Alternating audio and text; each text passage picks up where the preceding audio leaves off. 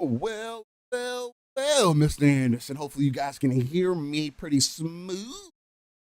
Did have to make some changes in the background for my mic. I had a new fan for the room, man. I'll just be completely honest with you guys.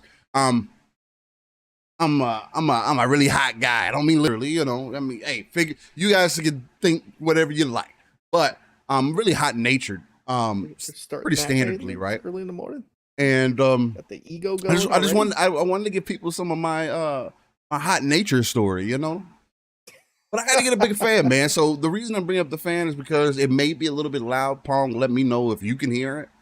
If you can't, then burp. That's perfect. That means the people on the other side, who were speaking to the people in chat, people listening in, who are here early, chopping it up with us, shouldn't be able to hear it either. So that's a magical thing. So yeah, welcome, guys. How are you doing? Welcome to the backstage for Living Split Screen. You know, got some wonderful things happening behind the scenes, some exciting things happening for sure. I think me and Pong are going to be going on some adventures here. I think it's going to make Diablo a lot more interesting. That's another choice that you got to make here, Pong. Yeah, no, you know where I'm going. I'm not doing it. I mean, it's going to be easy no matter what. Yeah, it's going to be easy no matter what. We good. All right. It's going to be fun.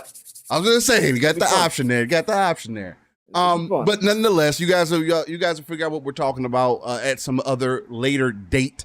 You'll never know when Living Split Screen might come up with a live stream or something to that nature and getting some gaming in. Maybe the split screen nature will come to full fruition. What do you guys think of that? Get some real split screen gameplay going on. Go. Anyway. Nonetheless, thank you guys for being here, chopping it up. Again, it's always beautiful to see the consistency from our community to drop in here. Just to listen to Living Split Screen, Pong and Steel, top it up not only about, you know, what's going on in the gaming industry, but also that personal flair that we give our show. So I do, for those who are here early, I do have some Division 2 gameplay running up. I was going through the summit, found some builds that I want to get into. I think this time too, I'm also going to see about getting a PvP build together. Now I'm not going to like jump into the dark zone or play any PvP until I feel like I do have a good build together. So that's what I kind of been into. I've been on this thing recently where I've been on a third person shooter kick. And as great it would be for me to go back to Gears, the problem with Gears right now is that the queue times are just way too long. And I don't necessarily have time to spend 5 minutes waiting in a queue to play a game. I'd rather be playing something else in that time. That's the main unfortunate part of that. Now, queues could be a lot shorter since the last time I played, but from my last experience, I was waiting for like anywhere between 3 to 10 minutes per match, and that's just not a good feeling. So I kind of dropped the ball on that. So I did jump back into Breakpoint for a little bit. Again, I was just on this third person shooter thing, and I posted the question on Twitter this week too.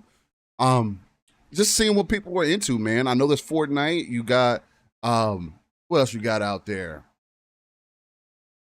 Division's out there, which I am back into.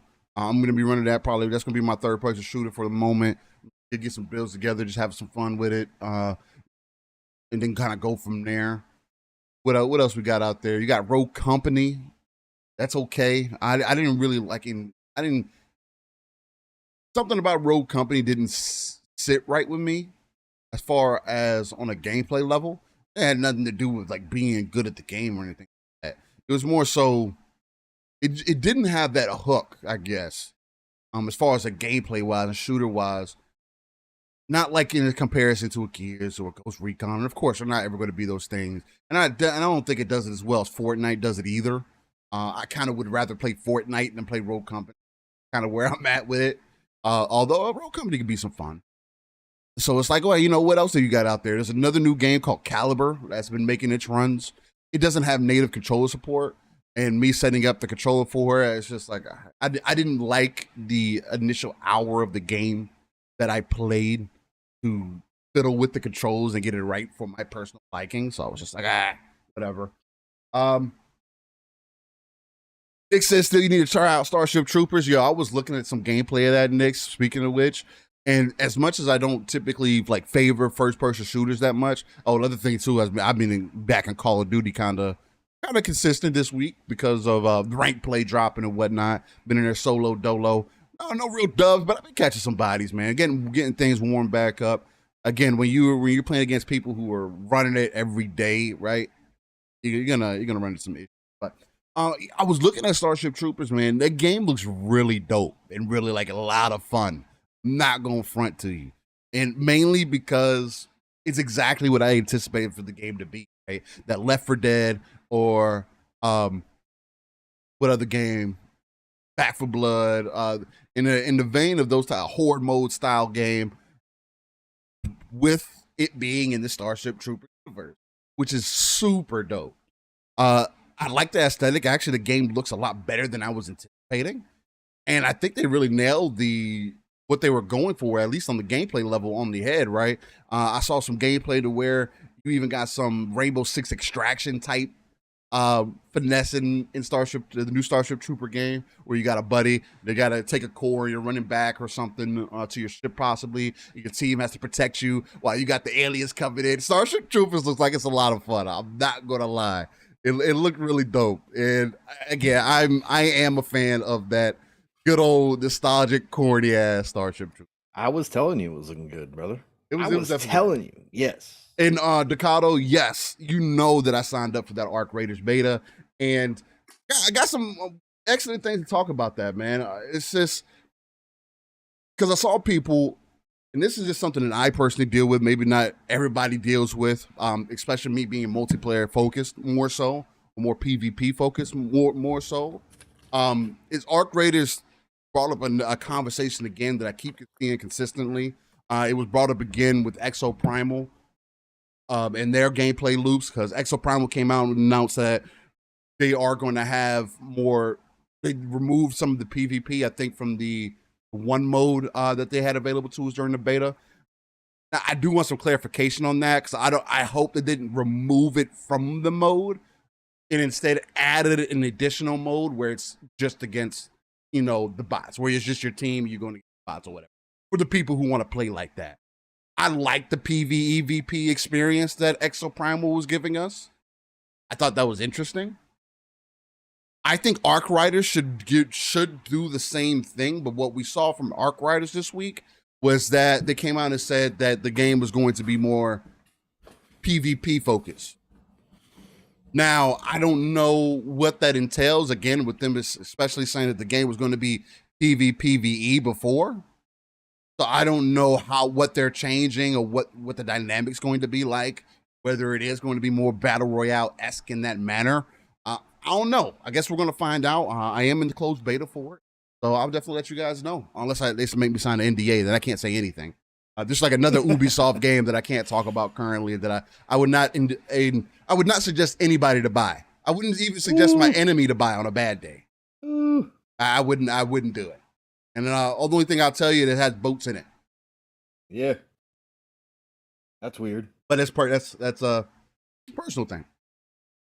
Well, no, I don't even think it's personal. It's great, but nonetheless, enough of me. I'll get into some more of what I got, what we got going on behind the scenes here.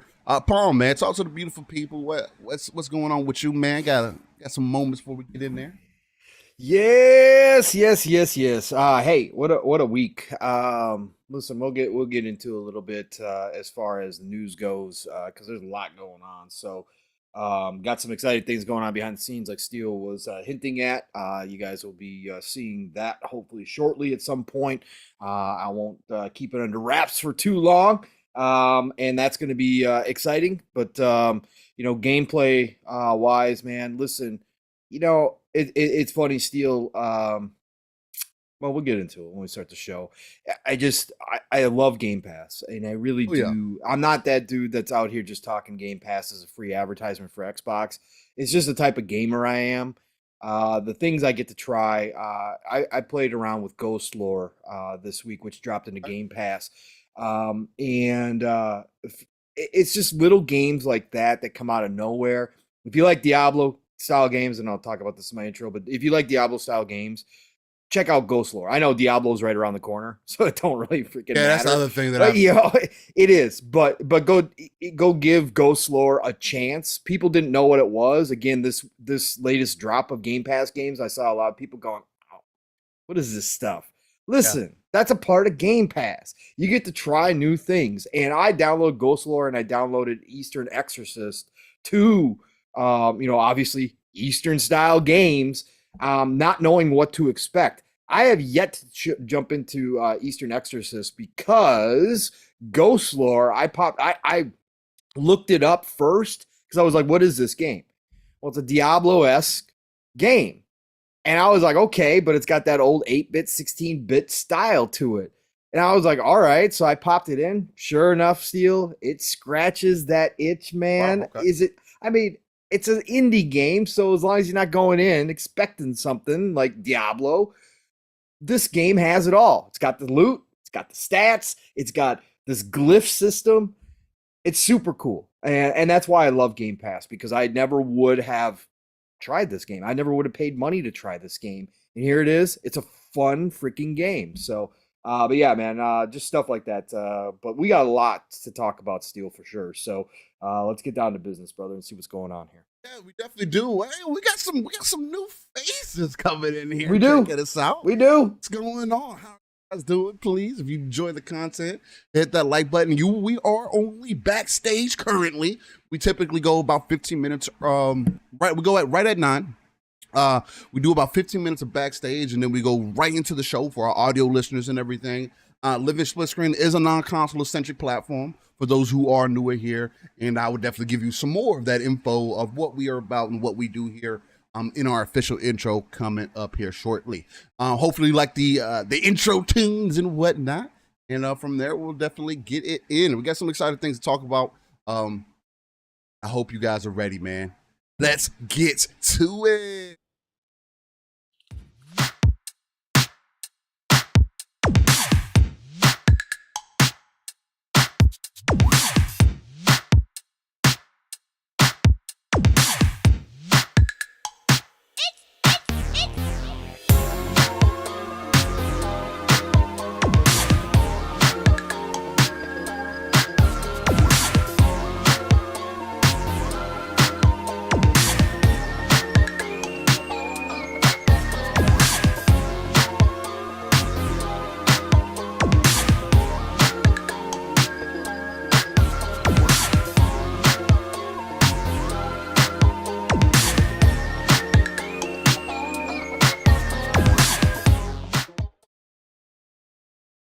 Cough out real quick. Ladies and gentlemen, boys and girls, and beautiful people, how are y'all doing this fine morning? You are locked in with Living Split Screen, your Saturday morning. Some people consider us the cartoons for their Saturday. I like to call it the home of the RTS view. That's that real-time strategy, pulling yourself out of the world, looking at the darker crevices of the map, pulling those resources together so we can build up that foundation for gamers, not only for the 3 billion gamers that we're trying to reach like Phil Spencer, but also build up our own foundation for the community, our thoughts, and everything that we kind of go through here at Living Split Screen. Also, we're the home of that ECP. That's the educated consumer perspective, because we're not lawyers, we're not attorneys, we're not in these businesses. I don't work for Microsoft. Nobody works for Sony here. We're just two dudes who have decades of gaming experience, decades of professional business knowledge behind the scenes as far as sales, customer service, and then just personal expertise there. And we're just adding our own energy, flavor, and spice and everything nice to the gaming community, the industry, and just overall conversations right here on YouTube. And also audio platforms, because we can't forget about our audio listeners. Look, audio listeners, you guys have been really clutch coming in. You guys have been consistent, and that's been nothing but short of amazing. I will have to ask, though, if you can, please leave us a review wherever you listen to our audio, whatever audio platform that you use. Spotify, Apple, Google, we're available everywhere. I usually upload the show within the hour or a couple hours after we end the show live, so definitely be on the lookout for that. But leave us a review. Let us know how we're doing. If we're ass, let us know we're ass. If we're doing great, let us know we're doing great. There's things that you think that we could change, maybe some suggestions. Look, DMs is always open. You can let us know in the comments down below, and so on and so forth. We typically also do pretty well. Again, just trying to hammer some things out for some work-related things, right, for Living Split Screen. We also try to do timestamps for every episode. We're pretty consistent about that. So if there's a certain part of the show, now they're not going to be like super specific like I see other people do, right? They're not going to get a 35-minute mark, a 45-minute mark. No. 45-20. We usually try to do it based off of topics, right? So you'll get an hour here, this hour here, this hour is when we start this hour is when we start this. So you can get an idea of where those sections are beginning, right? That doesn't mean that anybody else couldn't hammer it down more if they'd like to. I do see other people who end up doing that, people from the community, they'll go through all the timestamps down. We don't do that here. We like to, because of the type of conversations that we have, this is very free-flowing. Me and Pong are extremely off the cuff. We're not sitting here, and some of these things may change, but a lot of the special changes happening behind the scenes, but some of this may change, but because of how we do things, and I love the way that we do it because it always ends up working out for some whatever reason. I think that's one of the magics for Living Split Screen here. But we're not writing different topics down, right? Me and Pong will go back and forth shooting each other DMs about, news throughout the week. But outside of that, don't get much time to sit down and just chop it up and be like, oh, this is what we're going to do.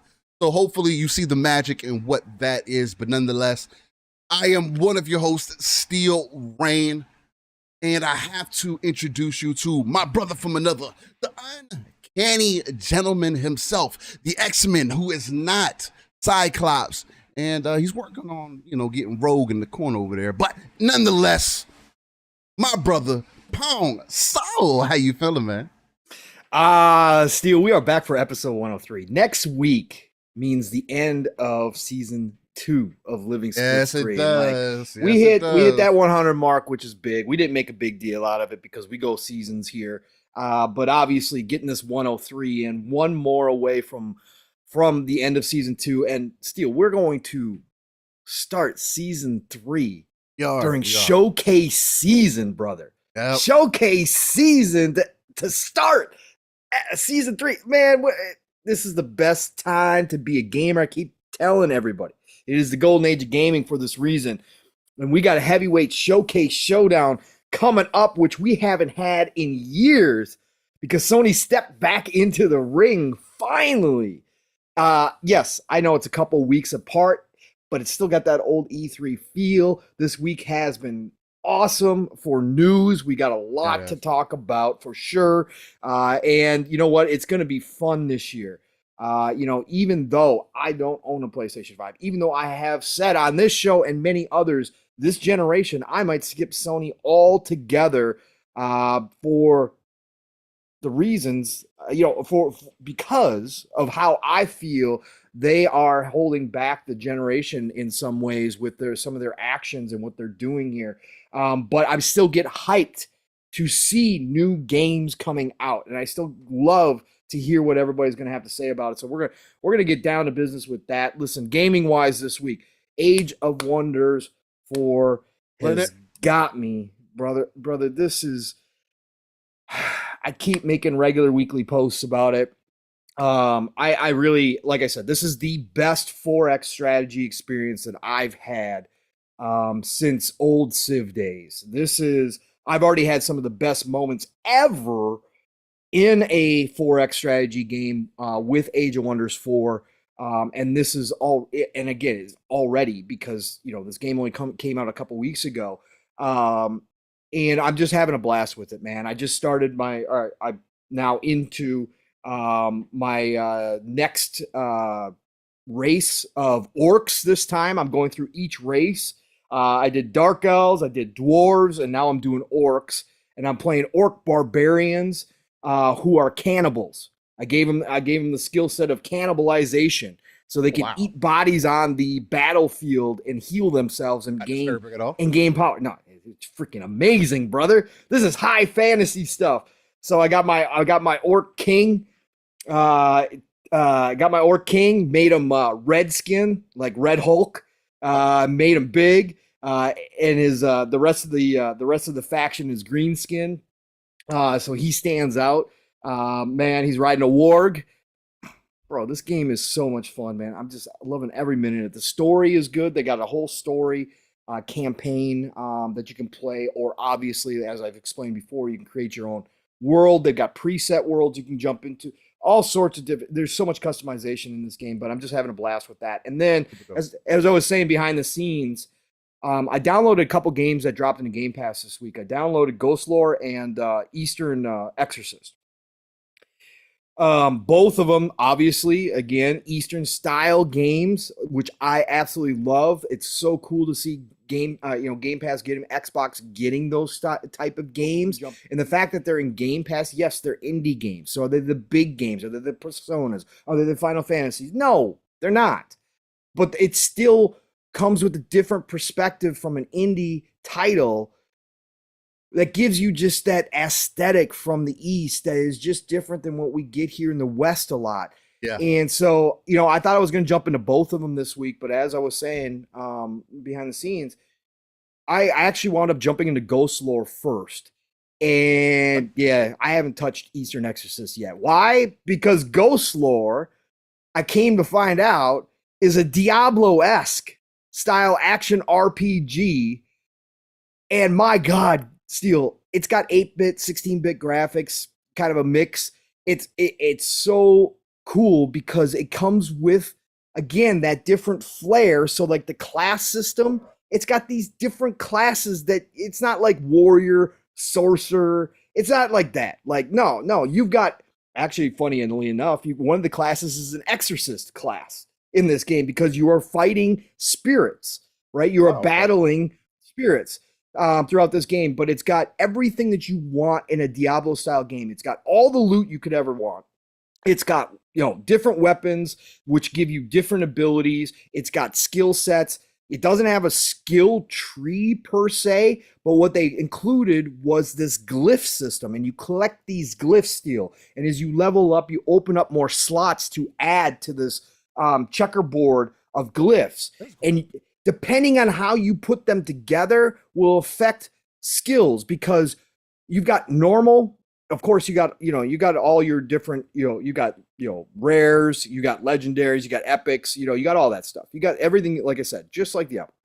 But so you got normal glyphs, but then you start getting the rare glyphs, and and what the rare glyphs do is they actually have a pattern on the glyph itself. And wherever you place that glyph in your board, if whatever glyphs match up with the pattern that's highlighted, you can get bonuses to your stats on top of it. So now you got to rearrange your glyphs so you can get the bonuses that you want from that one rare glyph. Like, I'm telling you, this game, if you're into Diablo-esque style action RPGs, if you don't mind 8-bit, 16-bit type graphics, jump into this game because it scratches that itch, right? They've got, they got the narrative going on. They got, shops. They got everything. They got upgrades. You can attach gems. You get gems, which you can attach to weapons if you've got open slots.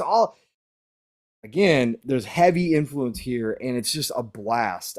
So I'm having a good time with Ghost Lore and Age of Wonders 4 this week. That's been it for me, actually, between those two. I probably jumped into a couple. I jumped into like F1 this week because there's Microsoft reward points for it. Okay. I don't ever be paying attention to that. Forgive me. I know you don't. I personally, yeah. But I didn't realize that F1 had introduced regular cars. It's Really? not just F1 racing. Oh no! Oh no! Yeah, they got F1. Or you mean like GT and Forza? Yeah, style, they got Ferraris, they got Lambo. Yeah, and they've got regular road racing too, right? And they've got drifting modes still in F1. Wow. Yes, Oh wow, yeah, I didn't know I that. didn't Damn. know that this was like a full-blooded car experience. Now you customize your avatar, you customize your driver. They got a home for you to customize with furniture, and you can display a few of your cars And within Forza the home. Motorsport, I hope you have some of this stuff. I was just shocked. I was shocked when I downloaded it because I was like, I was just gonna hop in because you got to do so many laps to get the Microsoft reward points, right? So I was just gonna hop in and drive, F1. And all of a sudden, I'm like, wait, why is it having me select from Ferraris and from all these different cars, like what car I want to start with? I'm like, what is this? And then I got into the game and I'm like, oh, wait, they've got a whole section where I can just drive supercars. I'm like, okay, I'm down for this. Okay, so I started playing it. Actually, pretty good. Would I say it's motorsport? No, of course I wouldn't say it's motorsport. But as far as, I mean, they know what they're doing. Obviously, everybody thinks that F1, the F1 fans out there love, EA's version of F1, and they think it's great as far as the driving and the experience goes. So they just translated that into like supercars. So I was like, all right, well, cool. All right, it's good. It's good. I can't complain. So that's something else I did jump into this week to try out. So, but that's been it, Stu. We got a lot to get into. I know you've been playing some Division. You've been playing anything else, man? Yeah, Division 2, like I was saying behind the scenes, I've been on this thing where I've been searching for some good third person shooters, right? Not necessarily action games or anything like that, because that's also in the mix. I saw the Sword and Fairy 7. That game is actually kind of dope. Ooh, Game is kind of dope, man. It's a lot better than I was anticipating. There's also apparently there's some issues with the translations for the story, Sure. but there's some mods to fix that. So and somebody I guess enjoyed the game enough to really dedicate themselves to get a good mod, and they put it in the description. Hey, this mod is so you can better understand what's going on in the story, because it's literally, it gives me those Crouching Tiger, Hidden Dragon feelings, right? The way that the game starts off is pretty dope. And it's of that Eastern flair that we look for all the time, Pong. And then it has that action combat that I like to look for, right? Especially within, I'm only a couple hours in, and I'm loving the aesthetic. The game is very well optimized, even with ray tracing put in. But I was gonna say, the reason I say it's like Crouching Tiger, Hidden Dragon, the only reason I'm gonna really make this comparison, and probably a lot of people can relate to this, it's like when you used to watch those old kung fu movies back in the day, and everything was like, they're talking Japanese, Chinese, whatever, wherever they're from. Yep. And you got subtitles. And because of what's going on is interesting enough to pull your attention, you don't mind reading the subtitles, right? Mm-hmm. Kind of part of the reason why Dragon Ball pulled me in really early on, and how I started watching it was the subtitled version. While I like watching anime that way now. But nonetheless, it has the same kind of concept here. And of course, that's not new. There's a lot of more Asian style of games that do go for the, hey, we'll just give you the captions or whatnot so you can read. It's easier for them. But this is done really well. So Sword and Fairy 7 is there for me right now. That's my next single player game that I'm playing. I think the new one's coming out this summer too, Steel. It's coming to Game Pass. Really? Yes. That announcement was earlier this year. That's what's kind of cool, because I want to see how this one plays out. This one has my attention. That's it. Yeah. Sword and Fairy 7 has my, I think that's the one that's, is it on Xbox currently? It's on Xbox, yeah. Okay. Yeah. If there's a new one coming, that's gonna have me dope, because the 2 hours I've played of this game has me extremely interested. I'm gonna continue to play it. I've also still been playing Punishing Gray Raven. That's in my rotation. That's gonna be my gotcha action whatever game for me right now. Right. The only thing that I don't like about it is the fact that it's, because it is initially set up as a mobile game, you can tell with how they give you the combat sections in some parts. Now they do have other things where you can go out and really practice honing your combos and really compete against other people online, for an example, as far as like leaderboards and things like that, and trying to get high scores and just work on your characters. But it doesn't have that it doesn't have that adventure aspect to it. And that's the thing that I'm looking for. There's another game called Wuthering Waves, which is another gacha style game. But it's in the same vein as Genshin, but more adult, I would say, right? Genshin has that cute, artistic, and of course there's adults that play the game. But No. this one favors more of the, I would say it's like Genshin grown up, if anything. But it's made by the same developers that made Punishing Gray Raven. So it's been really dope to see where they've come from, to now see what they're going to do with Wuthering Waves, which is going to be open world action adventure, you know, along with you getting these characters, whichever the case. So it's gonna be really dope to see. I'm kind of playing Punishing Raven until Wuthering Waves comes out. I wasn't able to get into like the closed beta that they had recently, but I have heard some great things about it, which has me excited. But yeah, Division 2, I threw in a rotation because I've been on this third person kick. And there are, of course, some third person shooters that I could go back to, right? So for an example, I could go back to Gears, those queue times. With me being a multiplayer gamer focused mainly, queue times are not it for me, right? This isn't, you know, even a decade ago where 3 minutes, sitting 3 minutes in a lobby is like, I guess I could do that because of connection or whichever the case. Not everybody was there. Nowadays, it's like when you have 3 to 10 minute queues to get into a match, it's like, damn, are people playing this game? Right. Like, what is going on? Or they got one server running. Or they got, it's like, what are we doing? So it's like, it makes you feel like you're wasting time, if anything, right? And time is precious, right? So I don't have that to sit there, to sit in queue all day to do nothing. So that's the unfortunate thing about Gears for me currently. Now, I haven't played it within the last 6 months, so maybe something changed. But when I did jump back into it, it was just like, so that was the only thing that killed me. Other than that, I would have stayed in. Then I jumped back into some Breakpoint, and I jumped into Breakpoint on PC because I didn't play it on PC. I played it on console, and I have a decent level on console. But I jumped into it on PC because I wanted to see kind of what the differences are, how the game felt.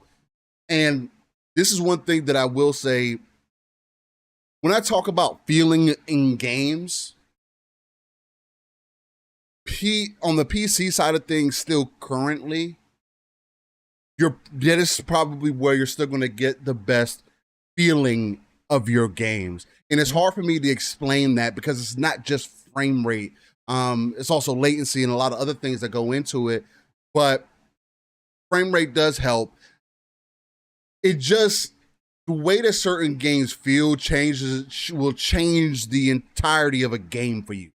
And make you want to divest more time. Now, I didn't, because one of the main issues that apparently Breakpoint has on PC is that it crashes all the time, still. And since they've dropped support for the game, I was playing, right, and I was having a good time, sniping, just getting into it. I'm about an hour in, game crashes. Now, we got cloud save, so it is what it is, but I'm in the middle of a mission. Yeah. My game crashing is not okay. No, it sucks. So it sucks. It doesn't make me. So the first time it happened, I was like, all right, whatever. It was a fluke. I was like, it is what it is. Usually, luckily enough, I haven't had to deal with many issues as far as performance, especially in games that have been around for some time. But the second and third time, I tried to do the same thing, and it stopped me. Bro, Pong, what was the final straw for me? I was at the very end of this mission. Mind you, I went through this mission twice already. Almost made it 3/4 of the way through the second time before it crashed. I'm about to finish the mission, kill the last person I need to kill, or interrogate him, or whichever the case.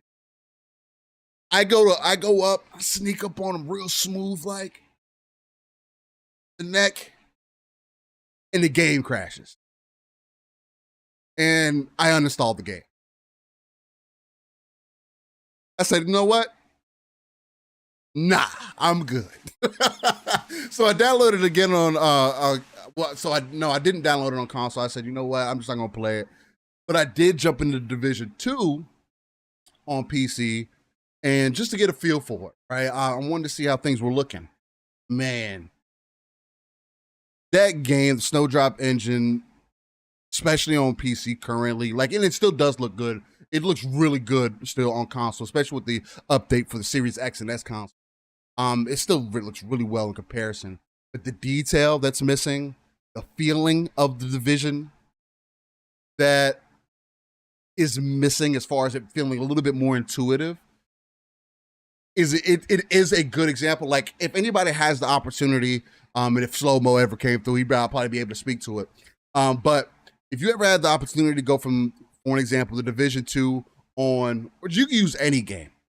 If you can go from your game on your console and go to your game on PC, and I'm not talking about visuals, or you don't have to have it on Ultra or anything like that. You can put it all on medium if you want.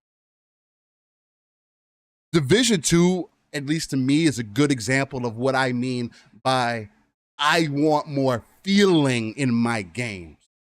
Ambiance, the gameplay that you're seeing here, the way that even in the closed spaces, me going through the summit, for an example, the way that the game feels is different. Now, the gameplay that you're seeing today is on console. I stopped playing the Division also because it was crashing, and I'm not about to go through levels of the summit and it crashes. That's not okay. Apparently this is just an Ubisoft thing. Or maybe it's just a Tom Clancy thing and how much they don't give a fuck, because two different Tom Clancy games and they both have the same issue. Makes no sense. Your mic's muted. So that's Ubisoft for you. Yeah, and they drop support for both games, so it's just like, bro, what are we doing? Division 2 still gets support. It's getting DLC coming up. That's the other reason I kind of wanted to roll back in. But the main reason that I was jumping back into the Division 2, for those who may not be familiar, is the public on the public test server that they had on PC. Division is dropping a new roguelite mode come June. For June, how convenient. You got Diablo coming out, and then you got this. And bad month. I'll be honest though with you. I'll be honest and say, if there's one thing that would pull us back in, it would be this, right? It would be this mode to get us back in the rotation, along with having Diablo there, right? Two different style of games. But the reason I say that is because the roguelite mode that they're implementing seems to be a lot of fun. Right now, a lot of this, the only unfortunate thing, and I don't know if it's unfortunate, but when you go into this roguelite mode, and I spoke about this before, your character doesn't carry over into that, right? Now, your progress and stuff that you get while being in there does carry over to your character, right? Yeah. So you still get those benefits, but you basically start from zero. You get a basic weapon, basic perks, all that stuff, and like a roguelite mode, every level that you complete, and you could do it with 4 people cooperatively, but every level that you complete, you choose more perks or choose a better gun, and you continue to go through and see how far you can get. Right. It's a lot of fun. The one thing I will say, like compared to the Summit, for an example, is the enemies are aggressive. I'm like unnecessarily aggressive almost. But for me, the way that I feel, the reason I feel it's like that, because also the spawns are random. Like you'll expect from them to come. It says, oh, they come from the highlighted doors, and then they don't come from the highlighted doors. So you're looking at the doors, and they come behind you. You're like, whoa, bro. Whoa. And there's no map, so it's like you don't see people running up on you. That's a lot of the Summit gameplay that you're going to see today that I'm playing. I'm using one of the mods that impact your. It's not a mod. It's one of the negative aspects or whatever that allows you to take. If you use this negative aspect, we give you bonus experience. Yeah. So, and I use radar because I like the feeling. It gives me some of those old Tom Clancy vibes. But nonetheless. But yeah, I just wanted a third-person shooter to throw back in my rotation. The Division 2 seems to be doing that pretty nicely. I'm really enjoying my playtime with it currently. This gameplay that I got for you up today was from last night. I was actually playing this while I was listening to the Xbox Ultimate. It's a good time, man. So if anybody's running it, hey, let me know. I'm working on some builds currently. Maybe possibly jumping into some PvP for a little bit. Nothing major. I'm not trying to be a sweater or try hard. But yeah, that's kind of what I'm working on, along with playing my other game. Bro, you grazing. A little bit. You're grazing. I like it. I'm going to consider it grazing when it's games that you've already played and you just put more time. It's still grazing if you got that many games going at one time. Come on, brother. That's good, man. Yeah, oh, shit. You're a grazer now. Hey, no, grazing is like when you don't finish your games. Yeah. No. But that's grazing. No, that's not true. That's not true. You can finish games while you're grazing. Oh, okay. You're grazing. And well, it's a little bit age. See, now you're getting old. No, See, no, now, that's now, not now. what it is. That's not, That's not what exactly what it is. it is, Steel. Let's go. I mean, Yeah. my issue is when you're a multiplayer focused gamer and I just played Jedi Survivor for what 60, 70 hours. I'm like, now I'm looking for something to get my blood rolling. Oh no. I've also been playing Warzone 2.0. See, I've been playing ranked. I've been playing Look at ranked you. Warzone. And Nice. that's been some fun, man. I'm not even going front. Because they take away the weapon tuning, it does feel more balanced, right? Than compared to regular Warzone.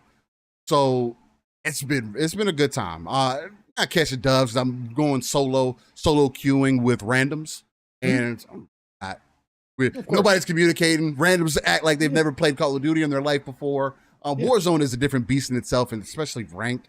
People are they trying hard. Of course, but yeah. It's been a good time. I've been catching somebody. I still got that. I still got that jazz. So it's all good. But yeah, nonetheless, Playing the game, man. Hey, man, playing the just game. playing the game. Yeah, That's look it. at you. But nonetheless, so man, are you ready to get into these upcoming games? Oh, we could do that if you really want to. I want to shout out some of these beautiful people in chat real quick. Shout out the beautiful people, man. Because we got some Give 'em new the flowers. people in here, getting sexy, feeling cute, feeling clean.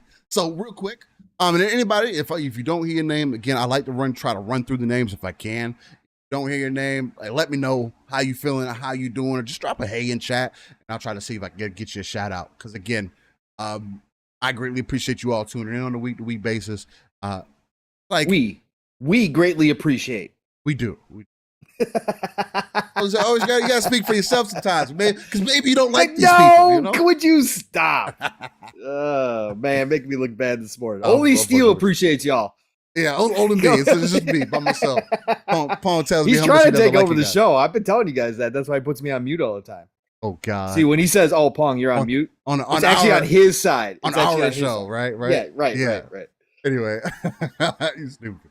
All right, we got Eastside Vandal. A fan is in the chat. Hey, shout out to you. Appreciate you coming through. You do seem to be a newer face, so that's your background. Nonetheless, I did see that you were going to chill off some podcasts potentially, or maybe just to join the chats or like jumping in the chat. Look, man, life happens. If you're able to listen in, that's much appreciated. Again, I'm not saying that anybody has to come in here and talk and chat and be active and not you got to talk and chat to get acknowledgement. Nah, come through. You're listening, even behind the scenes. You do what you feel what you could do is best, right? Me and Paul both, we were really active in the community as far as chats go in the beginning. Life does hit you, and it was also during a different time. COVID was live, people were chilling, so it was just like you had the time to do it. Versus now, there's normals coming back, so you got to get used to it. Brandon Barnes, what's going on, man? How you feeling? Victor Click, what's going on, brother, man? Hopefully you ain't got no hangover. I think you've mastered the art of drinking by this time, I feel like. But shout out to you, man. Hopefully you've had a good week this week. Work hasn't hit you over the head. Andrew Cullinane, what's going on, man? You say you're trying to get some of your work in before it rains. Hey, man, hopefully it doesn't rain, because raking up leaves in the rain, not a good time. Doing any yard work in the rain is not a good time. You get all muddy. I'm good. Anyway, what's going on? Nix, how you feeling, brother? I see you still out here giving these folks the heat and jiving up interesting conversations. I've been seeing you in chat, Nick. Some people will say that he's a part of the Pony Brother, and others say that he's just a fanboy and doesn't have any valid opinions. But I appreciate where you come from. I think you have some solid opinions. Let's see. Infinite Umbra. Going on, man. Good shows you've been having this week, man. Y'all keep up the work. He's hit over 1K. That's a beautiful thing to see. Definitely support the brother. One of the great voices in the community. I definitely appreciate his perspective on things also. Talos, you feeling it? Something different. Their name is interesting. I like that. Jonsu, how you feeling, man? Every time I hear your name, I want to play kung fu game or watch a kung fu movie. Makes me want to go watch Enter the Dragon. Who else we got in here? B-Bad. Oh, he, I'm not gonna say. He is the undercover brother, though. You can say whatever you want to. That's 3-bit, man. Yeah, I saw. Yeah, I was listening to y'all grill that man last night. Y'all was so fun. Yeah, we have to grill him, man. He's the worst poker player in history, brother. Yes. I couldn't take him to Vegas. We can't go to Vegas. No. 3-bit would cause us to lose some bread. I'd be like, yes. 3-bit. Yeah. I'll give you a couple drinks and you just can watch for me. Boxing Bug. You feeling, brother? Some beautiful things lined up with Box. Speaking of, after the showcase for Xbox, we will be over with Boxenberg on his show talking about the showcase, and gonna be a long day there, man. Lots of work to be put in that day. Yeah, we'll be on Fun Speculation to do the live stream and go through the whole thing, and then we're gonna. Speaking of which, Pong. Yeah. June 1st is gonna come extremely interesting to some of the things happening because of the things happening behind the scenes. Yeah, everything's gonna be that's gonna be extremely interesting. How everything's gonna be interesting. How we end up doing. It's gonna be good. It's gonna be good. It's gonna be fun. We'll talk about it behind the scenes. Yeah, we're gonna talk about it behind the scenes. See if we can bring Splitscreen to life. That would be kind of interesting. Like we're gonna have fun. Like you're playing co-op on the same screen and people are watching. I think it's gonna be interesting. Nonetheless. Blue Moon FC, what's going on? Casket Repair, how you feeling? Decado. Who else we got in here? We had Psychonauts, brother, what's going on? Hey, man, hopefully you aren't too tooted and booted currently. RWK88, what's going on? Toolman 55, what's popping? Who else we got in here? Fahim. Oh, good to see you. Of course, Fahim's in here. We had Luis Jimenez come through. Hey, appreciate you coming through. It also looks like a newer face. And if you're not, definitely appreciate you for listening behind the scenes and being here. Who else we got in here? I pretty much got mostly everybody. Perfect Shogun. What's going on, man? Sometimes Perfect Shogun, he's another one of those where he's just playing the game, man. Just playing the game. Nah, me and that brother, we got some chemistry when we rolling together, man. We were playing the Rocka Blade Point some time back. Nice. We were getting some good fights in. Shout out to Shogun. Stanley Francois. You already know I had to shout at you. Francois. Appreciate you. Pang. What's going on, Pang? Well, from experience, drywall's never fun doing. Hopefully, I mean, you can't save yourself from the mess, but be safe. Don't hurt yourself and take your time. Back from the dead. What's going on, man? Appreciate you coming in. Love to see back in here. What's going on, asshole? What's going on? Yes, sir. It's a long weekend here in Canada. Okay, nice. Well, beautiful people, you already know we got to do something that's different from what most people do out here on these YouTube streets. Let's tell you about these upcoming games. Because, you know, as a gaming show, as a gaming podcast that focuses on the industry, we talk about all aspects, right? I like to think that we do those. I think some people might think that, you know, maybe we're just talking into the ether and we talk about workouts. We do philosophy here. Oh, and that's all we do? Yeah. Talk about the philosophy stars channel. Yeah. Oh no, I think what we really do is we're conspiracy theorists. This is conspiracy that too. channel. Yeah, we could definitely do that. That's what it is. Nah, we can get down and dirty with that. No, we definitely got to get into these upcoming games. Yes. Again, you guys got to know what's coming up. You'll never know what you might have forgot about. So let's get into it, ladies and gentlemen. You got that list live still? Sure do. Nice. All right, folks. Again, we use Game Informer.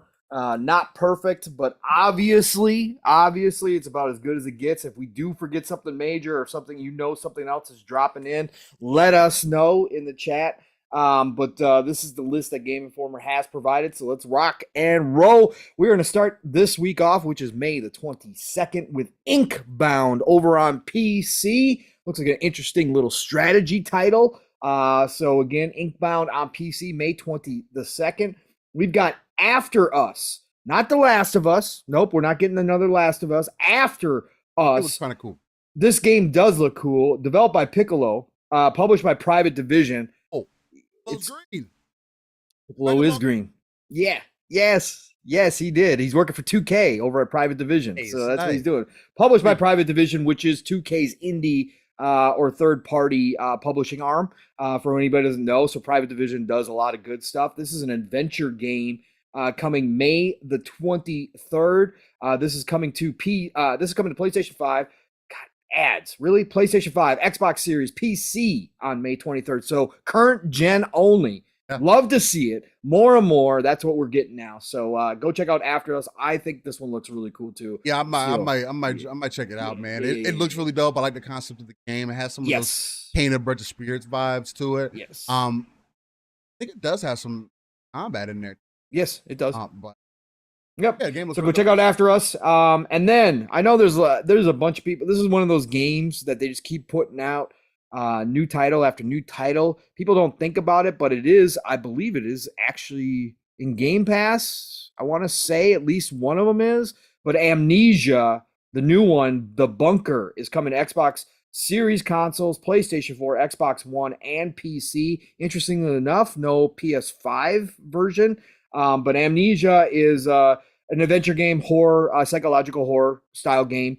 That's been around for a while. Frictional Games is the developer and the publisher. So go check out, if you are an Amnesia fan, go check that out. The Bunker is coming this week as well on May 23rd. Bread and Fred, Penguins, platformer, cute. That's all you need to know. Coming to PC. Bread and Fred, Sandcastle Studio, I don't know how to pronounce this properly. Apogee. Apogee, I think is what it is.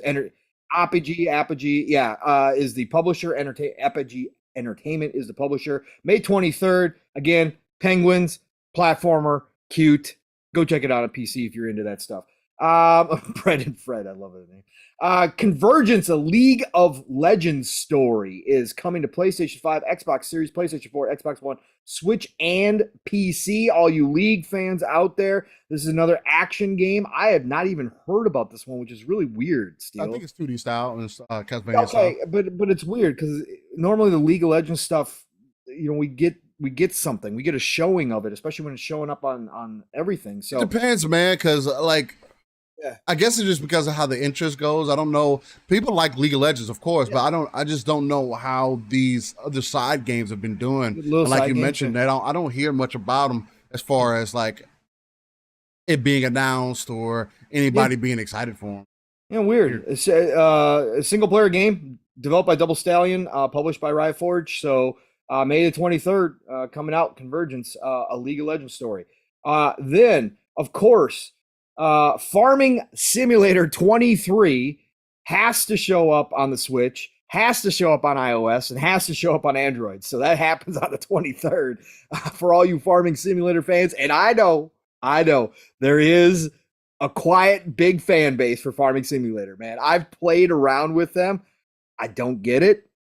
But with any simulator game, it's all going to be about personal taste. So if you're down with that, man, more power to you. Now you got it on your phone or you got it on your Switch. So congratulations. May 23rd, Farming Simulator 23. Then we got an interesting one, Steel. Miasma Chronicles. Strategy fans, I need, if you're turn-based strategy fan, I need you to go check out this game. This game is freaking awesome. I watched some dev diaries of this. I watched some dev playthroughs of this game. And why I watched it is because it's the same devs that were behind Mutant Year Zero. And you're probably going, what? Okay, I understand. It was actually decent. Mutant Year Zero was actually way underrated as far as a turn-based strategy game goes. If you guys, a lot of people are like, you guys probably, if we brought up the cover for Mutant Year Zero, you probably go, oh, that game, because it was always being promoted in sales and stuff on the console side of things, right? Of course, it looked like a game that was different from what it actually was. Yes. But it was cool. Okay, so Mutant Year Zero, I'll describe the cover. Human character on the front, holding gun, right? Going through. The two side characters are what people remember. You had a duck character, yes, like Howard the Duck, but this guy was a mallard. Okay, so you had a duck side character, and you had a boar side character with human qualities, right? So we're talking about a duck and a boar and a human. This game, again, didn't get the love it should have, especially on console. I know on PC it did pretty well, but on console it never did. I had it on my PS4. This game is amazing as far as a strategy turn-based game goes, and the dialogue is very well done. Well, this developer is now coming out with Miasma Chronicles, and this is more sci-fi than Mutant Year Zero was. Mutant Year Zero was kind of a post-apocalyptic style game. Miasma Chronicles has more sci-fi to it. It's really, really looking awesome. So again, turn-based strategy. If you're looking for a new one, May the 23rd. I know we got a lot of stuff coming out, but don't sleep on Miasma Chronicles. It looks fantastic. So then we got a Game Steel, beautiful indie game that we've been seeing a lot of over about the past 2 years. It's finally dropping. It's coming to Game Pass day and date. This is Planet of Lana. Gorgeous. I can't wait to jump into this. Xbox Series, Xbox One, and PC. As you can tell, it is Xbox console exclusive for time. So Planet of Lana, yeah. But I'm jumping into this game. This game is going to be great. May 23rd, it is dropping. Trekkies, this one's for you. Star Trek Resurgence. I was hoping this was an action RPG. But I talked to Jasper about this one. Star Trek Resurgence is like a Telltale game, more so. So it's narrative heavy game. I'm waiting. I know there's a Star Trek MMO that's been around forever. I've looked at it. It doesn't appeal to me. I can't believe we don't have a true Star Trek game. I can't believe we don't have something. But anyways, at least we're getting something out of this. So Trekkies, because yes, I may be a Star Wars fan at heart, but I'm also a Trek fan. There are those of us out there. You don't have to be one or the other. You can be both. But Star Trek Resurgence, PlayStation 5, Xbox Series, PlayStation 4, Xbox One, and PC on May the 23rd. Go check that out. Obviously, then we've got Hello Neighbor Search and Rescue coming to VR2, PlayStation VR2, and VR1, May the 25th. So you Hello Neighbor fans, get your VR on, man. Hello Neighbor's interesting. I fooled around with it. Yeah. Watch my daughters play. Yeah. I mean, I guess it's tough. Yeah, it is. I ain't gonna lie. Like, yes. I thought it was gonna be easier because it presents itself more as a like 8 to 15-year-old type game, right? That age group. So I thought it was gonna be easy. Nah, that AI, they got some good AI in there. Yes. Yeah. And I'm not joking. When you're hiding in the closet and dude opens it up, it's scary. It's scary. Yeah. Call me what you want, but it is what it is. Hello Neighbor Search and Rescue VR. Go get it. And then we got Maquette coming to Switch on May the 25th. And this one is a puzzle game published by Annapurna. Again, strange I didn't hear about this game, even though it's only coming to... Oh, it's been out on PlayStation... Wait, it's been out? On PlayStation 5, 4, and PC. On the 21st. I don't remember this at all. Normally I remember Annapurna games. It is coming to Xbox Series and Xbox One later this year. Timed exclusive. Supposedly it was a timed exclusive for PlayStation, but it's coming to Switch this week. So Maquette Puzzler, Graceful Decay is the developer. So definitely check that out because Annapurna, kind of like Devolver, really don't miss. They might not be games for you, but whatever game you do fall in love with from them is generally top notch. So Annapurna and Devolver are both great for that. And we got The Case of the Golden Idol coming May 25th to Switch. Another puzzle game, Color Gray Games, published by PlayStack Ltd. And it's already been out on PC since October of last year. But another puzzle game, The Case of the Golden Idol. Yeah. Back from the Dead says on May 23rd, you have Destiny 2 Season of the Deep. Oh, now back. Thanks for bringing that in. Back, and you can kind of speak to this too back if you want to in chat. I'll leave it up to you. But I do think that this is also supposed to be a turning point for Destiny because they're removing the emphasis on power. On power. They are changing the entire mechanic of the game. Are you serious? Yes. Do you think this is in preparation for Destiny 3? Do you think they're trying some new stuff? Try to see how it's received? What they're trying to do is... Hey, they're prepping for the future for sure. I know that. I will say that because That's crazy. I did not even know that because I don't pay attention to Destiny. The next update is going to be the last update until their next game. So we're supposed to get that next year. But anyway, so interesting. Yes, so they're removing the emphasis on power on power. So now, essentially, what they're trying to do is make it more appealing for people.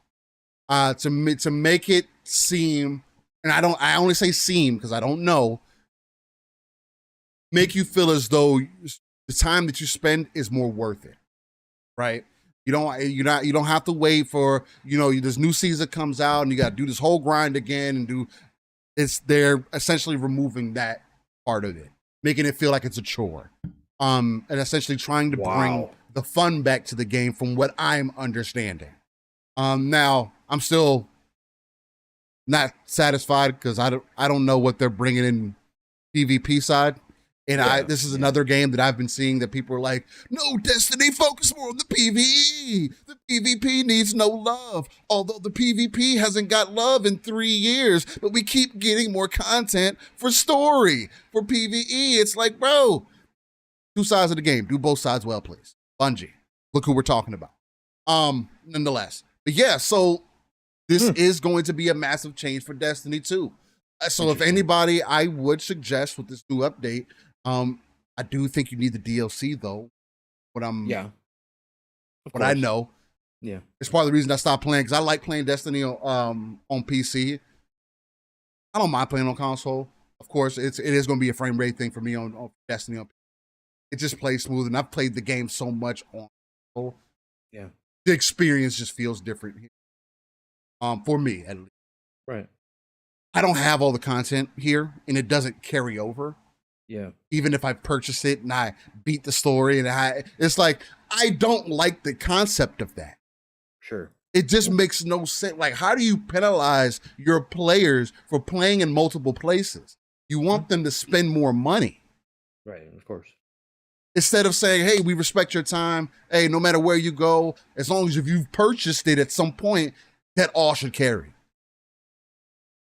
I don't like the way they do that. And that turns me off of the game so much, along with the lack of PvP support. Nonetheless, but this is and would be a prime opportunity for anybody to jump back into Destiny 2 with this new update on the 23rd to see if this is going to be something that you're interested in now. Again, that emphasis on having to feel like you're chasing something, they are trying to remove that. Now, are you still going to have hard content? Yes. If you don't have the right gear or you're not set up correctly, you're still going to run into issues. But again, and I'm not the person to look at and say, hey, I got all this Destiny news for you because I don't play the game enough. And I don't look at that information enough. If you want some more information, please go to Back from the Dead. He's in the chat. He does have a Twitter. I do believe he also has a YouTube, so check that out. I haven't watched his content in some time, but I would also recommend for you to check out the Last Word pod by Bontis, Lord Cognito, and Ty Guy Travis. That is the podcast that I listen to, the Last Word pod, because you want good Destiny content or just news. They follow Bontis, and please follow Bontis because they really hit the hammer on the head. Really nail all the points, important things that you need to know in our full. And these are from people who put time in, right? They love the game, so that's why I love listening to those brothers. And they diverse. Thousands of hours, man. Crazy. And that's coming from somebody who also has over 1,000, 1,200 hours in Destiny 2. But I'm not at that level. I wouldn't consider myself. Yeah, right. That's a different. Yeah.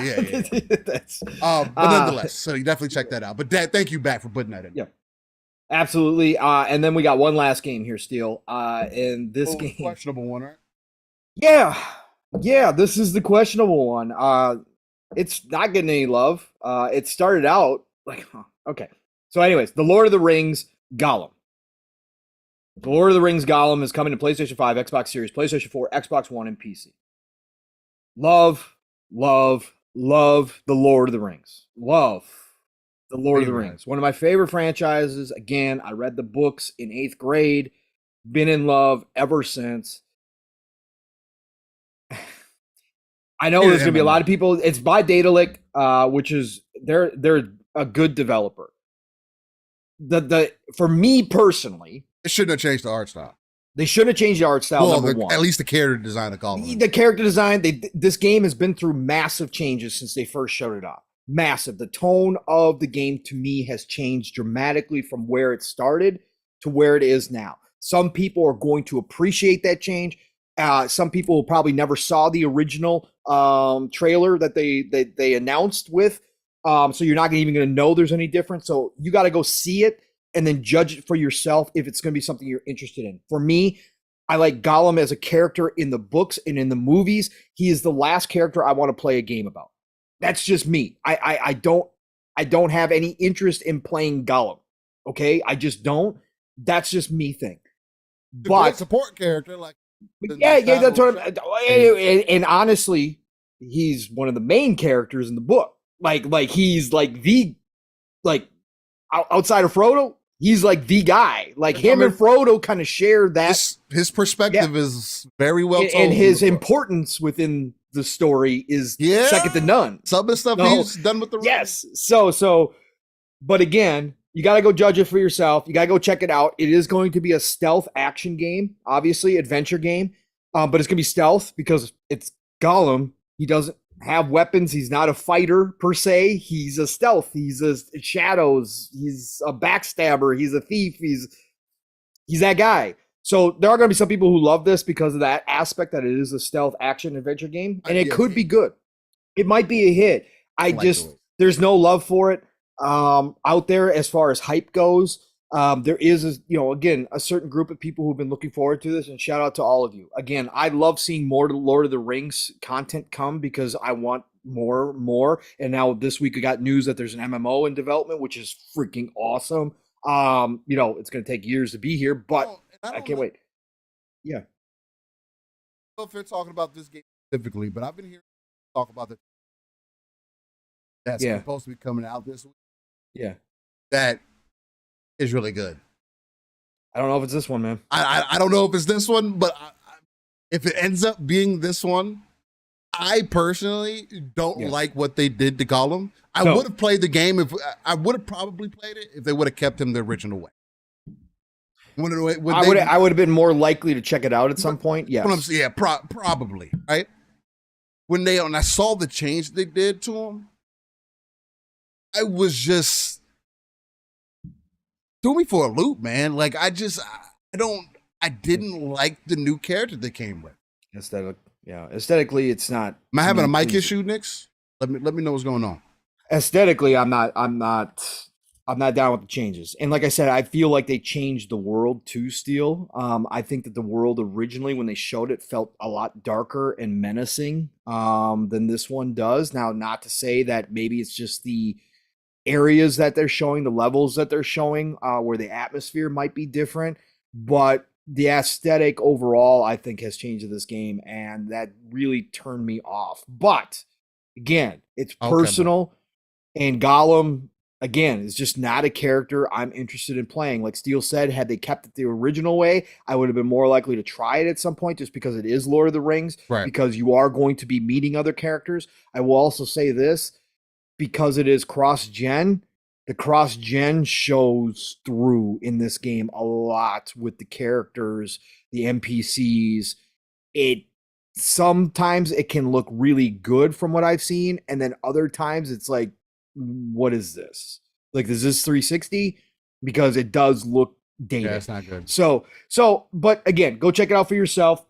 Again, Steele and I are always about that, and again, if you're excited for Lord of the Rings Gollum, I can't wait to see some screenshots.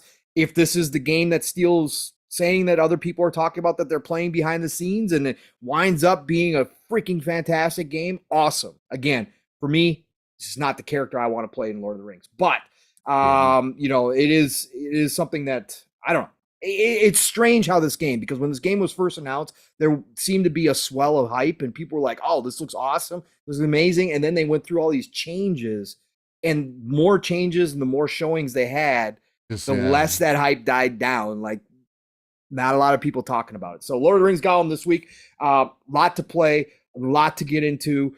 So I mean, again, it's like that's where we're at now. The games are going to have a hard time standing out because of how much content there is for all of us to play right now, no matter where you're playing. They need to remake those old. They need to remake those old Lord of the Ring games, bro. We talk about it all the time. Going over those. Conquest would be a great comeback. Going over those fucking those Battle books for again. Middle Earth, RTS. Yeah. It would.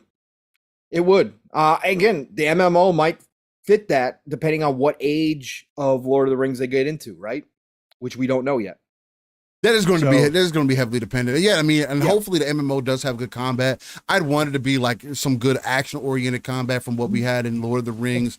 Is that Battle for Middle Earth? Battle for Middle Earth was the action RTS. game? Oh, that was RTS? Yeah, Conquest. You're thinking Conquest? What's the action game? Was Conquest the action game? You think game? about it was the multiplayer game.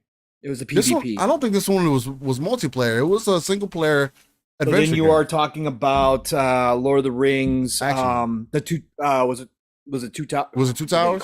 Did they just call it Two Towers?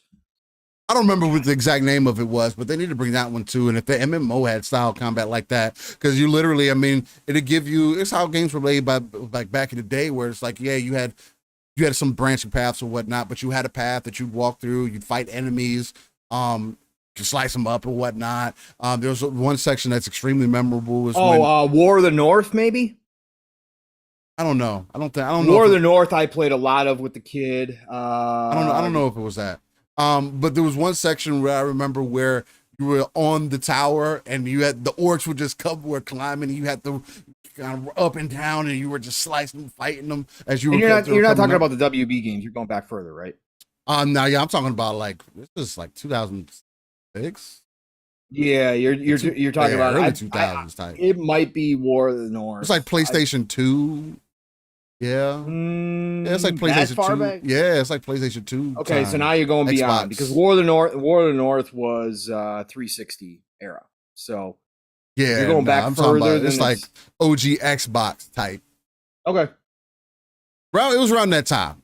I'd have to look to see what it was, but I would just like to see them really take advantage of the world and make it interesting, because Lord of the Rings has the potential to be like something as big as like Final Fantasy 14, essentially, especially with the type of story that they have. If they do it right. Yeah, if it's done right. Return of the King that sounds familiar.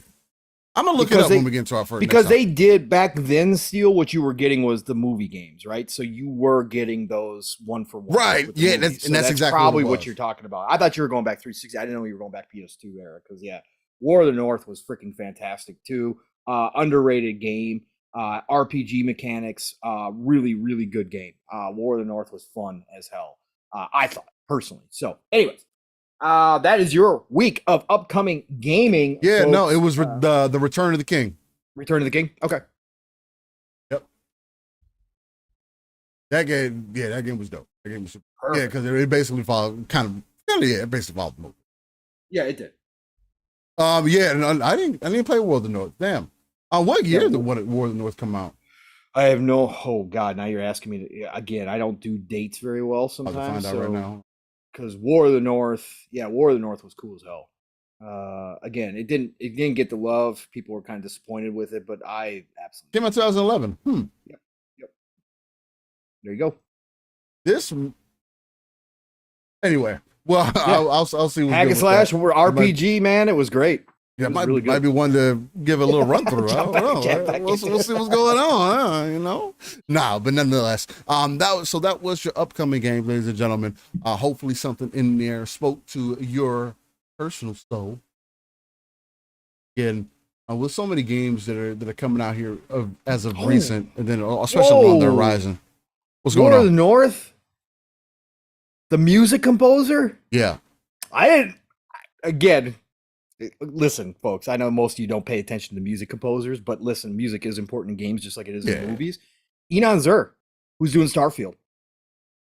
Like, Enon is up there. He's top 3. How full circle is that? That's crazy, man. He did War of the North. I just saw it. How are we talking about that today and you're a Starfield fan? Hey, Enon Zur, man. He is top 3 probably all time for video game music. That's crazy that he did War of the North. That's insane. Okay. All right. Anyways, sorry. That makes it even more interesting. Huh? Yeah. Look at that. And nonetheless, but yeah, so a lot of good games that are coming up. So definitely be on the lookout for those. But what we gonna get into? What you trying to chop it up? What's I going on, don't, street? bro. You I haven't, calling I the haven't shots. heard, I haven't heard, one of your, Where you want to go?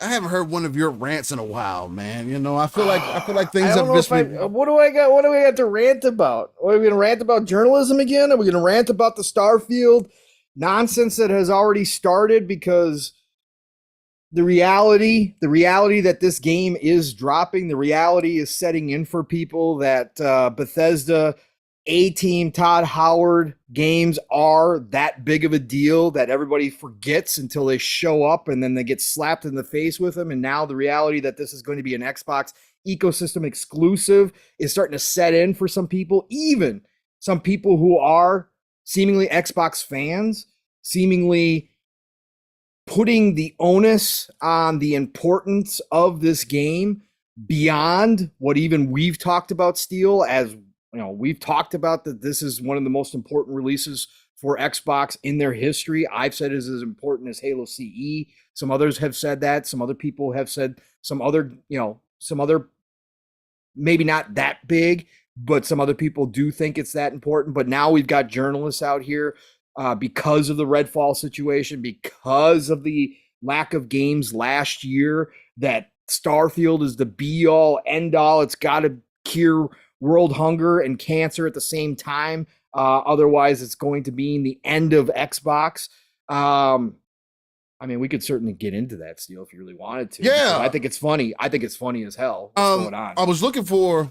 I'm actually enjoying it. I was looking for the perspective that Destin came from, because he did get a lot of attention this week, and Nick's mentions that. He says, unfortunate to see so many attacking Destin.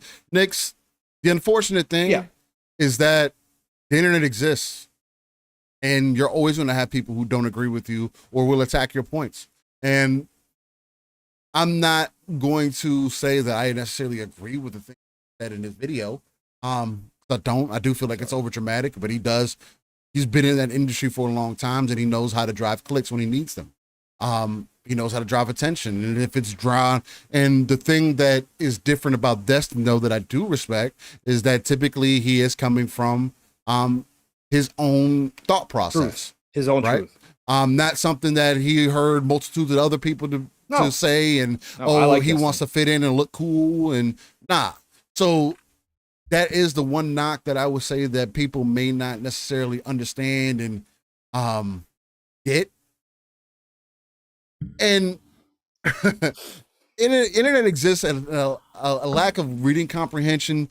The lack of reading comprehension existed before the internet. People had that. You didn't. The internet just makes it more obvious. I mean, but we could say the same thing about some of the disagreements that we could have in chat, right, Nix? There's a lot of reading comprehension issues, and there's a lot of feeling and value that's lost in text versus what is said in voice, right? So that's the other side of that you got to keep in mind. And there's also perspective. There's also perspective, 1,000%.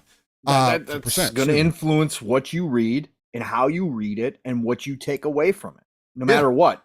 Yes, we've ranted about how people don't. We ranted about how people never read the articles; they only read the headlines. Because they do, and they wrote. Yes, absolutely, that's 100% true. But even if you read the full article, as I did multiple times, you're going to have your perspective give a certain bias to what you're reading. So it just depends how you come from. Now, where I will push back, Nix, is if you title it with Last Chance at Redemption, there's not too many ways you can take that the wrong way. Right. That was intentional by Destin. Yeah, that was intentional and let's make this clear. This was not Destin on his own channel. Destin has his own channel where he does his own thing. This was Destin writing for IGN. Mm-hmm. Okay. And that's going to cause him to come from a different way as well, because his personal channel is one thing that's a job. Where he does his own thing, and IGN, writing for IGN and what IGN editors want and that kind of stuff is going to be a different set. Okay. But again, I like Destin. I'm not hating on Destin. I will say he went over the top with this. I'm not even one of those people that say when he says last chance at redemption that he means that Xbox is going to collapse if Starfield doesn't hit. That's not what I took away from it. I do take I do have a problem with even him using last chance at redemption because I don't think that's true. And again, that's opinion versus opinion. He wrote his opinion. I've got my opinion.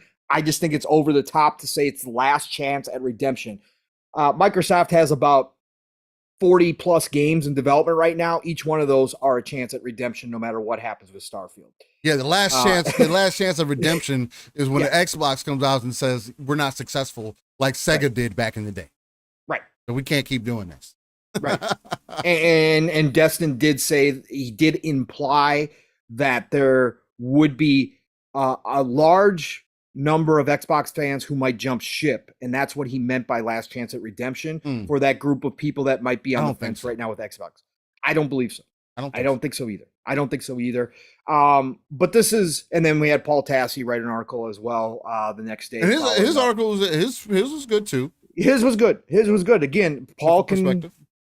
I agree with some Paul takes, and then there's other ones I just absolutely don't agree with. But what I was saying to begin this, Steele, and I don't know where you per se want to take this, but this is the hype. I'm enjoying this because even when people are writing articles that I don't agree with or that make outrageous statements to me that this is the last chance at redemption, this is the power of Starfield. This is the power of Todd Howard and A-Team.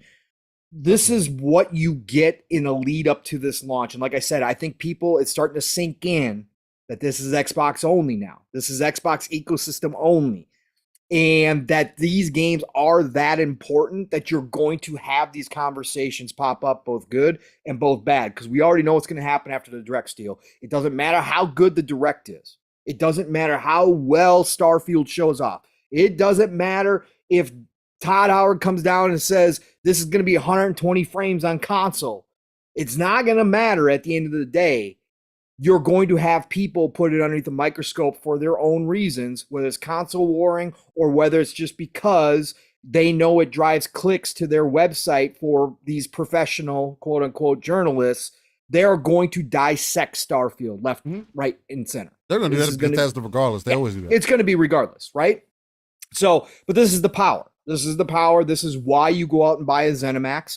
This is why you do this, because Starfield is that important for Xbox going forward. It could signal the start of the new Xbox, right? It really could be the start. Consistency drives that, though. Redfall could be the last of the old Xbox. I'm not saying that's going to happen. We know, Steele and I have brought up the questions about quality control and that kind of stuff here. But maybe, just maybe, Starfield could be the start of the new Xbox, where going forward, we can expect those high quality, very polished, it's an opinion, type games where we don't see another Redfall happen. Starfield could be that beginning point of something new for Xbox. And I think that's what I take away from it. Again, the Hyperbowl, all that kind of stuff comes with the territory. If you want us to dive specifically into Destin's article, we can do that, Steele. I'm only going to go through a few pieces of it. I'm not going to read it come through everything because it's a lot. It's interesting. I don't agree with how he compared and contrasted with Sony in some instances. Some points are valid. Some points I think are, again, just don't make any sense for the context of the article. Yeah. And 1,000%, I agree with you on that too, Nix, is that don't forget it drives views for YouTube creators too. They salivate for sensationalism just like traditional media. I mean, we all do. Yeah, we all do, right? Reason. Because the thing about humans, unfortunately, is that you got to do whatever's going to get the people's attention, right? And a good title will do that. It's just like a story or a book or anything like that. You see that title in there, it's going to be like, oh, let me pick this up and look at it real quick. It's the same thing. It's the same thing with videos. Like there is an art form to it. I will say that too, because you can be genuous and do it, and then you can be disingenuous and be doing it, right? as long as your messaging is clear, I think that's the most important part to it. And And there again, was just opinions are a opinions. study too, Steele. There was just a new study out about social media and about how news spreads in Right. general. And it was a comprehensive study. Mm-hmm. And they actually found that most social media posts, and this was across all different platforms, most social media posts are positive in nature. Yeah. Okay. They actually found the majority are positive in Yeah. nature. But what this study confirmed, and something that we all know well, is that negative posts had a much wider spread, much, right? Yep. Wider spread overall than any positive post ever did. Yep. When somebody posted something negative, it got a wider audience. It got passed around, retweeted, shared with more people than any positive ones did. Like it was dramatic, the difference between the two and how far that reach went. And that's exactly why we see what we see. Again, clickbait is it's there for a reason. The marketing and like Nick said, of course, if you're making money or if that's your business, you're not going to ignore what gets you that. What gets you there. You're not going to ignore that. In fact, you're going to enhance it. In fact, you're going to go out of your way to promote that side of things. And that's exactly what we see these days. And it sucks. It's shitty as hell. What sucks and what makes it shitty though is the fact that that nobody knows how to control the art of doing, right? Because that's the most important. There's nothing wrong. Like again, the clickbait and all that other stuff. There's nothing wrong with it. The problem comes in is when you're using it negatively. Because if you're doing it and it's pulling people's attention in, and then you're seeing the actual information that's inside is telling you what's going on, and as long as it's not like, because it's just like, it's like writers, right? Or storytellers or anything like that, which there's a lack of that in not only in the gaming space, but in the movie space now. And that's more so becoming a reality. And I do think that that's also, you're seeing that in like the Marvel movies as of late too, right? Where something is going on where getting people's attention and keeping them engaged is becoming extremely difficult. In certain things that drive conversation, like for an example, when you do come from the perspective, again, when you use it on a more so console war side of things, because you're playing up to an audience that likes to fight about those things, that's when I do see a huge negativity in it. It's like somebody going on YouTube and highlighting a bunch of different fights that people are having in the street. Like, I don't get the point in doing it. I can see how it can be entertaining. I've watched it a time or two my damn self, but it's just like, is that what you want to be able to do? And again, since the beginning of time, there's always going to be somebody who's willing to shovel the shit, right? For lack of a better way to put it. While other people may, keep their head up and snob their nose up at people, there's always going to be somebody who's willing to dig through the dirt and do what they need to do to survive. Now, everybody's going to have a different moral standing, and I think that's the biggest thing, to not to be so necessarily emotionally invested, but I don't want to say that per se, but more so just value other people's opinions, right? On what they're speaking to and what they're talking about. Because yes, maybe the title, the clickbait title got you in there, but then what are they talking about within the article? And yes, you can critique them for the way that they titled the article, but did it get you in there? Did your reading comprehension skills allow you to read the article and understand what they're saying and why they potentially named it that? Because again, gotta have a good story to get people's attention. You only have, it's funny because I'm gonna use this reference because it's something that I have thought about. It's the saying, you can't judge a book by its cover. You have to judge a book by its cover. Well, in most cases, that's the first thing that you see. Now, once if you allow yourself to be revealed to what's beyond that cover, if you have more of an open mind and say, you know what, not the greatest cover, but let me see what they're talking about. and you find out that it's one of the greatest books that you've ever read, for an example, then it does open you up to a perspective that, damn, okay, well, maybe I can't judge all books by their cover. That's you. Most people don't operate that way, if that makes sense, right? You have what's in front of you. It's what people do to other people on a daily basis. You're constantly judging people. You're constantly trying to put people in a box. You're constantly trying to figure out, the world around you, right? And it's the same. I feel like the same thing that goes into this with people who are actually being genuine in most cases, right? I don't know. But this is the insidious part about it, Steele. And this is why I do have a problem with clickbait, is because they know for a fact that people don't read the substance. They know for a fact. They know for a fact that they're not everyone, of course, but in general these days, we are now in a society due to a lot of social media where the quick take is the one that everybody runs with versus actually looking into anything. And that's why Twitter became so popular. That's why back in the day, 40 characters became the thing, and news agencies would put their headline on Twitter because they didn't post a story back then, but they would put the headline breaking news, yada, yada, yada. And that's what everybody would run with before even seeing the story. And now that's exactly what it's turned into, where, these journalists now make a headline knowing that that's what's going to get the engagement because nobody's going to read the damn article. And that's what's going to get tossed around, and that's the narrative going to be run with. Again, I'll give a perfect anecdotal example that just happened yesterday, Steve. Huh? The perfect test. Mav, shout out to Fun Speculation.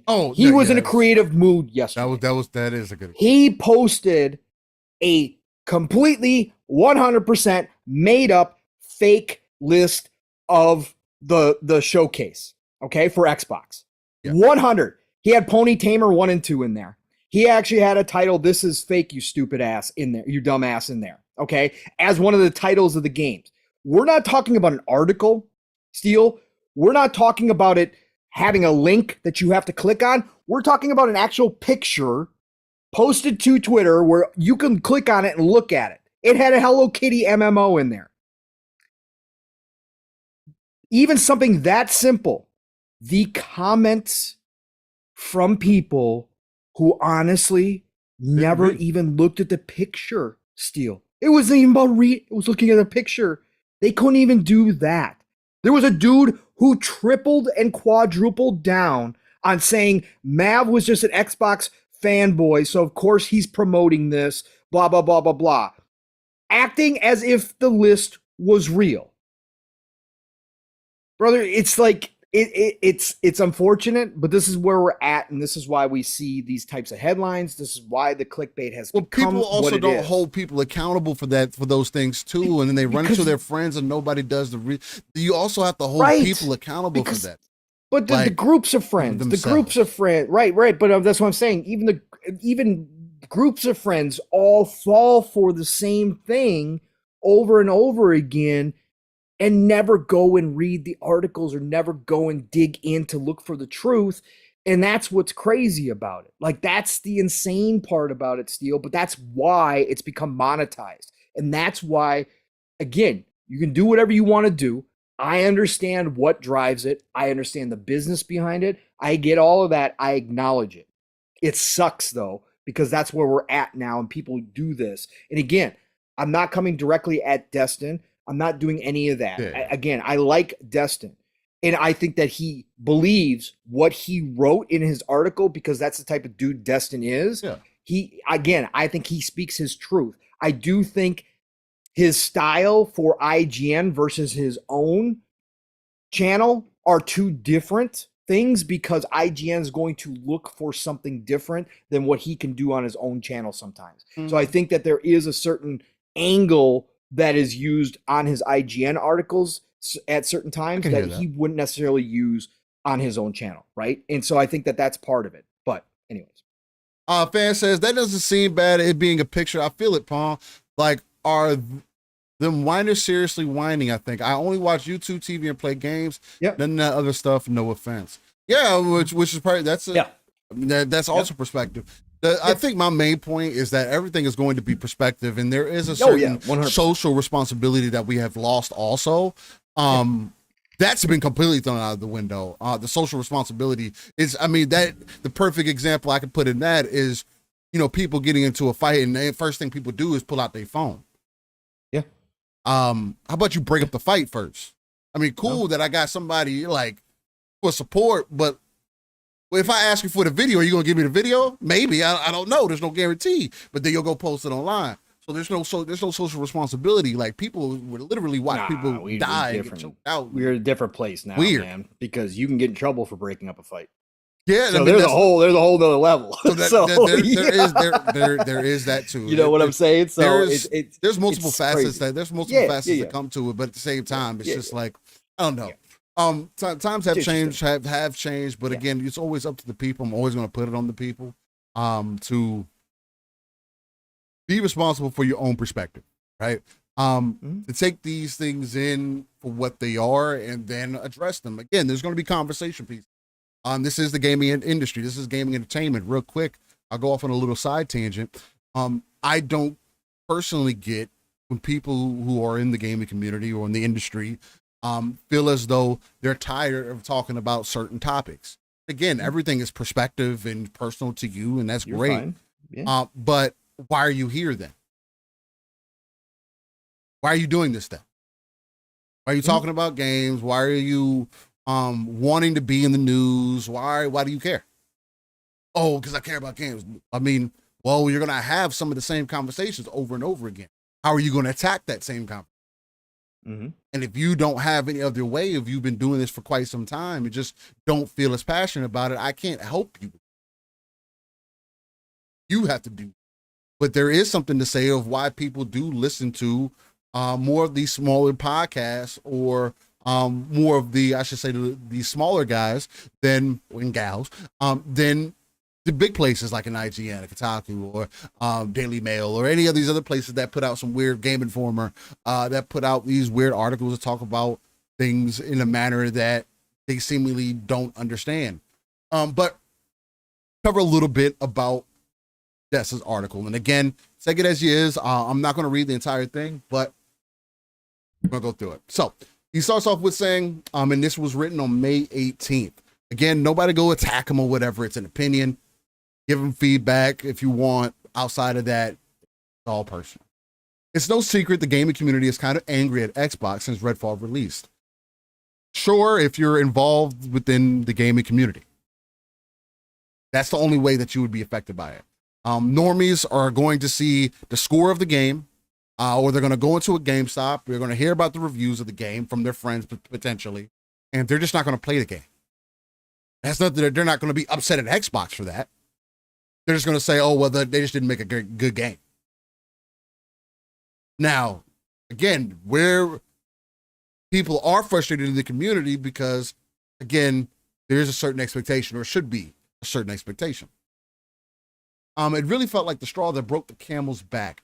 Too long, Xbox fans have asked to wait just a little bit longer for the next amazing AAA game. Again, the focus is always going to be AAA game. This is also the other part of the conversation that I do feel like that Phil Spencer interview kind of spoke to, where he was like, we can make great games. It's not going to make people sell their PlayStation. This does speak to that. AAA, no matter what Xbox does in the AA, single A, indie space, if they're not putting out AAA games to speak for themselves, the enthusiast fan base isn't going to carry that conversation any further forward. It is, fortunately. I went through that. With Redfall in the rearview mirror, aka the uninstall bid for most of us, it's time to look forward to the next big Starfield. If Starfield is a flop or suffers from any kind of major problem, or is just not that fun, faith in Xbox's ability to deliver is going to be further shaken. As a result, I imagine the heads will roll. This is one of the things that I will say again, why you have to keep in mind that things are opinion proof. This is it's an opinion. If that's what he thinks will happen, great. I don't understand how you can see that or why you would think that. With everything that Xbox has been through, they haven't stopped yet. Why would Starfield be the reason they would start running it more issues? You think if Starfield flopped, they wouldn't just double down again, triple, quadruple down some more? You don't think that they would be having those tough conversations behind the scenes saying, hey, maybe this thing isn't working? I don't. And I see, and you're speaking to some of that here, but over dramatizing it is what I can understand people having an issue. Starfield doesn't deserve this added pressure, but it will be the first full price game that has a chance to change their minds about what Xbox is capable of. Starfield does deserve the added pressure. Every game deserves the added pressure. Every game should have the pressure to deliver a great experience for its gamer. That's what games are for. That's why they're created. The talent of a dev studio is displayed about how well they make a game. From Software, as much as you may say their games are all the same, and they all look the same, they all play the same, they all feel the same. Obviously, especially with Elden Ring, there's a level of talent, and there has been a level of talent there to draw in an audience that continues to speak on that base. Now, I don't know if a bot Starfield is going to make another apology video. I don't know about all that. I think if Starfield came out and had some issues, that would be Todd coming out talk about that. Todd Howard wouldn't be hiding from that. If Starfield had any issues, Todd would definitely be the one. Not Phil. And because there is a certain level at where we're putting a lot of pressure on Xbox, sure, because Bethesda is now first party studio. And as they very well should have the pressure on them. But I think it's the pressure for Bethesda themselves, more so to prove to themselves that they're not Fallout 76 that everybody claims them to be. That they're not Bethesda, as much as they continue to invest in those games and continue to enhance those experiences. Because again, Fallout 76 isn't the same thing that people mentioned in the beginning when they rated it as low as they did. It's not. And people say that, oh, well, look at this game, it's bad. Okay, well, have you played the game recently? No. Are you willing to play the game as of recent? No. So you don't know what the growth is like or what the true potential of that studio is, because you don't care enough or aren't willing enough to even do that. I don't know if Xbox is number one, Jason. I mean, that was mad random. Xbox definitely isn't number one. It's part of the reason why we're having these side-ass conversations. But nonetheless, it is, and it doesn't matter if Fallout 76 was Todd's or not, because at the end of the day, as somebody who is prominent in Bethesda, you're going to take some responsibility for those things anyway, because you want to put out good games. You want to have a good reputation. So I think there's pressure on all sides. I think regardless, there's going to be pressure on Todd himself, because this is a game that he's told people, he's told his community, he's told himself for the last 3 decades, this is the game that he's been wanting to make since he came into the gaming industry. These are words from Todd's mouth. He said in an interview that Starfield was a game he dreamed about making 20 years ago. For a visionary to come out and make that statement, have the opportunity to finally create the game, and now have the financial backing, because yes, Bethesda was in a rough spot before, and that was part of their problem. Because, I mean, again, those games, you have games that speak for themselves, but if you don't have, as games have evolved and gotten bigger, and especially what they do with their games, if you don't have proper support, you can't continue to create the vision at the level you want to create the vision at. So you have to take shortcuts. Fallout 76 had shortcuts in it. That's why it came out the way that it did. It's a good example of that, whether that's under Todd or not. You could see that. The growth, the fixing has been because of the backing of an Xbox, for an example, the backing of Microsoft. So Starfield has the high potential, at least in my personal opinion, to have the most support out of any current game from Xbox or Bethesda currently. So, regardless, I do think the added pressure was gonna be there. He does go into it a little bit more, talking about 2021. It felt like Xbox hit its stride with a great campaign for Halo Infinite and Game of the Year, winning Forza Horizon 5, but it almost took another year for promised features such as campaign co-op, and talks about Halo and whatnot. And then he brings up the statement that Phil said, if we lose our way with Halo, we lose our way with Xbox. And again, that's up to you and your perspective. I knocked my camera all over the place. Excuse me, I apologize. That's going to be up to your perspective. Halo's also in a different space, so I don't know to what aspect he would necessarily was speaking to if we lose our way with Halo. I mean, if you want to say, oh, well, if it's not as big as it was in its past, then that's losing your way. I think more so, I think Halo did what it needed to do, so at least initially. Now, content-wise, I mean, that's something different. And if you want to put that as part of this conversation, or in this statement, I can understand why people would say, well, look, they're already falling short. They didn't hit it here. Oh, the dismantling of 343 shows that. I mean, yeah, and it does show that. I mean, it really does. I mean, again, you can take it however you want to. At the end of the day, they dismantled 343 because Halo did not live up internally to what was expected. And that's quite obvious. I mean, we could talk about it as gamers out here. We could talk about the disappointments as far as the Halo fan base goes and what happened and what was missing and what didn't show up. But internally, it's obvious that it didn't hit, right? Because they would not have dismantled 343's leadership team and single player team the way that they did if this was a highly successful Halo for Xbox as a business. That would not have happened, right? Mm-hmm. We would have seen, you don't do that in success. You do that when something has failed. And obviously that's exactly how they feel about it internally. So Phil's statement is what it is. You can read it how you want to. You can judge it. But obviously I think Phil would say that they lost their way with Halo. So, and they're going to try to refine it down the road. And they're going to try to rebuild it down the road.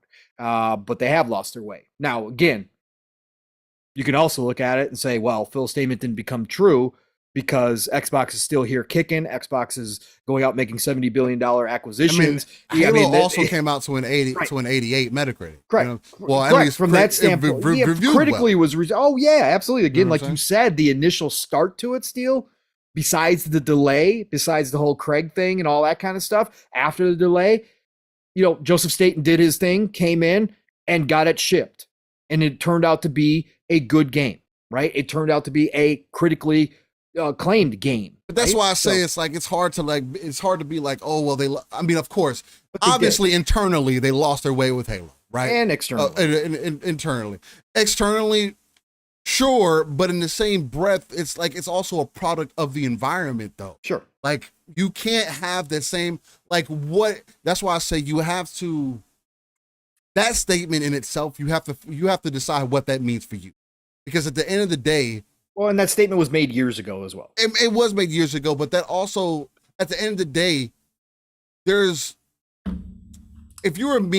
he literally meant that if Halo wasn't as great as it was back in the day, and Halo literally has not been that since Halo 3 for a lot of people, for a lot of the initial community, yeah, then I get why you would say that, oh, well, they lost their way, and they're losing their way with Xbox.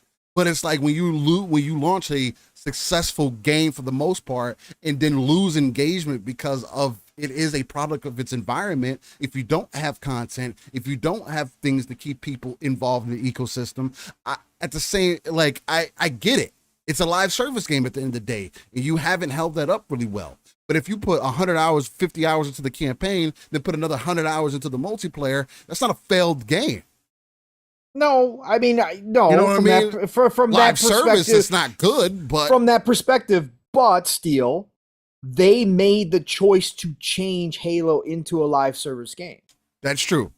right? Which is, so again, when you make that choice and you alter Halo in that fashion, that was a choice you made internally. That was your own decision process. Like, hey, we're doing this calculated. We're going to make Halo into something in 2023 more in line with what gamers do now. Yeah. And you don't back that up by having the necessary pieces in place after launch to make it that live service game. Then I got to say that, and from a different perspective, you lost your way with Halo because you transformed Halo into something new, or attempted to, and it didn't work. So, but again, neither here nor there. At the end of the day, Halo's still existing. They're still working on Halo. Halo's got content coming out. Whether or not Halo ever reaches the pinnacle again, we'll never know. We'll have to wait and see. It's we don't know where they're going to go with it. They're obviously in remake. They're obviously remaking. Yeah, they're in rebuild mode. They're in rebuild mode. They absolutely 100% are. So we'll have to wait and see to have that answer. But at the end of the day, you could argue that Xbox did lose their way with Halo, but did it have the catastrophic effect that Phil probably was thinking of when he said that years and years ago, or before they got to this point, before Game Pass is what Game Pass is, before they go and are trying to make a $70 billion acquisition, before they purchase ZeniMax? Well, no, I don't think from that standpoint it is. Obviously. Blue Moon brings up a good point. He said, do you guys think that even if it wasn't live service, was there enough content? No, there still wasn't. There wasn't enough content. No. But if you wouldn't have said it was live service, you wouldn't have got as bad as a negative mark against you. And development-wise, had they stuck to the old formula, could they have had more content? Could they have had Forge? Could they have had co-op out the gate? Because they would have still been behind. If they weren't ready for live service, they wouldn't have been ready for release the game. I'm not. there's no argument because we don't know. I mean, I'm just saying. I'm throwing it out there as a hypothetical. I only say that because of the lack of content, but two, the game didn't launch feature complete, so that obviously says that it wouldn't have been ready no matter what, because it didn't have it up front. It didn't. But like if the base game would have launched with all that, then there could have definitely been an argument or a conversation to be had. Hey, what if they went without the live service element? Because you're not keeping up. But right now it didn't launch. I mean, it's kind of a pointless question because we can't go back and change it. We don't know how much time was spent on trying to develop the live service side, how much time, all that kind of stuff, how much development time was experimenting still, trying to get it right, versus just focused on what they did best. Again, we'll never know all that. So I guess it's kind of a point. Yeah. But anyways. Nonetheless, he goes also on to talk about Forza Horizon 5 being a gem, but again, a lot of people are going to overlook that because it's a racing game. But then he uses elsewhere, Xbox had success with small releases like Tunic, Pentiment, High on Life, and I suppose you can credit for them for Deathloop and Ghostwire Tokyo. But Xbox fans are still longing for a meaty AAA experience. The Xbox ecosystem, and Redfall fell short.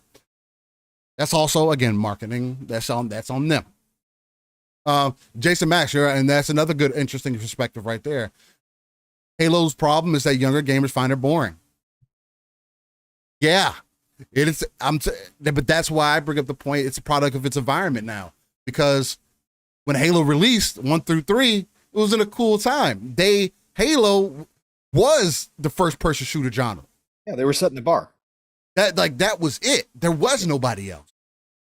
And then there was just not nowhere. Yeah, near but that not as close. Yeah, nowhere near that level. I'm just talking about from a perspective standpoint. There was nobody, especially on a console, right? There was nobody else until Call of Duty came in and said, "Yo, hold my beer." And really made it easy for people to get accessible. And again, now people like shields in their games when they didn't like it in Halo. That's forever going to get me that's going to forever make me frustrated. That's the one thing that people always say they didn't like about Halo, but everybody loves armor in their game. Anyway. Nonetheless, so he uses PlayStation games as a contrast. So he uses Returnal, Ratchet & Clank, Rift Apart, The Last of Us Part 1, Gran Turismo 7, Forbidden West, God of War Ragnarok, not to mention updates to PS4 games, Last of Us Part 2, the new God of War. That part is We got those updates to our games.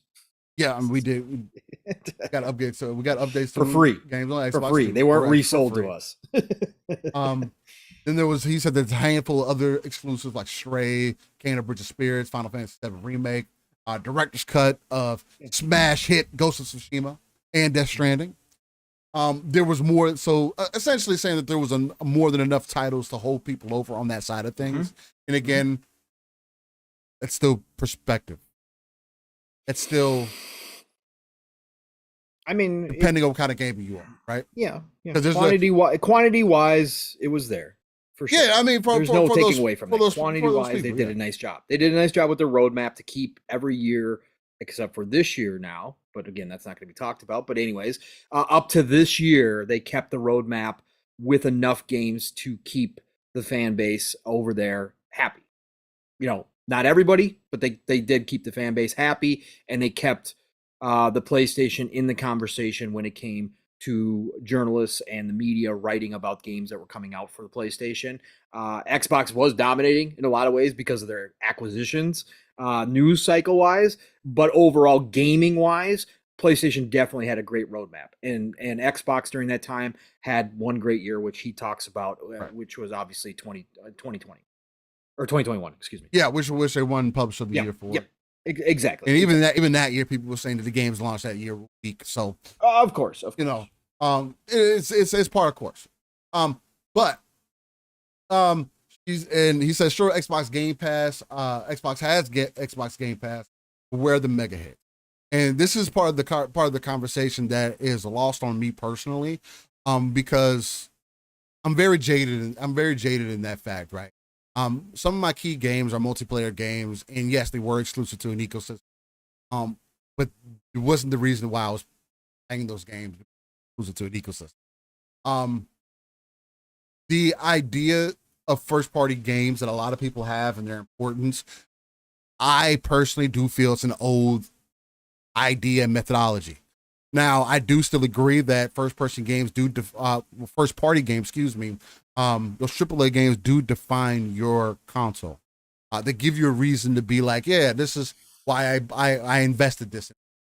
An identity for sure. But we also can't miss out the sides when these companies come out and tell you that their vision is different than what it was traditionally. Correct. Right. That's another thing. Yeah. That's the other side of that's the other side of the coin that people tend to forget. And when you leave the conversation only about AAA games, I guess that's why it disconnects from me. For me, I care about games because games are games. I'm also fortunate to have an ecosystem in Xbox and also an ecosystem on PC that allows me access to the Xbox ecosystem. And they kind of just go hand in hand with each other. But that's something that Microsoft has worked on the back end since the 360 generation, since they involved cloud saves, right? So because of that, that's why I say that I may be slightly jaded in that aspect. All the games that he mentioned in this, and again, this is always going to be perspective, and people are going to say, "Oh, well, look at what's getting bought," okay? Because it always comes back to sales. And in an industry that on one side, people are looking at things differently. And I'm not saying it's the right thing to do. And again, this isn't all about business. I'm not in these folks' pockets. I don't know what they're making per game that is made. I don't know what kind of deals that they cut to get these games in Game Pass or whatever the case. It's really none of my business. I'm a gamer. I do care about the industry though, which is why when it comes to first party games, I tend to not really focus on the sales too much, because for PlayStation, as successful as those games may be, you have the biggest audience.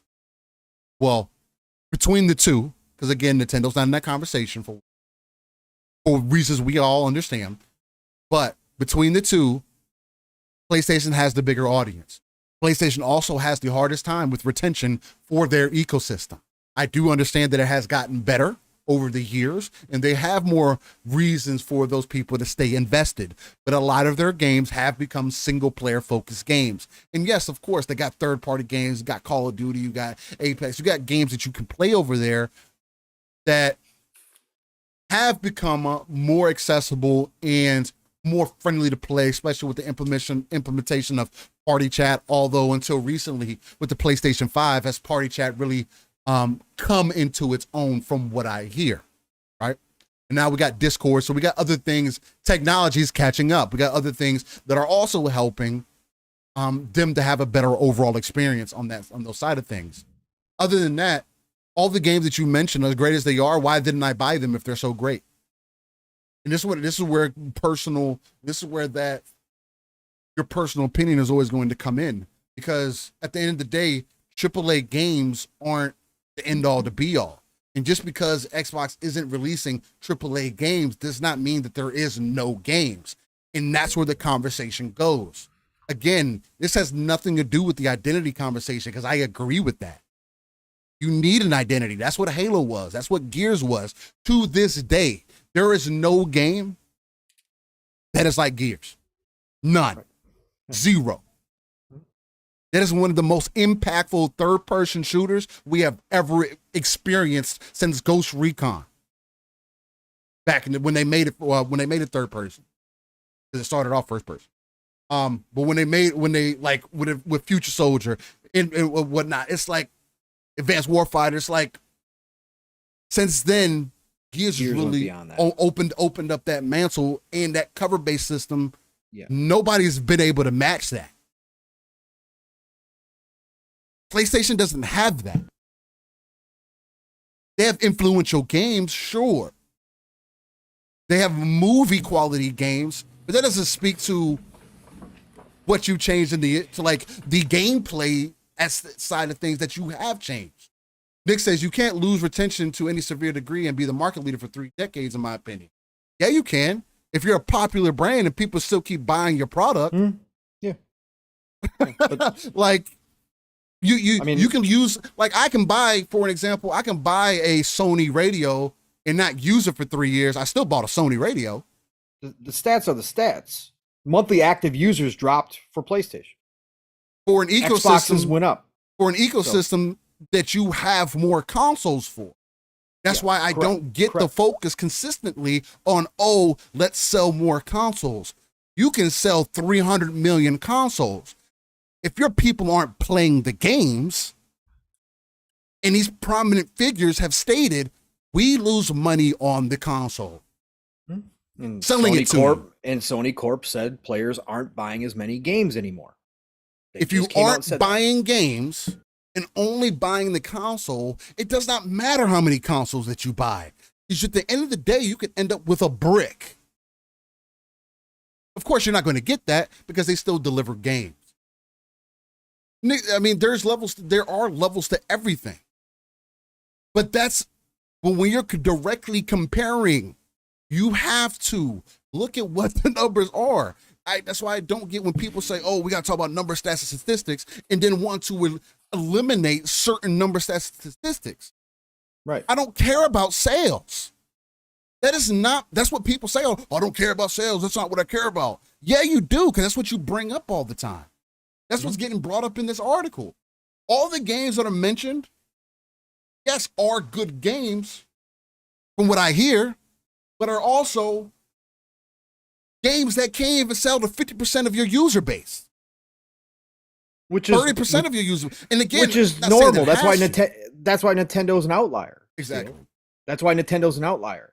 But they still sell great, and you're not going to have a game that sells through like that. Like, it's very rare. Right. It's very rare that it happens. It's very, very rare. Like Spider-Man, that's why Spider-Man is celebrated, because Spider-Man broke 30 million. That's giant for a single platform game, right? Well, now it's got PC, but anyway, It was giant for PlayStation, but that was still, at the time, take out the PC side of things, you're still talking about 1/6, 1/7 of your total fan base that bought Spider-Man. Not everybody bought Spider-Man, not even close. But that's why you have to supply so much different content, is because you got to have something for everybody, right? And that's, at the end of the day, my problem with Destin's article bringing up, because he states in there, he names off all these games from Sony, which is fantastic. They have some absolutely 100% memorable IP, some great IP known throughout the world. You say God of War Ragnarok, you say God of War, you're gonna know people are gonna know who you're talking about. Right. Just like when you say Master Chief on the Xbox side, people know who you're talking about. The difference is that stuff over there is the popular stuff now. That stuff over there is the big time stuff. That's an identity for Sony PlayStation. But my problem with what Destin said is because he talked about those games and said that Xbox needs games that are talked about for years like these games. I'm sorry. They do. Already. They do, but I'm sorry, but just because a game is known doesn't mean it's being talked about. I don't see people on my Twitter timeline talking about God of War Ragnarok anymore. No. Unless something appears. I don't see people posting screenshots and gameplay video of God of War Ragnarok. Why? Because they don't have everlasting games. They don't have those games, and this is something that Sony has specifically talked about. There's nothing wrong with the single player one and done experience. I do not slander because I am a single player guy through and through, whereas Steel is the multiplayer guy. I am a single player guy. I have zero problem. I've been playing those games forever. But when it comes down to comparing this, who has the games that are constantly being played? Well, that's Xbox. That's Sea of Thieves. That's Grounded. That's Halo. That's all these multiplayer games that continuously getting played. That's why they're monthly active users they have more monthly active users with a half of the player base that Sony does, or even more if you want to go through numbers. Over half they only have half the player base that Sony does, yet their monthly active users are higher than Sony. Why? Because people play the Sony games, and then like Steele said, it's done. Then it's just the PlayStation sitting there waiting for the next big AAA game from Sony. Unless you're invested in that ecosystem. Unless you're invested in and you ecosystem. play Correct. Call of Duties or you play FIFA or these other games, right? Right. You have a library. But Destin's article was specifically about first-party titles. Yes. Xbox has the first-party titles that continuously get played. What they don't have is they don't have the popular big-name games They're doing that are known worldwide right now.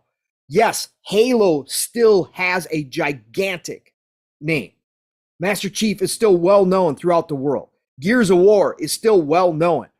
But they haven't had the success that a PlayStation has had Nick, currently. I'm going to put it to you like this. I'll be right back. You're good. I'm going to bring up this point, and I'm going to sound real gritty when I say this. Gears of War is a more impactful game than God of War will ever be. I'm gonna let the audience sit on that. Matter of fact, I'm gonna make sure I record this too, so I can post it on TikTok and all the audio platforms in case somebody else want to try me or check me on that. Gears of War is a more impactful game than God of War will ever be. Facts. Data and statistics back that up. Regardless of how you feel about it. 5 games strong. Campaign, multiplayer, strong. Regardless of how people feel about it. That's just my opinion, though. Halo is a more impactful game than Last of Us will ever be.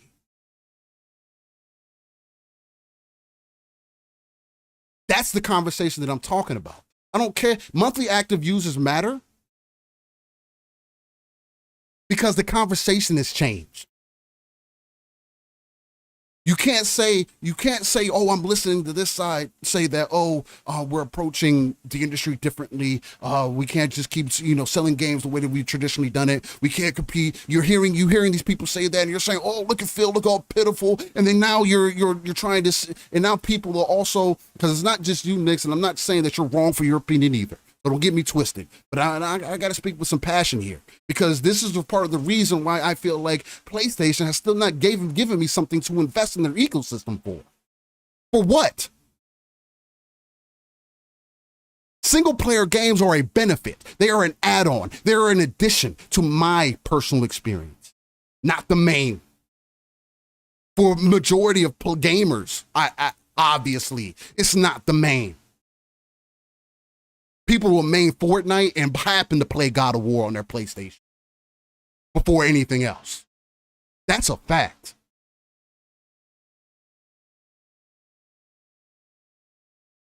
So it's just, and again, and this is just my personal opinion. Yes, PlayStation has influential games, and people talk about these games. But you can't ignore, because they haven't done it. Halo Infinite isn't the greatest game that was ever made, but Halo Infinite does more than any game on PlayStation does currently. There is no other platform that has asked for more from than Xbox. PlayStation doesn't have to give you that. PlayStation didn't have to give you Last of Us Factions. They didn't have to give you Faction with the second game. Matter of fact, they can come out 6 months beforehand, tell you that they're going to delay it indefinitely, give you a screenshot. Maybe we'll get a preview for it coming up within this next week. They'll re-release the game on PC with the entire mode missing. That's not the original game. Why would I purchase that? But people purchased it. That's brand power. That's all that is. That's not because it's such a good game. That's brand power. So yes, I'm going to look at monthly active users from a company that says that, hey, we look at monthly active users. This is what we use to engage our metrics. And Sony because we have to. And Sony Corp has also said that that's one of the key numbers that they are looking at, and hence why they announced 10 games as a service in the next couple of years. And if they weren't looking at that, then why did Jim Ryan come out? And again, you can use this for what you want. Why did he come out and state, you guys are not enough? Why do I have to keep I got to keep saying that for the Sony more based audiences listening to that? Why are you not enough? Again, how can they say that if that's all that matters?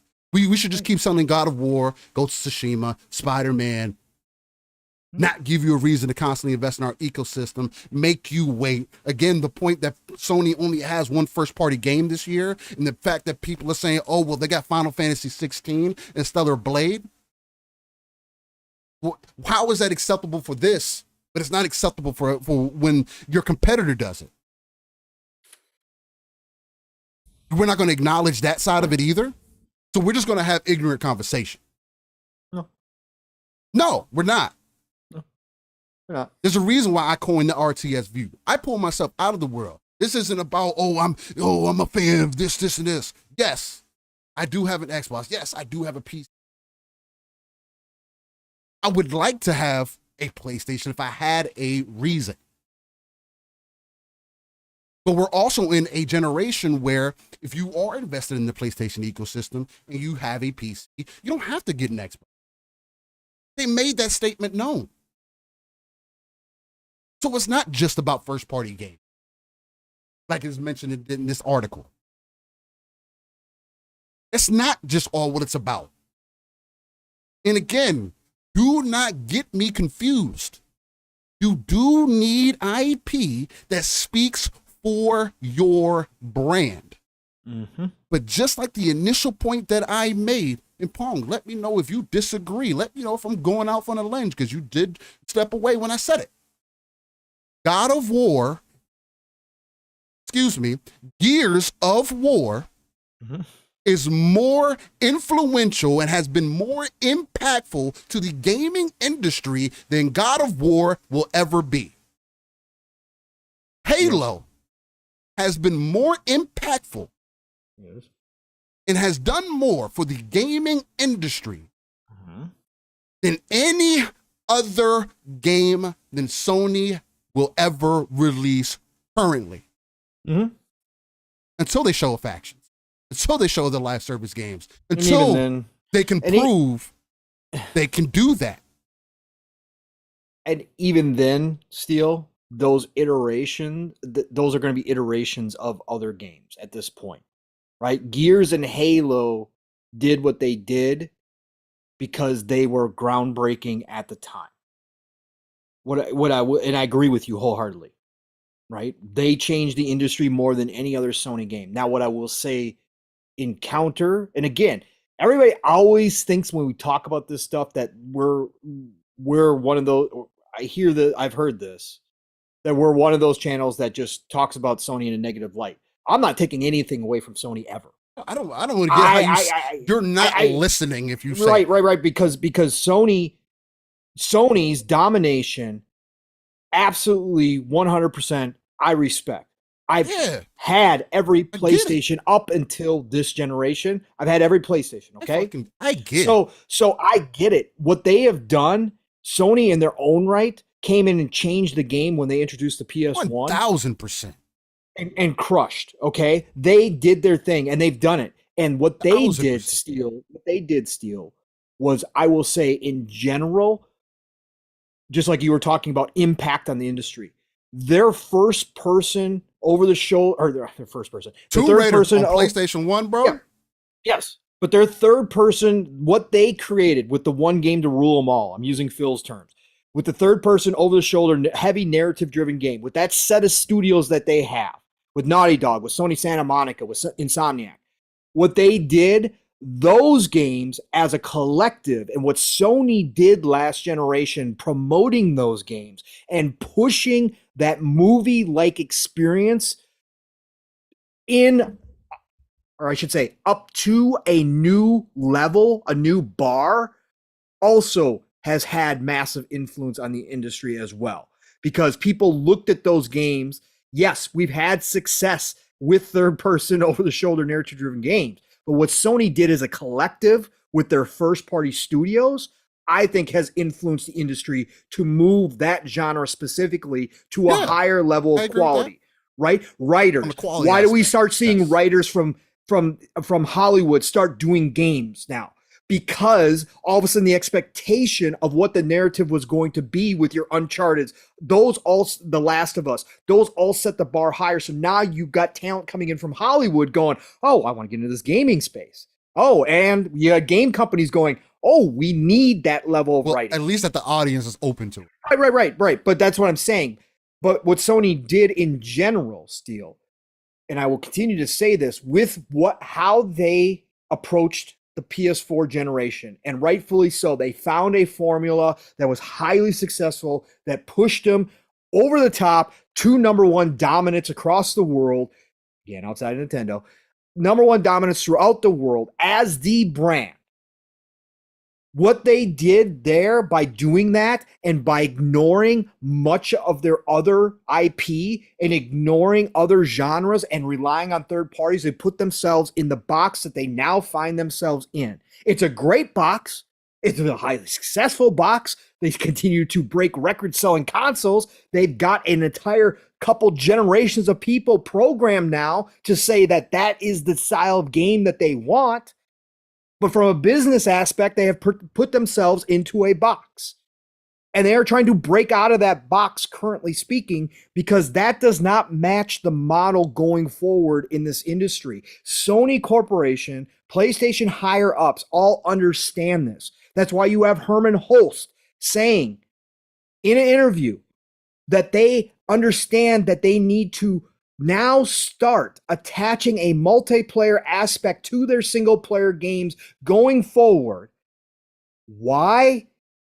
Because you need that monthly active users. You want to keep your consumers engaged beyond just that one and done playthrough. You want to keep them engaged. Why? Because monthly active users, the higher that is, the more likely they are spending money in your ecosystem.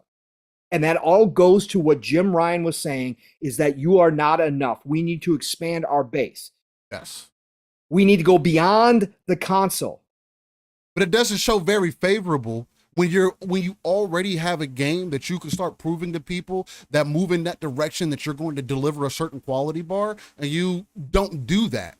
Right. Matter of fact, you don't even say anything about it. You show a screenshot for something. This, again, factions is going to be this. Nobody is going to ever look at it as critically, because what's going to end up happening is the same thing that's happening currently with this whole conversation of that I've been seeing recently with people wanting to remove multiplayer out of games. Well, PvP more so, player versus player in games. All of a sudden, you want to make everything single player and only against the bots and whatnot now, where it's just, this is going to be your first chance to really prove that you can do this and hit at a quality level. Now, I don't deny that Naughty Dog doesn't have the capability of doing it. I don't deny that Bungie is going to jump in there and help them out with that. Sure. But Bungie has its own problems still. Yeah. PlayStation has not proven that they can hold a multiplayer game and be successful. Well, they're coming, and they took on top of that steal. They had multiplayer games which didn't hit the marks that they wanted to. They abandoned them. So now they've been away. Now they've been away from multiplayer gaming for an entire generation. And you think that in multiplayer is so much different from single player games, especially at a content standpoint. Yeah. It's like you just because Xbox gives me quality single player games, they're gonna give you a quality online experience also. Since when? Why should I believe why should I believe this and I still don't have a reason to invest personally? Right. Again, I can only come from a personal standpoint, but it's also obviously based in reality because you have the heads of your companies saying the same thing. And as much as Xbox and PlayStation, they don't need to do the same thing. No, they don't need to do the same thing. They don't have to have the same games, but both need to give people the reason to invest in your ecosystem and stay. And you got to have diverse lineups to appeal to more people, which right now Xbox has the bigger, diverse lineup than PlayStation.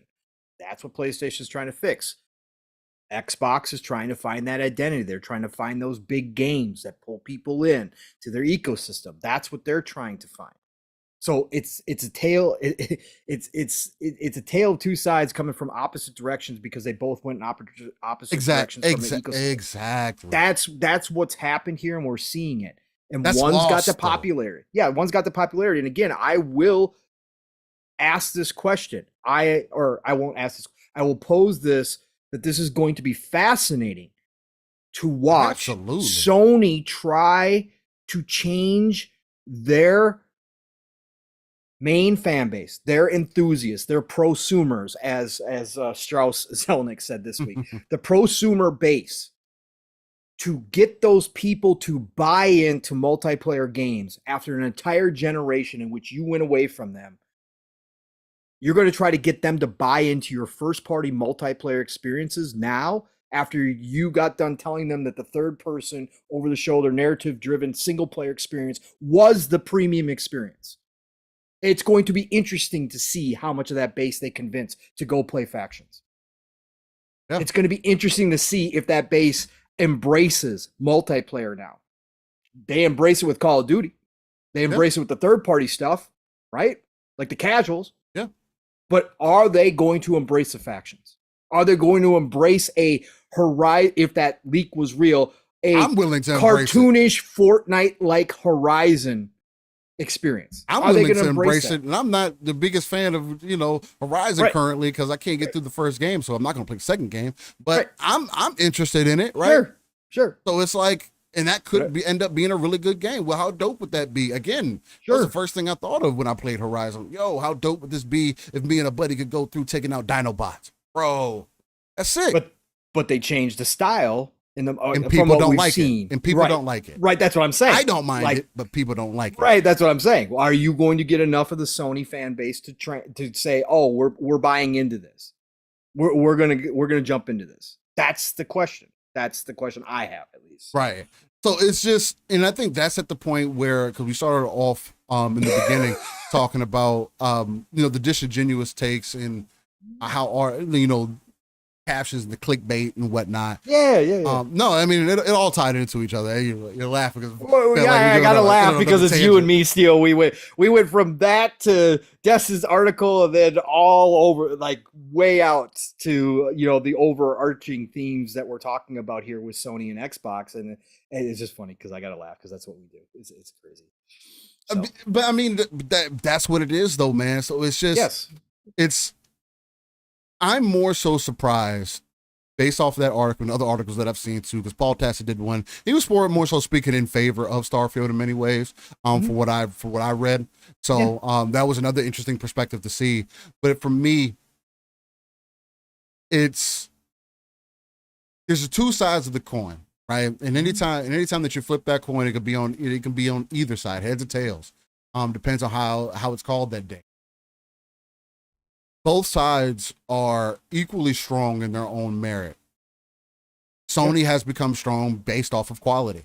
And again, I'll never knock their quality of how they've impacted the industry as far as bringing movie quality style games, which I do appreciate, because we have now seen more so than ever. I also put it up to the technology where we get cutscenes and the cutscenes look like the actual game, or we get CGI and the CGI looks like the actual game.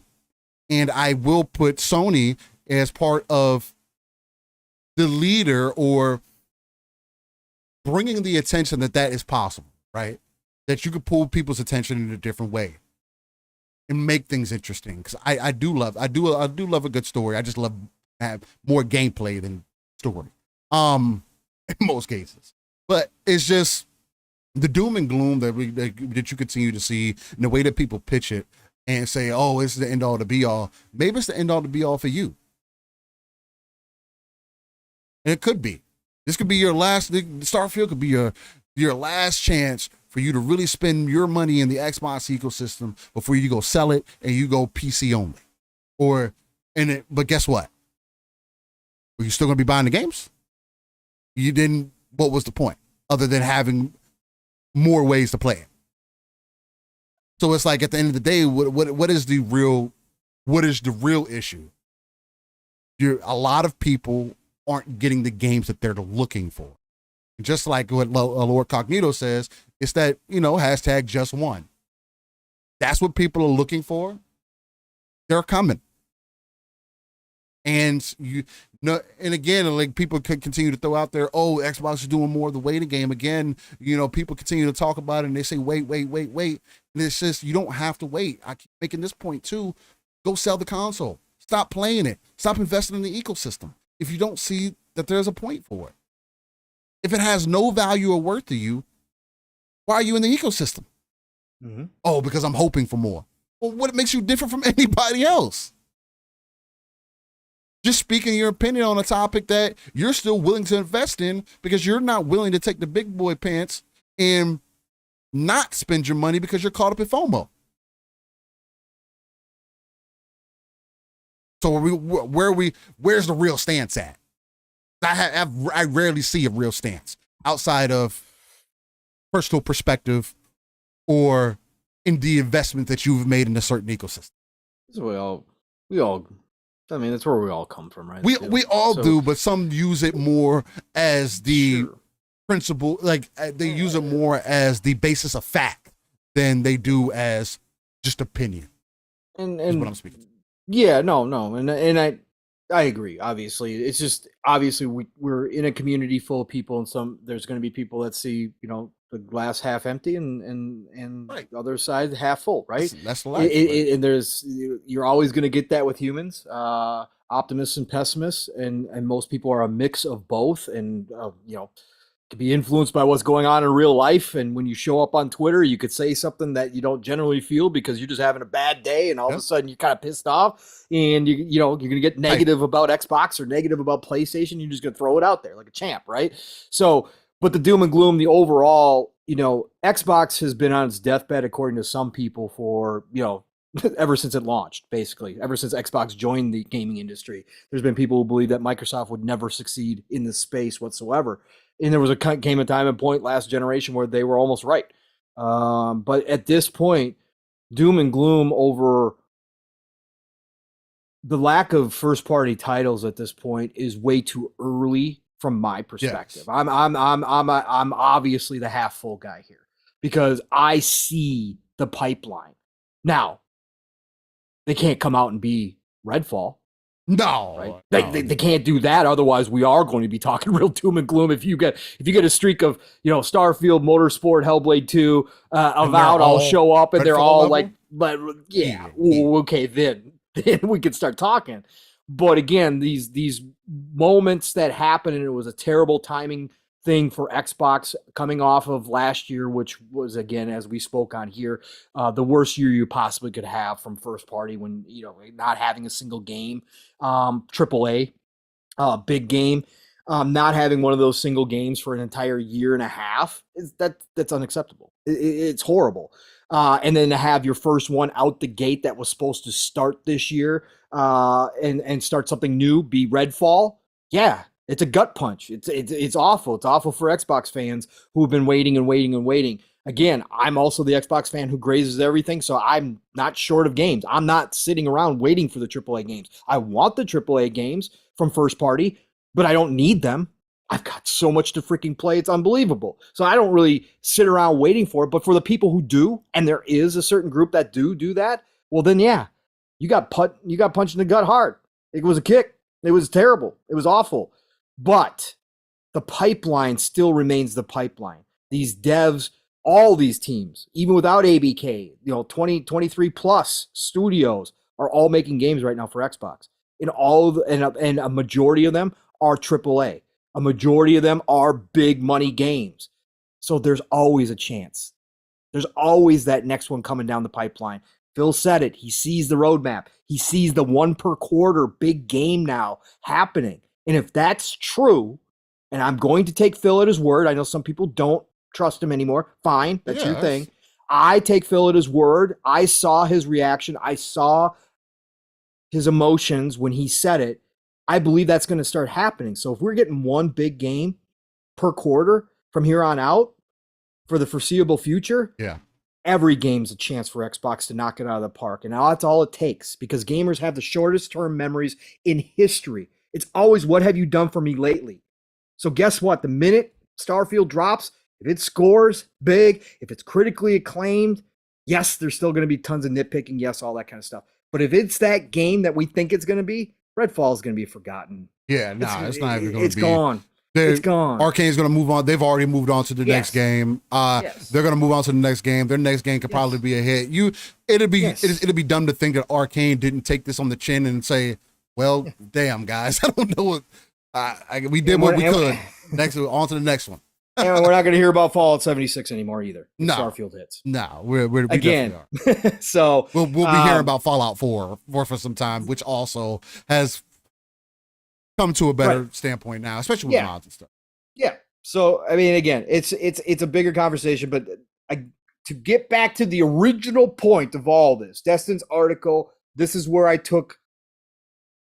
had a problem with the last chance at redemption. You can read that in different ways, and obviously Destin has been out on Twitter saying, "Well, you guys are acting like I said Xbox is dead." Blah blah blah. He's been defending his title. The title was your title. But the last chance at redemption, again, to me, that says you are stating that if Starfield does not hit, there's going to be mass amounts of people that jump off of Xbox. You said it yourself. You think that heads would roll at Xbox if Starfield does not hit. Yeah, you can't. That sounds pretty doom and gloom. Bro. You can't say that that's not what you, or what I'll say is that you can't not understand why people would take it literally. Correct. I mean, or take it from that perspective. If you do feel that way, then Destin, I'm gonna tell you, you're borderline special, because that doesn't make it. If anybody, and this is for anybody, if you post anything on the internet, if you have any kind of opinion, if you make a title that seems, however, you might think, oh, I'm just joking. You cannot then exude yourself or exempt yourself from any of the thought processes that anybody else has. No. You can't. You can't say, oh, well, that's not how I meant it. No. Okay, I mean, sure, you can say that, and then you can explain yourself, but you can't be mad that people are, quote unquote, misinterpreting you or understanding it differently. That's the base of people. Yes, correct. And you know that, and Destin knows that as a professional journalist. It doesn't matter. We know that as podcasters. If you put yourself out in the public eye in any space, in any form, you're going to have people that just totally don't read it right, don't understand it, take it from a different perspective, have confirmation bias and see what they want to see. that's going to happen. That's human nature. So if you put yourself out in the public, you're going to have people that come back at you where you're like, it's not what I was said at all. It's not what I meant at all. It's just a part of it. It's a part of all of it. So I'm a little surprised by how Destin's taken some of the people coming at him, because he knows. And he knows. Again, he's had his posts over on his channel. He's had his videos on his channel. He knows that this stuff happens, that this is how it's going to go down. And again, when you use language like last chance at redemption, you're going to have a certain set of people that come through like, yo, what are you talking about? Yeah. Wait, what? What? You can't just be surprised all of a sudden. No. So, but yeah, man. So there's that. I think we pretty much hit that out of the park. I had some hot takes to throw in there. I don't think they were too hot. Again, personal opinion is personal opinion. That's always going to be the perspective that we come from here. If you like what you've gotten so far, I got to ask you to hit that like button down below, please, ladies and gentlemen. But with that, we got to get into the next few things. Let's start with something small. Yeah. How about that Lords of the Fallen trailer? Yeah, man. Souls fans, get ready. Souls fans do get ready. That Lords of the Fallen trailer, for those who are not familiar, Lords of the Fallen definitely is in the vein of a Souls-esque game, like literally. Fits right within that genre. It's a reboot. I was gonna say Lords of the Fallen they released a previous game. Some people actually said that the game was pretty good. But a lot of people it was a AA Souls game is what it was. Okay, gotcha. So it had the jank, it wasn't up to par with your From Software, blah blah blah. So but I know there definitely take another leap. I know there was a lot of negativity behind it where it was just didn't become what it should have probably, or what their original vision was, I imagine. Sure. So they're remaking it. This remake that they've done, to me, I was telling Paul this in the background, looks to be as though they're taking the Souls formula and giving you a story that may be more comprehensible, right? That's the main negative aspect. Again, as much as I may understand the story from Elden Ring and I was able to keep up with it, I won't lie to you. There was a couple videos that I watched after on just to make sure I had good clarification and just some backstory things. Because I'm not the guy that reads literally every piece of item that I pick up, and I don't always do that, unfortunately.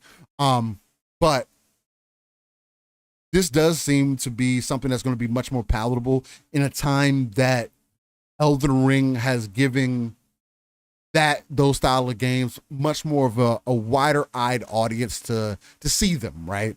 I think this is going to be a prime opportunity, and if they're able to tie together a story that a lot of people can follow and keep up with, along with delivering the key gameplay, making one of the negative aspects that I will have on Elden Ring is the lack of memorable bosses, right? Malekith and Melania are the main two that are memorable for me personally from Elden Ring. Outside of that, Melania more so because she was difficult, and she also made sure she told you her name after she killed you every time. So I am Melania, the blade of the ground. I'm like, yo, if you don't shut the fuck yeah, she definitely made me reevaluate my life. But then Malekith, because I just like his character design, that wolf aspect to him. He took the swords out and it's just mad dope. And that's something that From Software is just so unique with. But anyway, hopefully Lords of the Fallen can just reach in that pocket. From what we've seen from the trailer, it looked very well put together. It looks leagues and bounds better than their original game looked. And even people are drawing comparison to the Demon Souls remake as far as quality goes. So, which is impressive, because that game did look really good. This game, I don't know how excited I am for it, because as much as I love the Souls genre style of games, I'm not going to say that I just instantly go play every one of them that are of that style. There are certain ones that pique my interest. When you have good character design, when you got good world design, when you got seemingly some good combat, and trying to seemingly going to have a very comprehensive story, that does pique my interest, and I want to see where they take it.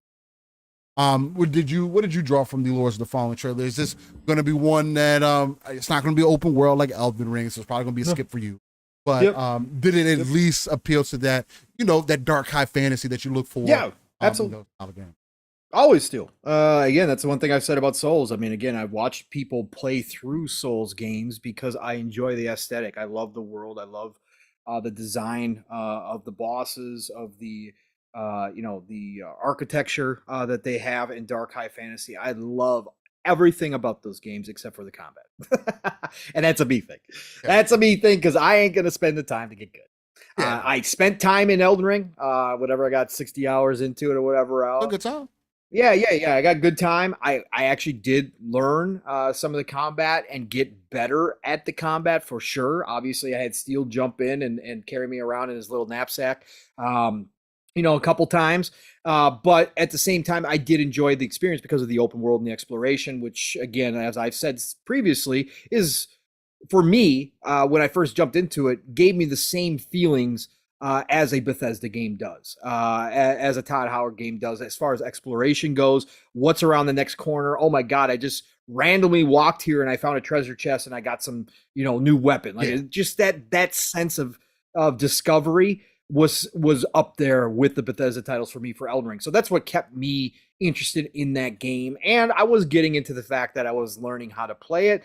But then, of course, as the grazer in me comes along, I fell off because that's what I do with those types of games. If I'm not 1,000% invested, I'm going to fall off. But that I don't take away from these games because I love them. And Lords of the Fallen, the style exudes that goodness. Like everything I see about it, like you said, Steele, when I watched the trailer, I picked up on the same thing that you did.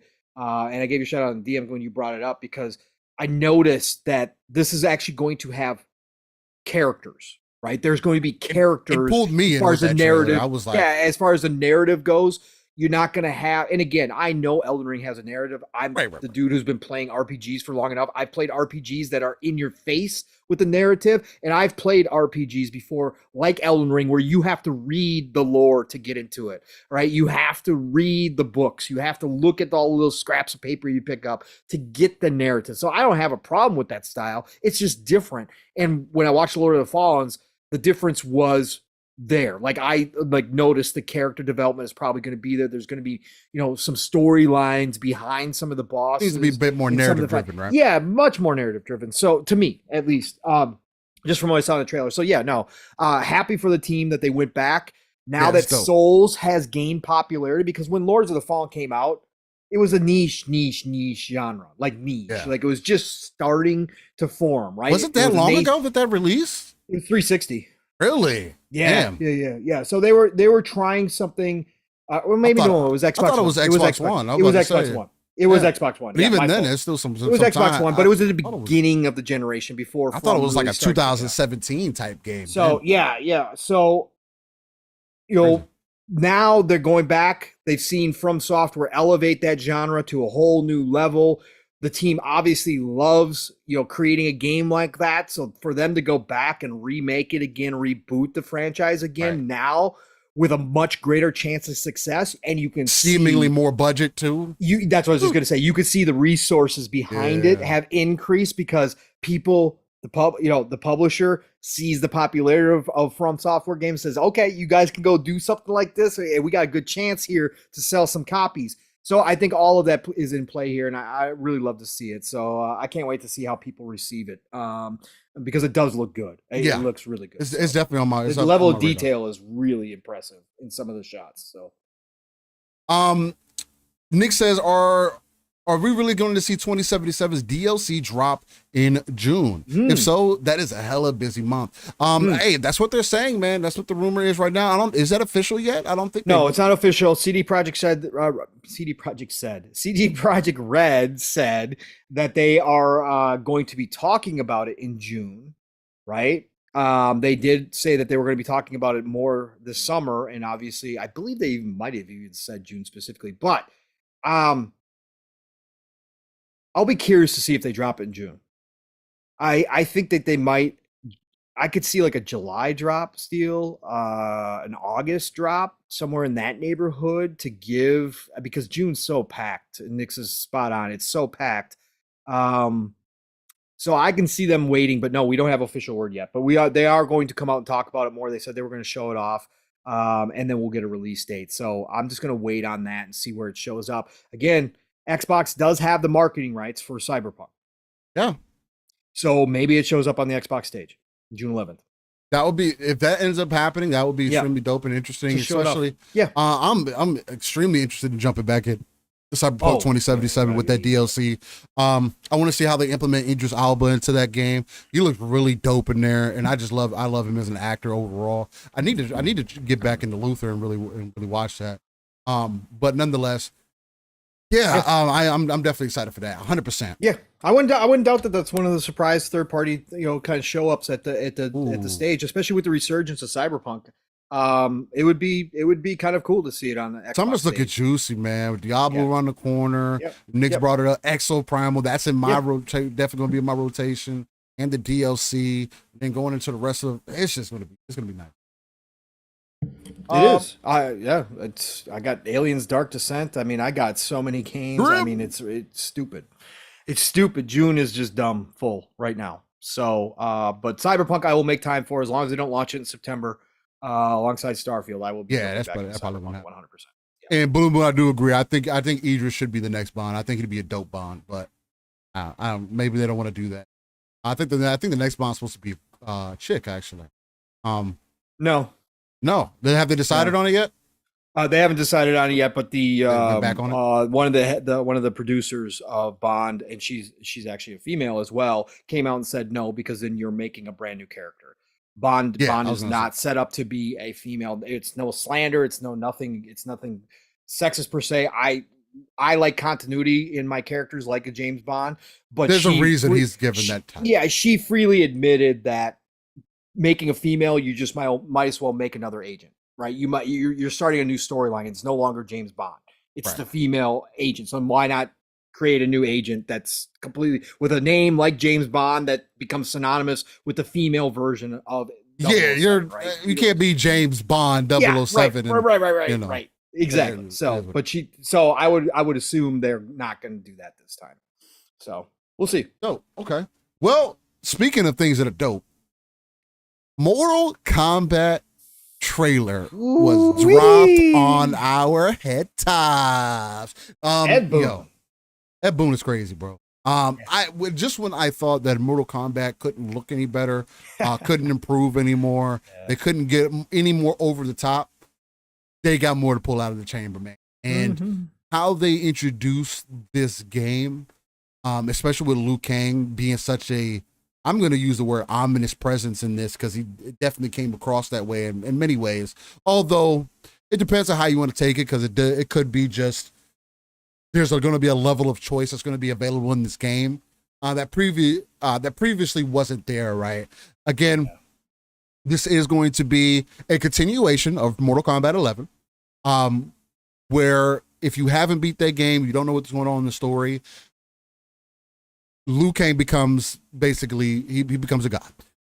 He also he rewinds time back to the beginning of everything, which is why this is called Mortal Kombat 1. So he could rewrite the story in his own timeline, so he could fix some of the things potentially. It's going to be interesting to see how this plays out. From what we've seen from the trailer, and some of the things that we are seeing and hearing behind the scenes, I do hope that this game does take more of a Armageddon style gameplay as far as the main story goes, the campaign goes. Or Shaolin Monks, I think it was another one that was of that same aspect, where you get to roam around and get into fights, and then I wouldn't mind if the main character battles were then the OG style of Mortal Kombat, you getting back into it. But as far as like you get to explore the world, you get in fights with random mobs of folks, and people try to jump you. You have different like sets of moves that you could use in this open world. Versus, or maybe they could be similar on how they're used in the open world to how they're used in actual combat, so you can have that consistency there. Although that would be a little bit difficult, so I'd imagine they changed it up a little bit. But it's kind of like what Tekken did back in the day, where they have the arcade mode to where you can run around, you just beating up groups of enemies, man. I thought that was super dope. I believe that I actually had co-op too, where you and a friend can get in there and just run through beating up enemies with each other and see how far you can go, kind of like a survival thing. And if they introduce something of that nature to this and really tie in the story elements really well, kind of retell that story in a nature that's going to be unique, especially with Liu Kang. The reason I say ominous is because the way he treated fucking Shang Tsung when he did that fatality on him, bro, I was like, yo, this man's about to go crazy. Because, you know, sometimes the one, Liu Kang's supposed to be the one in this universe. Power corrupts, Steel. Yeah, and that's something that Raiden has kind of been, you know, hitting that for a long time throughout the entirety of Mortal Kombat, and that you kind of see Liu Kang fight through the entire time that he's gone through this. So it's going to be interesting to see how he uses his godhood powers. Now, again, it could just be more on a decision-based standpoint, but I wouldn't be surprised if he ends up being like the boss you got to fight at the end. Prove to me that this is the path, or something of that nature. It'd be really cool. I'm excited for it. Again, Mortal Kombat, I feel, is a more I'm excited more for Mortal Kombat than I'll ever be for Street Fighter personally.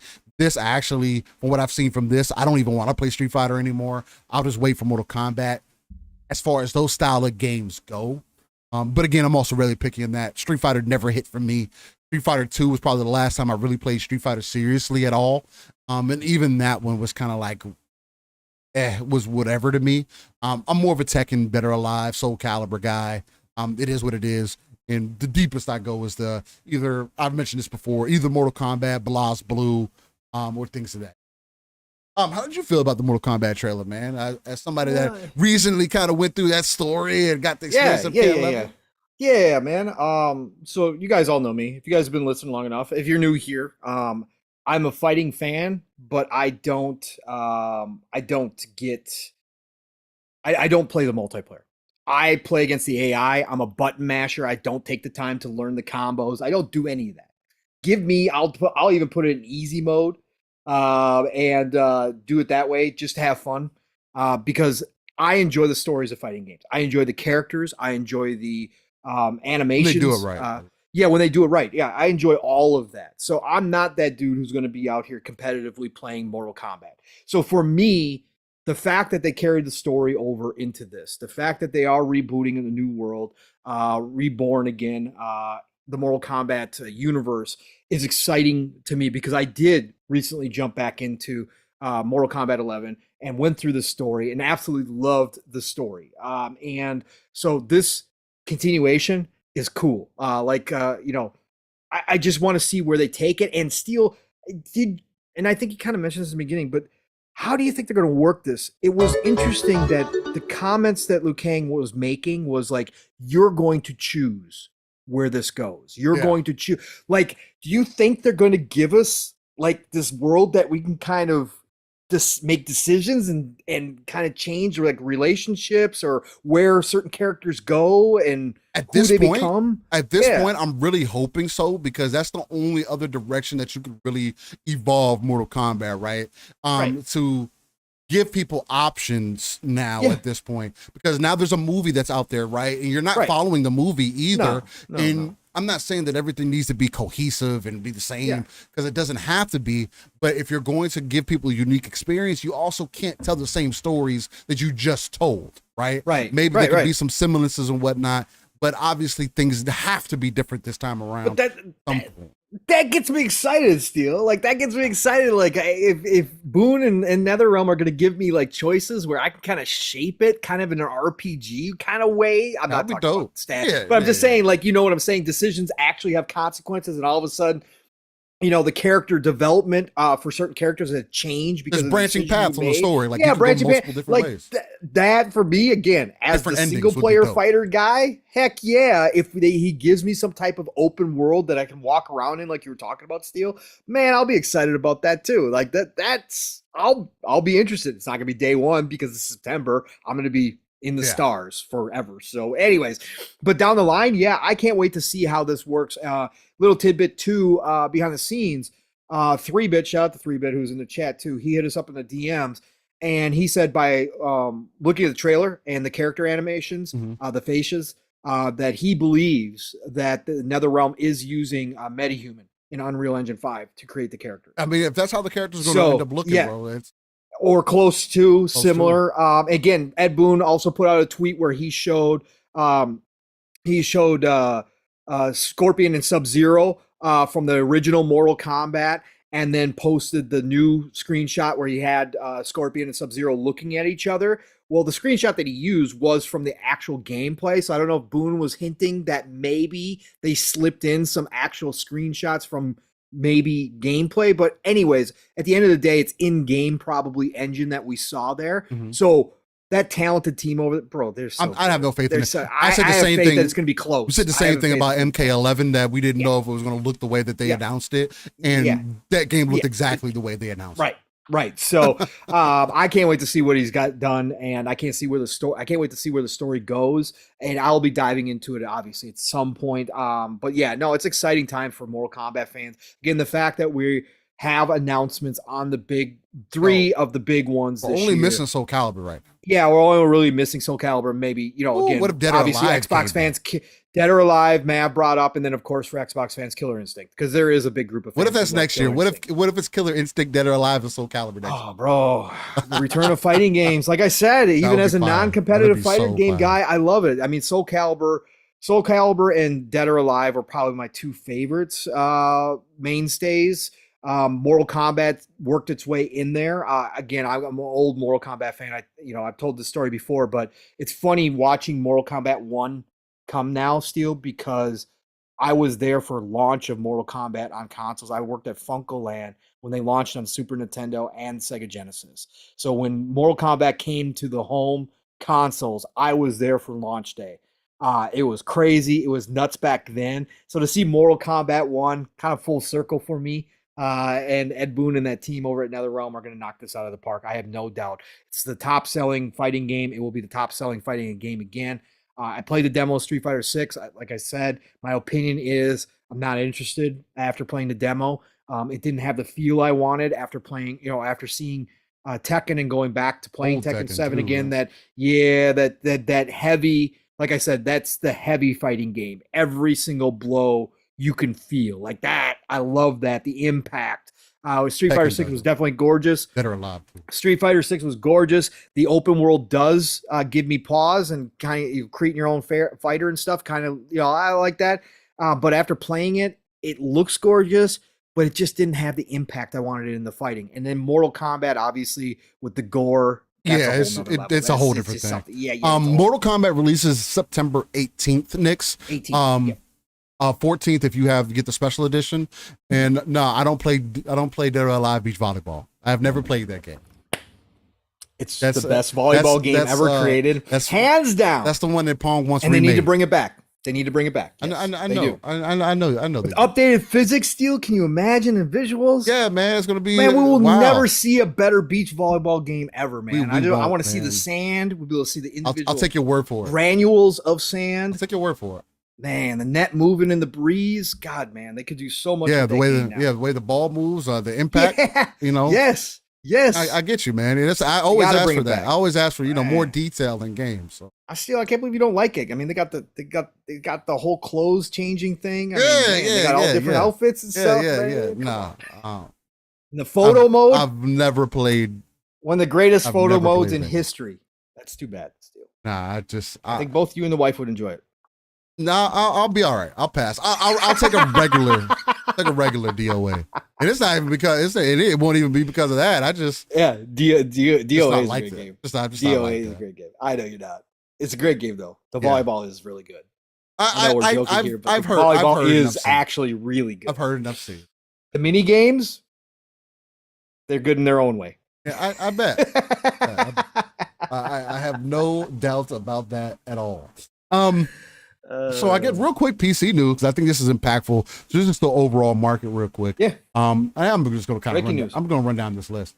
The RTX 4060 series is going to be launching in July. They're starting at $300, which is really dope for people who are looking entry level.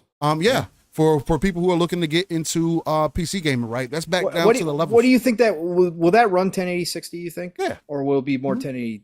No, that's 1080 60. Should do 1080 60 on like what medium settings? Probably, yeah. Somewhere in that neighborhood. Medium. That's a great entry point. That's an excellent entry point. Again, like me and Pong were talking about this before we went live, and also talking about a little bit behind backstage, because with some other things that are going on. But the biggest misconception, and part of the reason I wanted to bring this up, is because the whole power narrative that people always bring up, especially when it comes to PC. You really don't need to have a 4080, 4070, 4090, the top of the line processor to play these games at an acceptable level.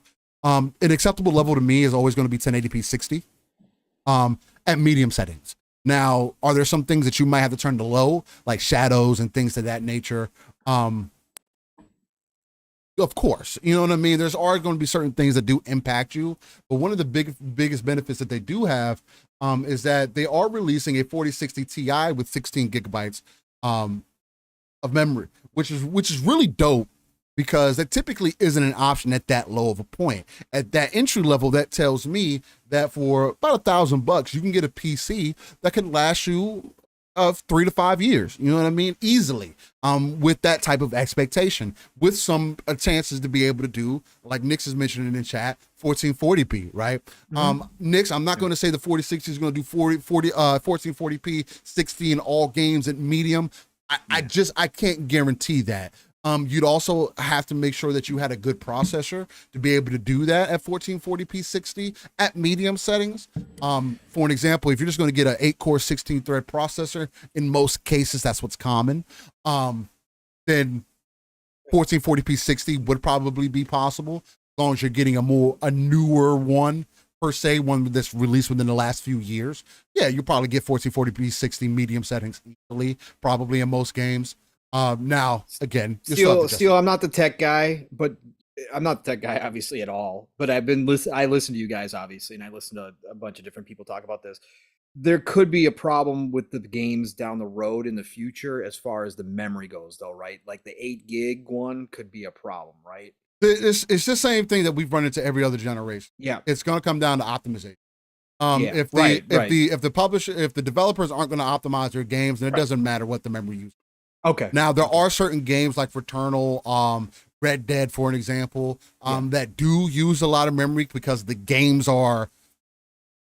they have a lot going on, or they're just really expansive games. Where you need a game like Starfield, for an example, you're going to need that additional memory, right? And until they optimize it more to where they could do more with it, for example, what they're going to have to do with the Series S for Starfield, for an example, then there's going to be time before they really nail out the optimization. But that's why it's also important for this whole 30 to 60 conversation for Starfield. It's going to be interesting to see how that plays out in the Series S, right? I still do think that it can do 60. I do think it's going to be at medium to low settings in most cases. Sure. But I do think it's going to be optimized for that and work pretty well.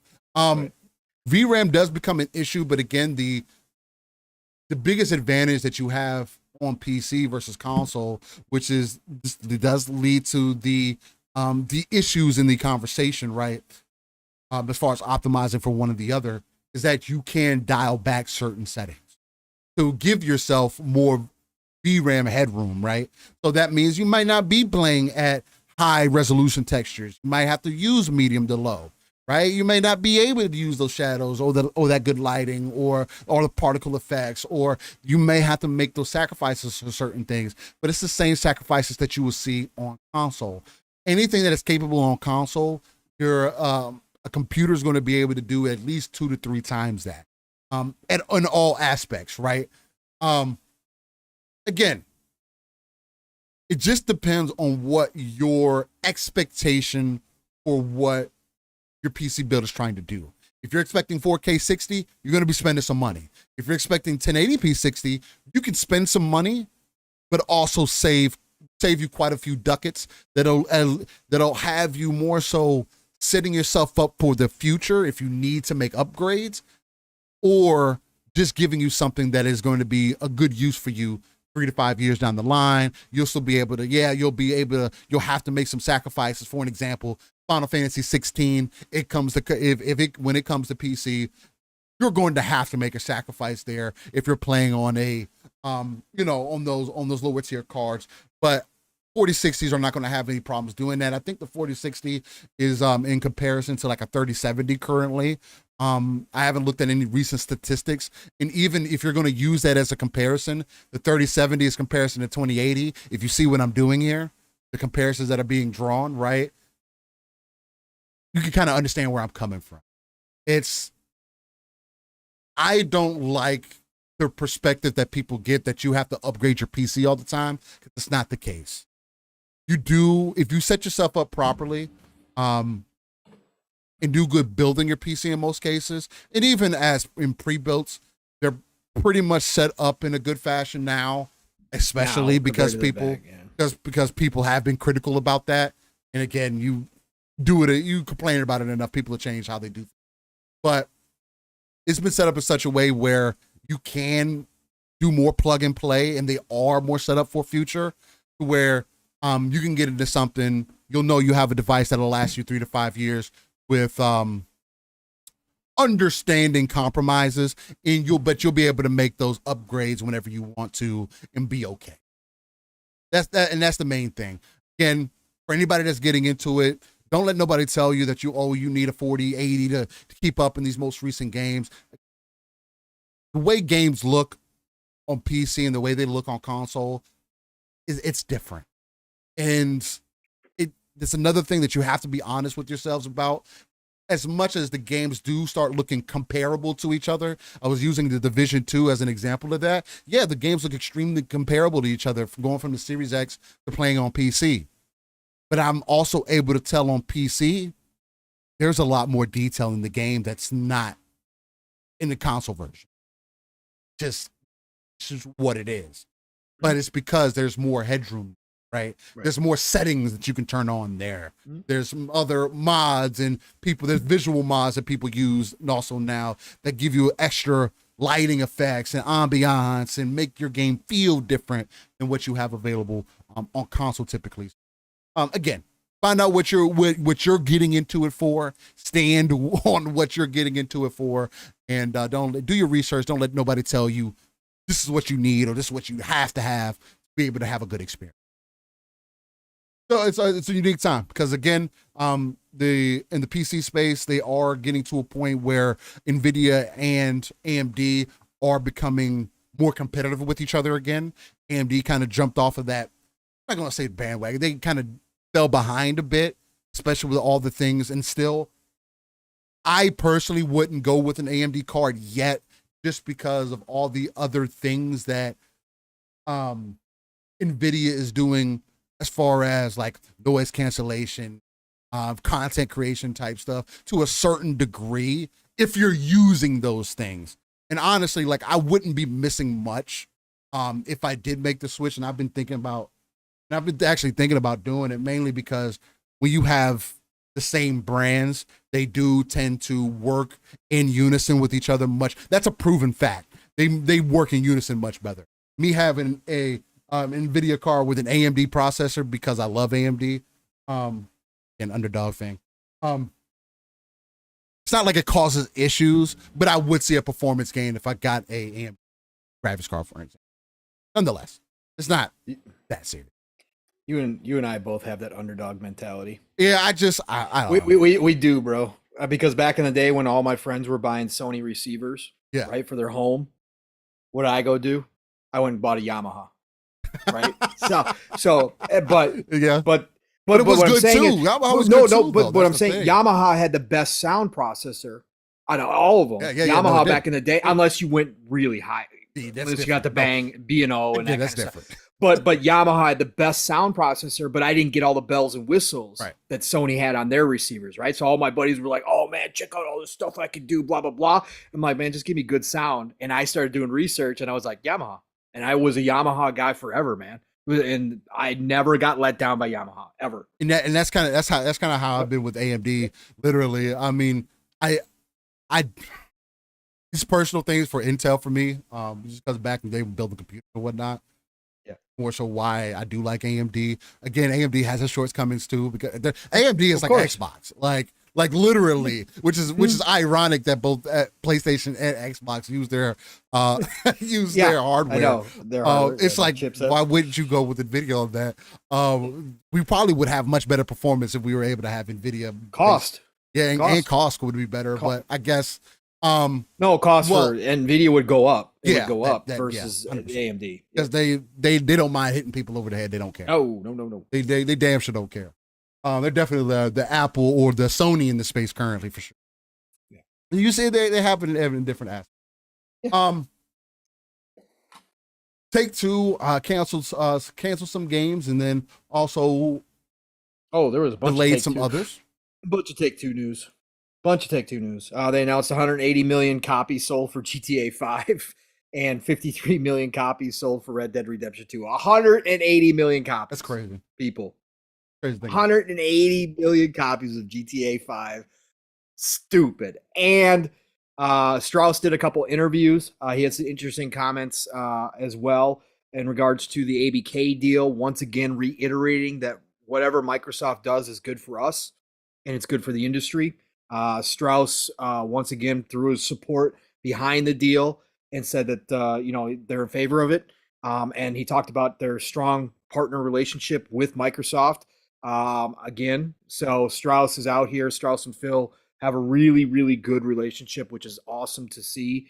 And then he also did another interview with GI.biz talking about the importance of E3. And then he thinks that E3, if it can come back, he believes that E3 still has an important role in this industry, and that he would like to see it go back to the older ways of E3 because he thought that those shows were vital from a business perspective for the industry, and that's where he also threw out the new name for enthusiasts. He called us prosumers. So he said we're prosumers, not consumers, but prosumers. And because he was talking about all the different people that show up at E3 in person. And he was talking about obviously the business side, the publishers, the developers, all that kind of stuff, the marketing people. But then he also said, you've got this group of gamers, consumers, and he goes, I should call them prosumers who also like to get involved in that. And he said that was really important to the industry as well. So yeah, a lot of Take-Two news. The cancellations are sad to me because Take-Two is making so much money. They're making so much money. I'd hate to see it. But he said in that interview that it was due to the fact that they have to make harder decisions these days because of the time involved, the money involved, and because now, and Stroud, this was his main point, we as gamers expect a certain level of quality from these games, and they can't just put out any game. And so for him, this is quality control, that they have to go in and cancel these games, kind of taking that Sony approach. We've seen Sony cancel a bunch of games over the past month and a half, 2 months. That's what Take-Two did here, was make decisions on games, tough decisions, and said they're not living up to the standard. We can't put these games out with the way that the development cycle is going right now, and they just canceled them instead. So kind of sad. They also said that they are going to, they had their investor call talking about the next fiscal year. And that's where the news came out that it looks like, because in their report, they've got a few games coming out, but they said one big game, and obviously everybody assumes that that's Grand Theft Auto 6, and that fiscal year is from April 2024 through about October of 2024. So everybody is now assuming that Grand Theft Auto 6 will be next year at some point. So I mean, it'll probably be about that time. Yep. It's been a decade. Yep. You can't keep working on the game. And the last leak that we saw from that game, I mean, the game was together. Pre-alpha. The game was together. Yeah. Oh, yeah, sure. You know what I mean? So, and it's like, as far as they were in, and again, I agree with Strauss on that point too, because the quality expectation has raised, and it wouldn't be crazy to think that they also cancel some of those projects to get those people working on GTA 6, potentially, just because they know the type of impact the game is going to be making. If they're on a home stretch, they could potentially release next year. especially with if the rumor is true that there's about a $1 to $2 billion investment in this game, and there has to be, because it's going to be another decade game. GTA 6, it's going to have another online component. You'll be crazy to think that the game's not going to release on long. It's going to be GTA Online 2. And I think that that's where the majority of that money is going, along with like brands and things, because I do think that the role-playing scene in GTA 5 has opened their eyes, along with the mods, has opened their eyes on what's the potential of GTA has, truly. Mm-hmm. If you guys, like, I would definitely suggest anybody, I'm not saying that you got to sit there and get involved and invested, but if you really get and check out some of those role-playing servers that they got for GTA, it's insane the type of things and the type of mods that people are using to really flesh out that world and make it more based in reality too, right? Not only a car stand front, but housing and just the world and how that's treated. And like people are literally living and breathing within the GTA. And it's crazy. It wouldn't be far-fetched to think that GTA 6 isn't going to do that same thing. I do also, this might be the first GTA where I'm really going to be enthralled with the story too, although we do know that some of the key players from the original GTAs, as far as the storyboarding side of things goes, have left, so they're not there.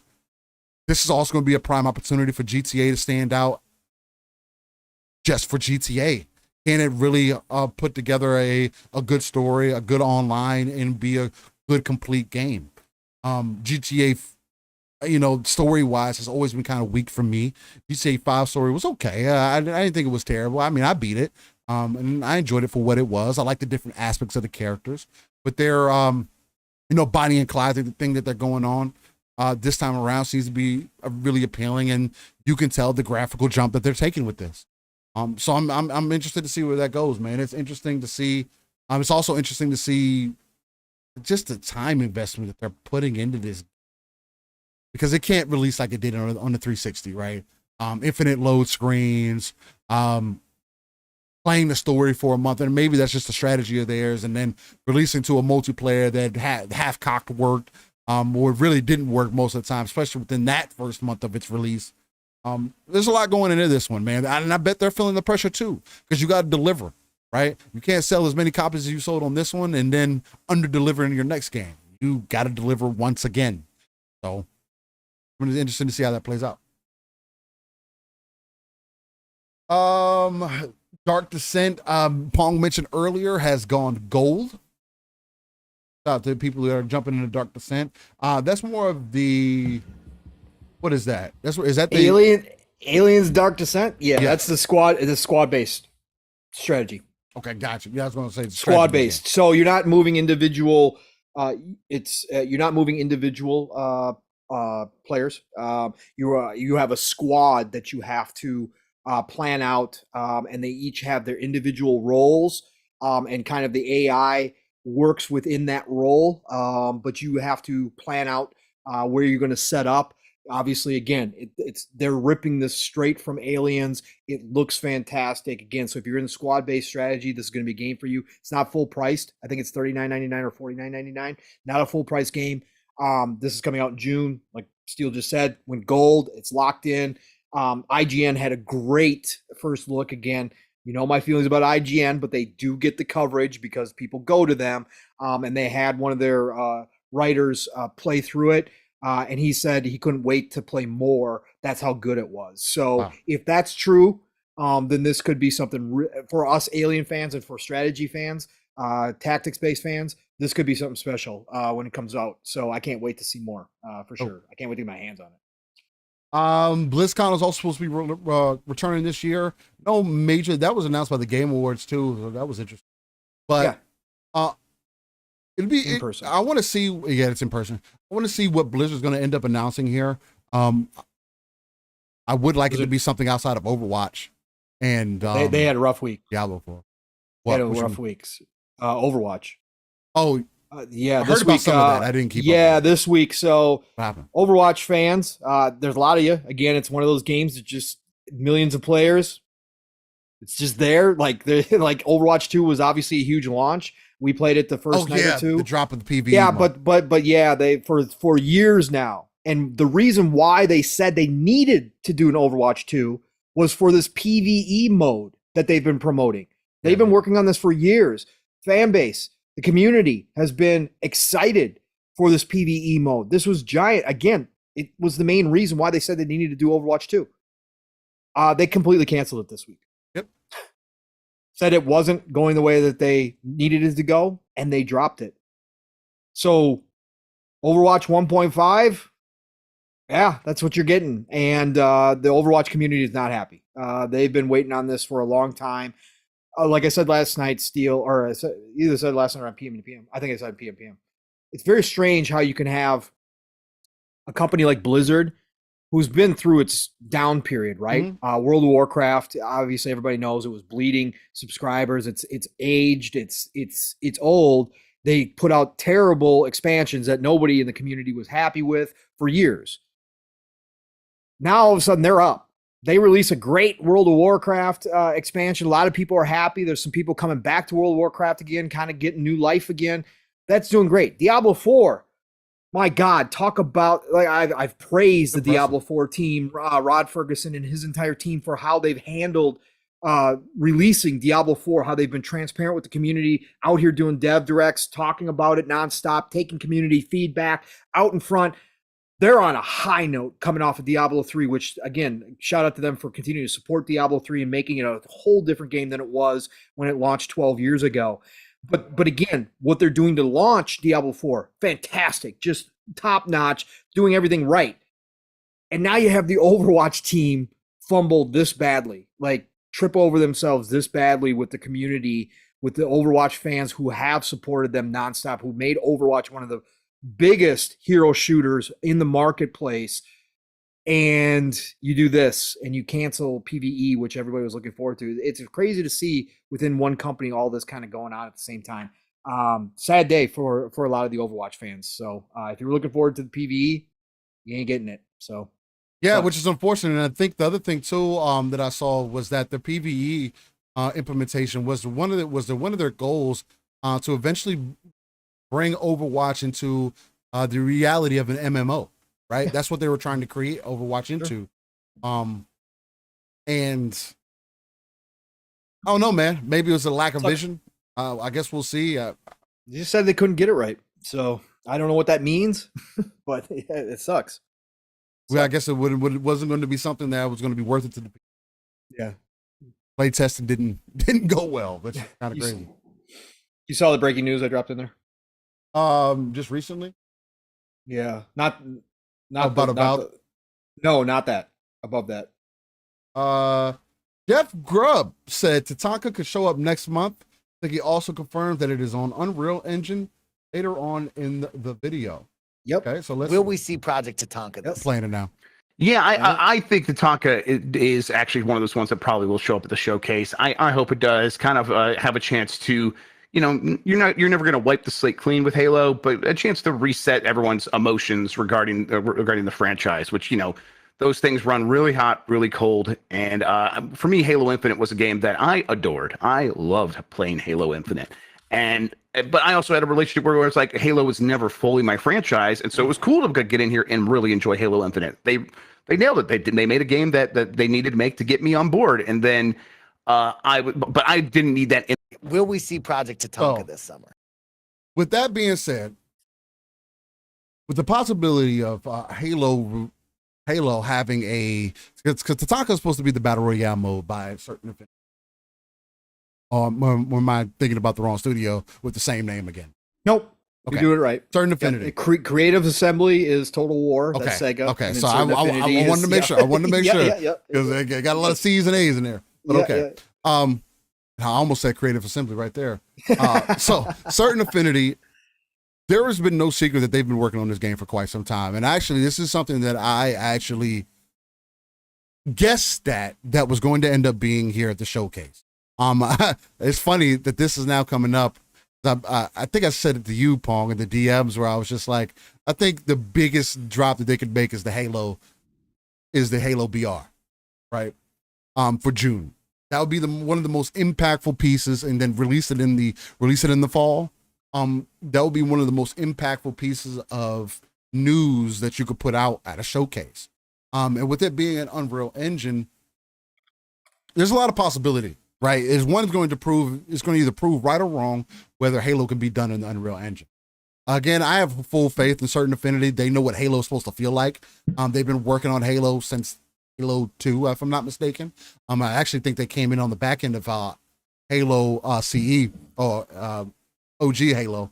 So they've been with it for quite some time. And if there's anybody that I personally think should probably be, and again, it is going to be dependent on what we get from whatever Tatanka is from Certain Affinity, but I do think that they are one of the main proponents of building 343 back up to success, right? I think if anything, Xbox should acquire them and fold them into 343 at this point.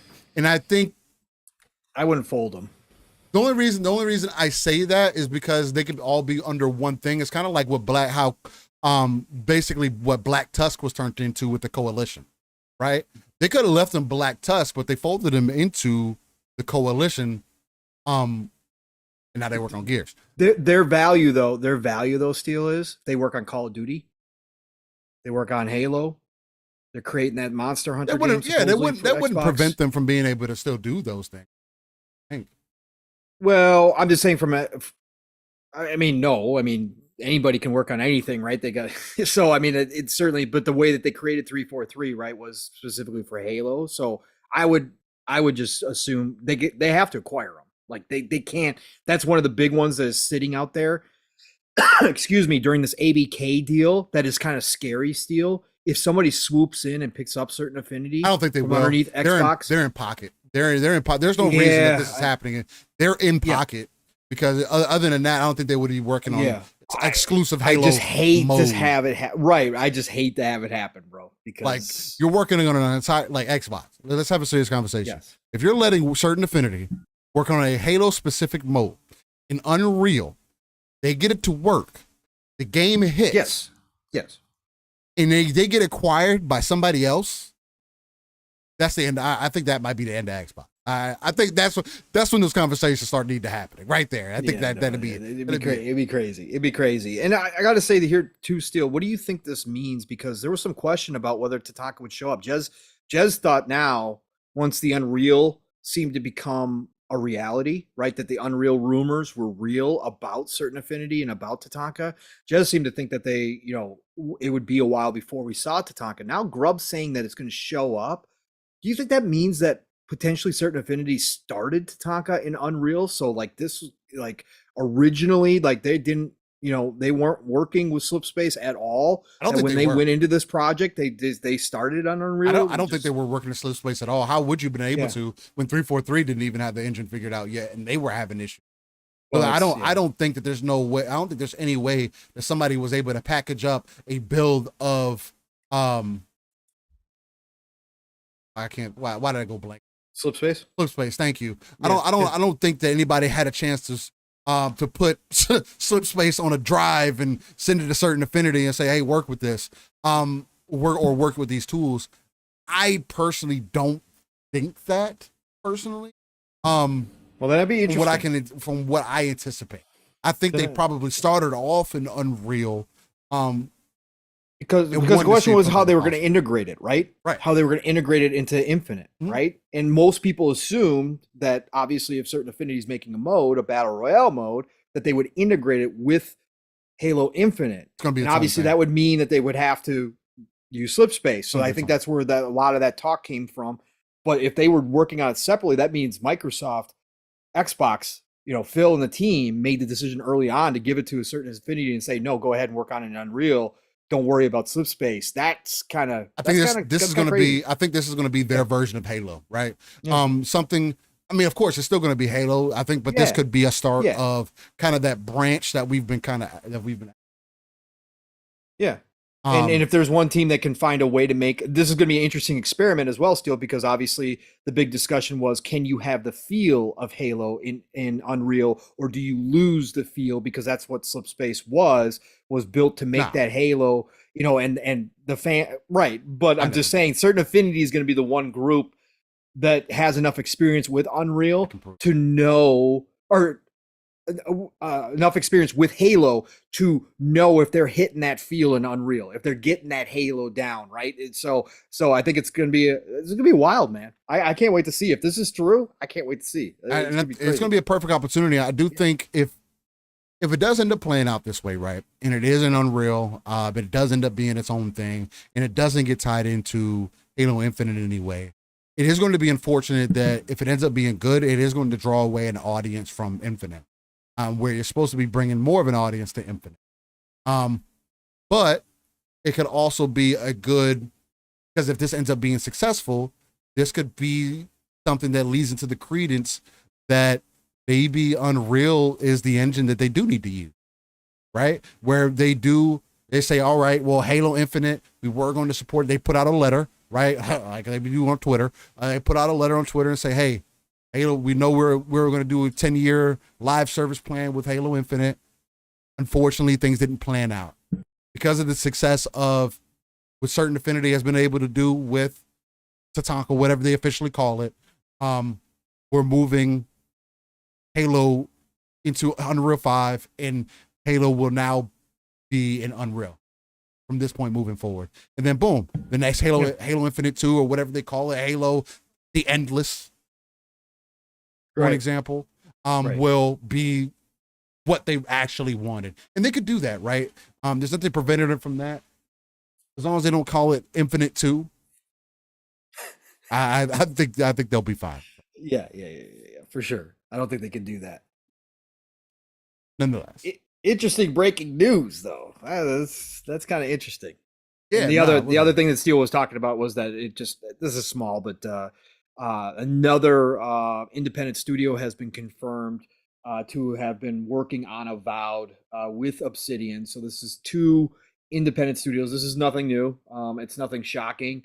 This happens all the time in this industry. Again, The Last of Us had over 2,000 people working on it. The Last of Us Part 2 had over 2,000 people, and a lot of that was outsourced. But this, to me, shows that the scope of Avowed could be quite large. Some people just thought that it might be a smaller Outer Worlds type experience to an Elder Scrolls. But to me, the more that we hear, the more teams working on this game, I think Avowed could be a much bigger experience than even like the Outer Worlds was. So I'm hoping so because I want to see an Elder Scrolls like game from Obsidian because of how well they did with Fallout New Vegas. I'd love to see them take that formula. Again, it's not going to be exactly the same because it's not Creation Engine, it's Unreal Engine 5. It's not going to have the same type of sandbox per se that you're going to see in an Elder Scrolls game, but I'd like to see Obsidian take on a bigger scope fantasy game, which they bring their expertise, which is the writing, which is the character development in the Pillars of Eternity space, and make this something like that size where I look at the world and go, damn, I can't wait to run over there. I can't wait to go find out what's on the other side of that forest, or what's in that forest, or what's up that mountain. I'm excited for Avowed. I think we see Avowed, obviously, on Xbox's stage for the showcase. So we're going to get a glimpse, and I can't wait to see. And the fact that they've got these other teams working on it with them gives me, piques my interest, gives me a little excitement. They got a lot of people working on this game. It's going to be fun. No, that's definitely going to be interesting to see how that plays out, because that kind of tells me that the game may be a little further out than anticipated, right? I don't know. At least to me, next year. It's next year. Next year. Yeah, Phil in that interview gave the roadmap. There's no doubt about it. When he listed off the games, in that case, never mind. And he said Starfield, Motorsport, Hellblade 2, and Avowed. For some reason, I thought that was supposed to be, people are rumoring for it to possibly come out this year. I think we had originally thought that it was possible it was going to come out last year, but then we found out that they moved from Unreal 4 to Unreal 5, and we also heard that they kind of had a soft reboot at some point about 2 years ago.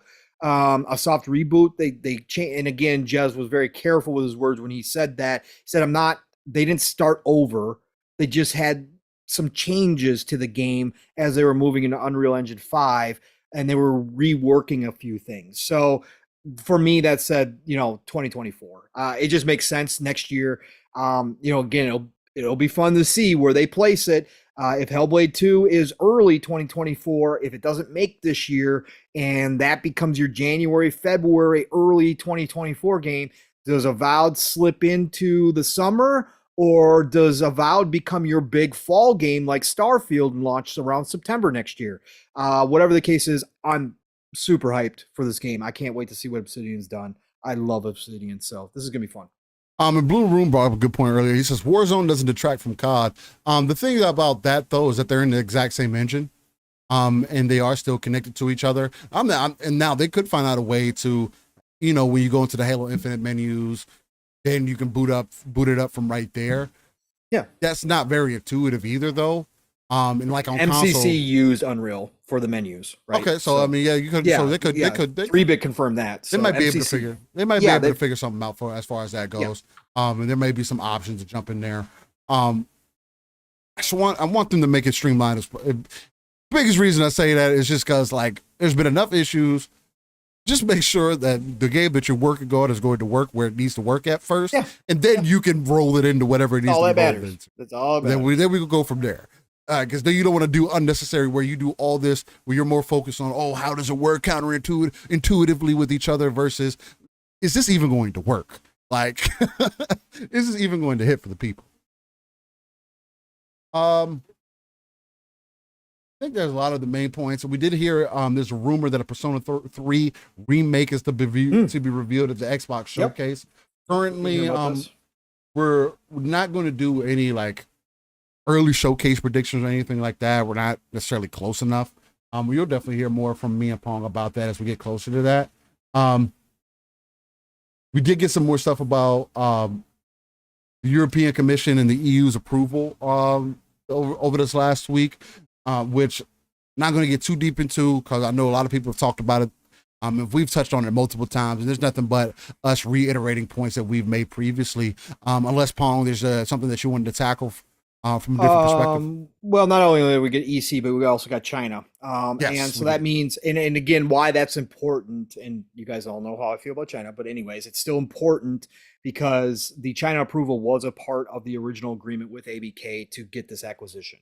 So they needed the EC, China, FTC, and CMA to all approve through the contract that Xbox has with Activision Blizzard to make the acquisition. So China was important enough to be included in there. So we got to say that's big because now that means 2 of the big 4 are approved. And overall, now we have 37 or 38 approvals worldwide versus the CMA's block and the FTC's move to block. So you're talking about the vast majority of the world approving this deal and two regulatory bodies trying to block this at this point. The EC was obviously the biggest one this week, and again, Satya went on an interview and was asked if there was a world in which they would sell content to the United States because it was approved here, but not sell to the UK because it was blocked there. And Satya put on his famous smirk and said, let's just see how it all plays out. Let's wait until it all plays out.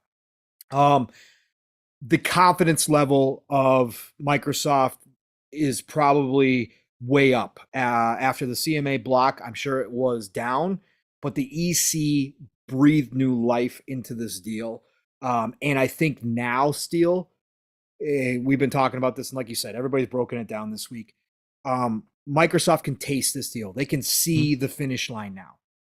And I don't think at this point that Satya is going to allow one regulatory body, because I do believe they think that they can beat the FTC in the courts here. I don't think that they have any, it's in the 90 percentile that I think that they believe that they can beat the FTC in the court system here in the United States. So that leaves one country, one regulatory body as the outlier, and the biggest deal in Microsoft history at $70 billion.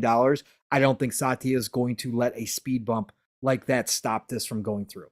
They are going to do whatever necessary. I believe that they're going to find other ways. If the CMA refuses to back down, which I think right now, I would say the CMA is not going to back down. However, I also think that behind the scenes, this time frame that we're kind of waiting on this process, because the CMA hasn't formalized that decision. Microsoft needs to send its response in, which is probably going to happen next week. I think during this time frame, with the political pressure from Parliament being put on the CMA, with the overarching kind of conversation happening about how the CMA is making a bad decision here for a multitude of reasons, the political pressure is over the top right now. I think behind the scenes, everybody's trying to find a way to have the CMA reverse course without anybody losing face, without the UK government being looked as if they pressured the CMA, which is the reason why the CMA is independent. There's not supposed to be any political pressure.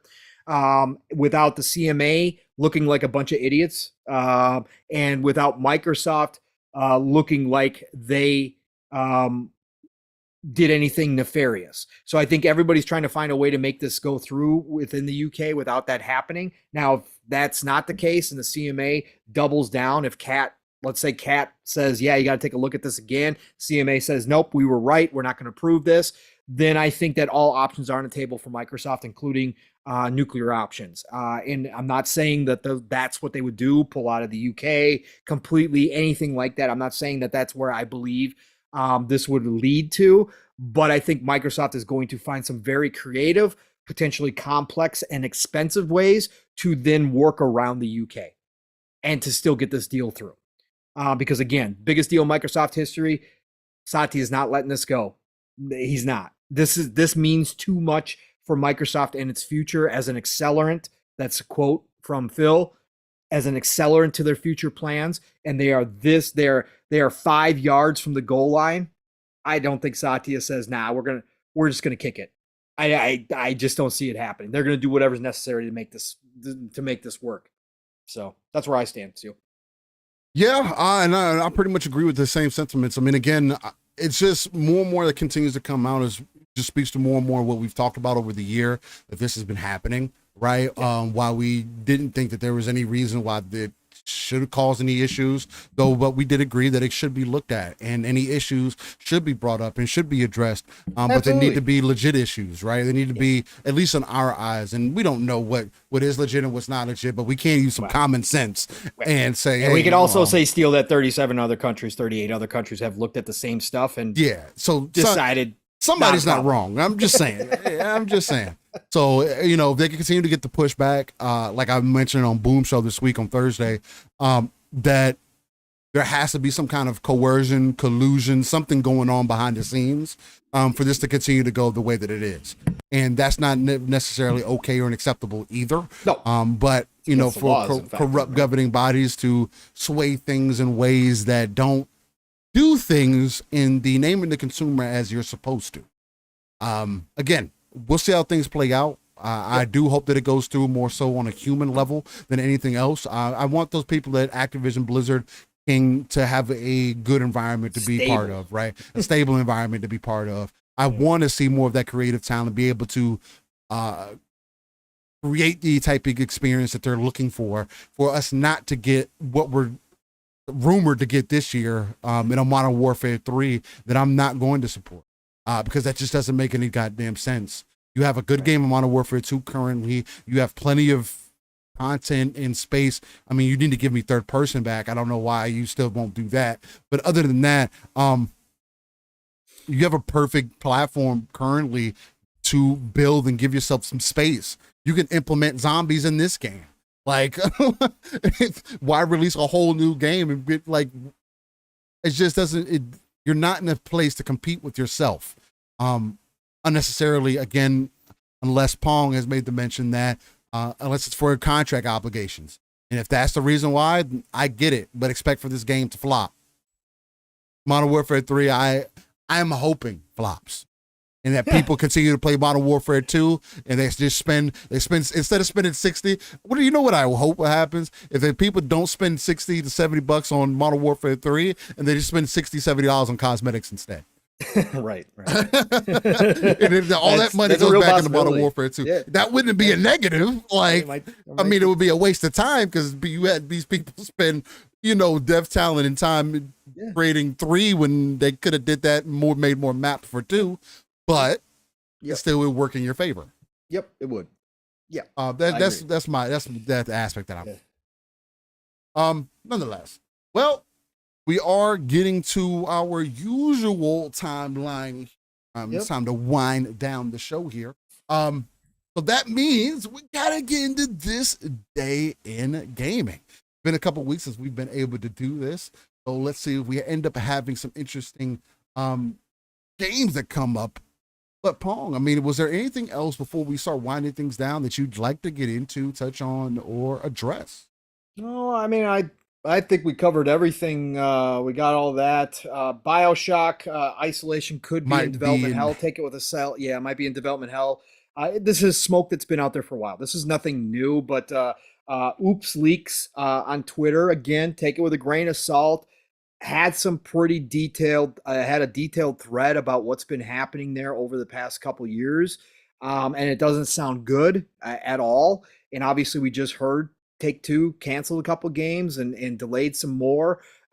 That's obviously BioShock could be included in that mess there.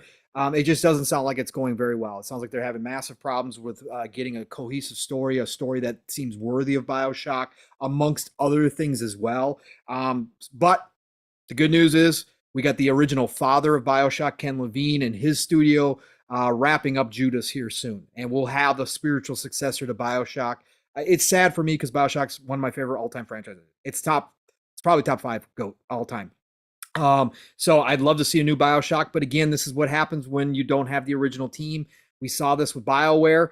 We got a lot of questions about Mass Effect and Dragon Age, what those are going to look like without basically the entire original team that put those games together. You just never know what's going to happen. And so BioShock could be in hell here. We'll find out. We already talked about the Lord of the Rings multiplayer MMO coming from Amazon. They made a deal with Embracer Group to start developing this. It's early development, so I don't expect to see that anytime soon. WrestleQuest. A lot of people were looking forward to WrestleQuest. That has been delayed. They're going to talk about it more later. It was supposed to come out this month, I think, WrestleQuest. Small indie title, but it looked really cool. So WrestleQuest is where you're a wrestler, but it's an RPG. So it looks absolutely fun. That got delayed this week as well. I think that's about it. Yeah, I think that's about it. Legend of Zelda, Tears of Kingdom, 10 million sold. Yeah, 10 million sold. 3 days? My God. I mean, again, we knew it was going to be giant. This isn't shocking. I will say, even as a I still have zero interest in it whatsoever. But watching everybody create stuff, I got to say that hats off to Nintendo and that team, how they got the Switch to have this many mechanics that work together. It's solid. Again, watching the videos of people, I sent Steele a tweet. Some dude created a drone and a attack robot that worked in unison without him controlling it. Like, I did not know that it had this type of mechanics in this game for the crafting. It boggled my mind to watch this video and seeing mechs and seeing all sorts of creations. This game's going to be played for a long time, which all Zeldas always are, but this game is going to be talked about for a long time. People are doing blueprints now for their this is going to be insane.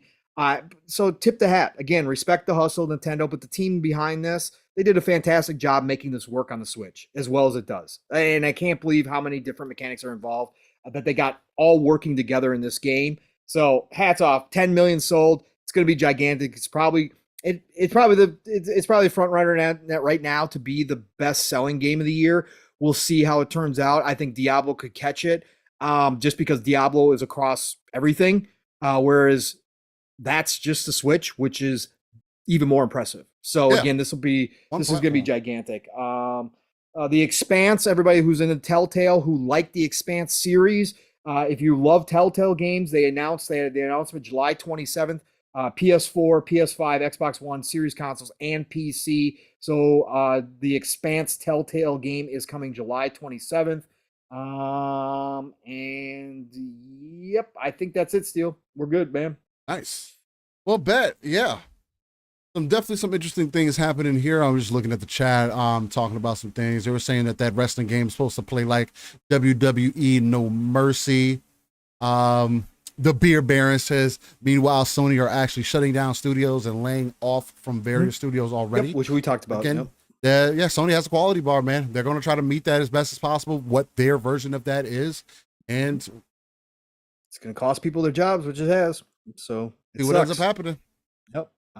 I feel terrible for some of those teams, man, that put all their eggs in the Sony basket, and Sony walked in and said, "Nope, not good enough for us. Cancel it." And now, Yeah, like all the people they hired Vampire gotta go. Vampire the Masquerade Blood Hunt. Blood Hunt, yeah. That's one of the games that their studio they're ending support for it. They are keeping the servers up as long as people are going to be playing the game. Yeah. Apparently, but the game's not everywhere, and the game is not marketed by Sony. Nope. Which is another unfortunate thing because it's actually a pretty good game for a BR, especially based off of vampires. This one had a lot of potential. I do think that it needed to be everywhere, and I do think it needs a wider audience. I'm kind of surprised that, I mean, I guess because whatever contract that they have with Sony doesn't allow that to happen. Yeah, But should be on Game Pass. Game night, yeah, it shouldn't, wherever it can be available at. It's like that, man. But hey, it happens. Games are made. Games are risky. It's a high risk industry, and some of them in support after some time. So Yep. see how things play out. All right, ladies and gentlemen, let's get into this day in gaming. Again, this is another part of our show that does make us quite unique. Again, where we go 30 years in gaming history, just so we can kind of Makes know. us feel old. Well, that too. But just so we know where we can come from, or where we have come from. Because again, value is in the eye of the beholder. Gaming is art and should be treated as such. And so let's get into it. Vampire Survivors is better and costs like 10,000 times less to make. I don't agree. Totally different genre. Different game. Yeah. Different type but of game. No, for I sure. Vampire Good game, Survivors. but I wouldn't say it's Vampire Survivors got all the popularity that it deserves, and then some. It definitely. I'm happy for that developer, man, because fantastic game. Fantastic. 1,000%. All right. So on May 20th in 1988, on the NES, you had Cayman no Ninja Akage. Ooh, starting off with a little steel kind of flavor. I like it. Yeah, you know, I like like that. it. 1988. I was In 88. years old. Let's go.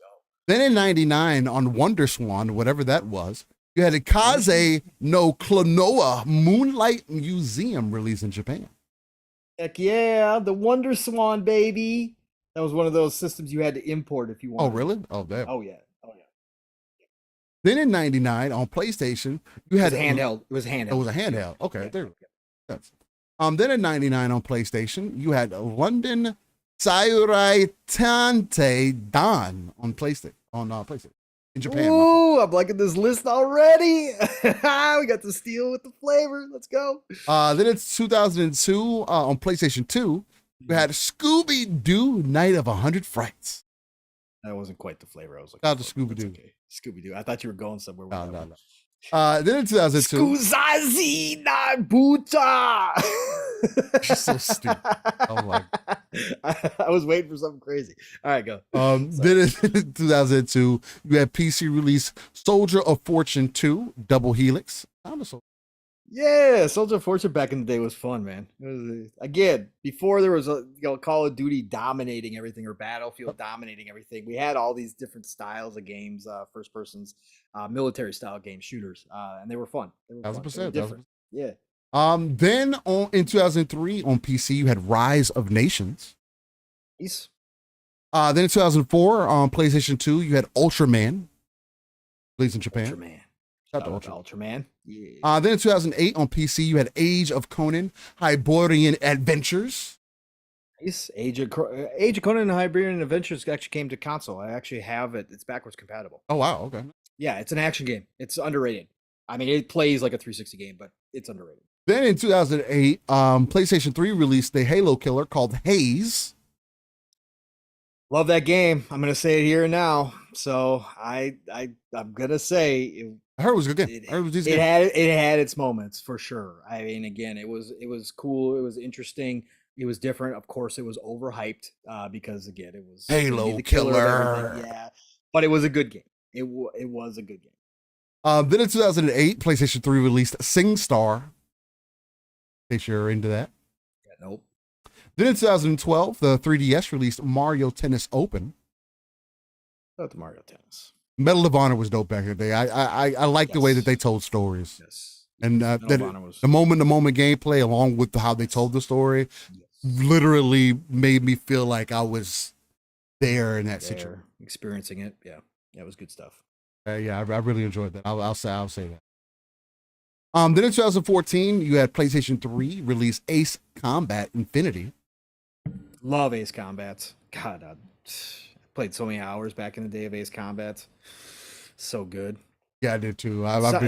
Keep thinking about that. Side note too, by the way, Seal, I looked it up real quick. Wonder Swan was actually made by Bandai. Really? Back in the day, yeah. Damn. It was their handheld. It lasted 4 years in Japan. Oh wow. Yeah, Damn. 99 to 2003. But yeah, they tried. Interesting fun fact. Yeah. Then in 2014, you had PC, PlayStation 3, and Xbox 360 release Darksiders Collection. Shout out to Darksiders. Yep, Darksiders. Great games. Yep. Then in 2014, yeah. Then in 2014, PlayStation 3 released Dragon Guard 3. Underrated RPGs, I heard for sure. A little bit of jank, but story wise and gameplay wise, it was very well done and underappreciated because again, there were so many RPGs, JRPGs at the time that a lot of these games kind of flew under the radar. But very good game, Dragon Guard. Liked it. Nice. Then in 2014, you had PlayStation release Dungeon Shotenakai Densetsu no Ken Hajiman Minashita. My Saturday is complete. Do it again, Steel. We gotta get another one. I wasn't expecting it was that long. Let me see if I can do it better. So you had Dungeon Shotenkai Densetsu no Ken Hajime Mashita? Hajime Mashita. So Dungeon Shotenkai Densetsu no Ken Hajime Mashita. Wow. This is how you would say that. Love it. Okay, what is that in English? I don't know. It's a dungeon game. I don't know what it is. Yeah. Oh, okay. It is. Let's find out. It's like it's a dark dungeon. That's what all that meant. It said experience a timeless RPG masterpiece. That's what it translates to? No, that's not what it translates to, but that's what the game is. I thought you were saying it's a dungeon experience, the RPG. I thought it gave the descriptor in the title. Oh my God, that would be hilarious. No, that would be hilarious. It sounds like it should. Yeah, it should. Then in 2014, you got PlayStation 3 release Mugen Souls Z. Nice. There's that. Then in 2014, PC and PlayStation 4 released Transistor. That was Transistor. Transistor was fun. I had some fun moments in that game. Yeah. Then in 2014, you had PC release Vertical Drop Heroes HD. Woo. Then in 2016, you had PC release Postal Redux. Postal. Shout out to Postal. Then in 2020, you had Nintendo Switch and PC release Cannibal Cuisine. Okay. Then in 2021, you had Nintendo Switch, PC, PlayStation 4, Xbox One, and the Xbox Series X release. And I want you to realize what console was announced here first. Nintendo Switch. The name of this game is Just Die Already. Just Die Already? Yeah. Just Die Already. Yep. I remember that. Just saying. Interesting. Isn't that tower game? I think that's that tower game where you run through the tower, multiplayer. It's Old People Mayhem sandbox game. Oh, created now I know by which the one. designers of Goat Simulator. Yeah. Now I know which one. I was thinking about the other. I was thinking about the other weird one. Yes, this is the one where you have the old people and you. Yes, Goat Simulator with old people is basically what it is. Interesting. Yes. Yeah. Literally, senior citizens. Then in 2021, you had Nintendo Switch release Rune Factory 5. I'll be right back, Steel. Hold on. Are you good? Then in 2022, you had Linux and Macintosh PC release Apico. Shout out to Apico. Tim the Sorcerer Still, they could have used you in Ghostwire Tokyo as an optional traditional Japanese. Hey, they should. I need you do some voiceover work for them. Yeah, I'll practice it. I'll say it. And I'll say the mess out of it too. Much emphasis as you need. Then in 2022, Nintendo Switch and PlayStation 4 released Cotton Fantasy. Not the Cotton Fantasy. And then in 2022, PC, PlayStation 4, PlayStation 5, Xbox One, and Xbox Series X released Dolmen. Which Dolmen's another one of those Souls-esque type games. I heard it was actually a decent game. I thought about jumping in there for a time or two to see what that's like, but there is Dolmen. So, shout out to your This Day in Gaming segment. This is your episode 102 of Living Split Screen. 103 is happening next week, and that is going to signify the end of season 2, with 104 being the beginning of season 3. So shout out to everybody who's been with here for almost 2 seasons, man. We're on that road to 1K. Hopefully we can also hit 3K by the end of this year. I am going to try to hit some additional content streams this week, just so we can make sure that we get things posted out there. We got content coming. We are also working on some other things behind the scenes. So that's going to be interesting to see how those play out, just as far as ease of use and access and whatnot. And this man has a smile on his face, so I think I already know what that means. The eagle has landed, sir. I think I already know what that means. So that's there's some exciting things happening behind the scenes, ladies and gentlemen. So we'll see how things pan out. But with that said, it has been a wonderful episode 102 with you guys. I appreciate all the commentary and chat today. Another passionate conversation to be had. 103, sorry. 104 next week. I said that completely wrong in the beginning. Good God. So 103, end of, 104 would be the end of season 2, and 105 will be the beginning of season 3. Excuse me, let me correct myself. Goodness. But nonetheless, with that being said, John TJ, appreciate you for coming through. Calorie. Again, appreciate you for all tuning in. Please hit that like button on your way out. Share us out. Leave a comment down below if you can. It definitely helps out with the algorithms. And with that, let's get the beautiful people out of here so I can get something to grub on and we can be good to go.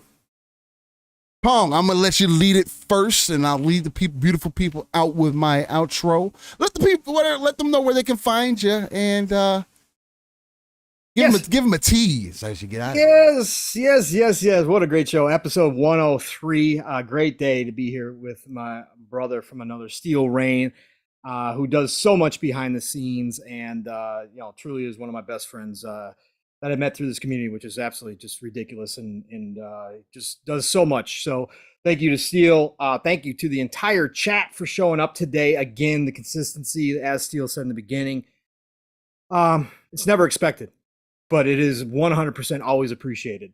And it's nothing but love and respect to each and every single one of you as we are on this road to 1,000 and then beyond. And that's what we're doing. And I can't thank you guys enough. So continue to hit that like button, share us out when you can. But if you're lurking, if you join us in the chat, 5 minutes or 4 hours, it don't matter. All the same.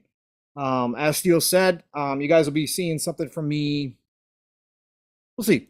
I'll be having a surprise post at some point here. Got some things working in the background. We're going to have some fun. We're going to have a good time, and expect some bigger things coming up. So that'll be going out. But tonight you can find me on the Shop Podcast PTK Blam's channel. Fuzzy Belvedere, of course, is there. Myself. And tonight we got the one and only Slow-Mo Backslap jumping on into the shop. So it'll be an interesting night. We're going to have some fun over there. We had Forte jump into Xbox Ultimate last night, man. Those two dudes are hilarious. But Slow-Mo is going to be fun tonight on the Shop Podcast. So join us there, 9 p.m. Eastern, 8 o'clock Central Time. And then, of course, next week, it starts all over again. Double Barrel Gaming, Mr. Boomstick, Xbox Factor Podcast every Tuesday, 12 p.m. Eastern, 11 o'clock Central Time. And then, of course, Thursday nights, it's on Fun Speculations channel, PM in the PM, Pong and Mav in the PM. That starts at 7 p.m. Eastern, 6 o'clock Central Time. Two-man show. We have a great time every Thursday night. Sometimes we have a guest, but normally it's just him and I. Same kind of deal as Steele and I got going on here. So jump over there, check that out. And then every Friday night, Xbox Ultimate, 10 p.m. Eastern, 9 o'clock Central Time. We had another crazy show last night. Mav baited Gaming Forte to jump into the show by slandering Nintendo so badly last night. And then we had, yes, it's called Xbox Ultimate. Yes, we're supposed to be talking about Xbox, but Mav and Forte had a 45-minute conversation, 30-minute conversation to end the show about Nintendo Switch. So it was an interesting night, to say the least. We always have a good time there, though. We were laughing.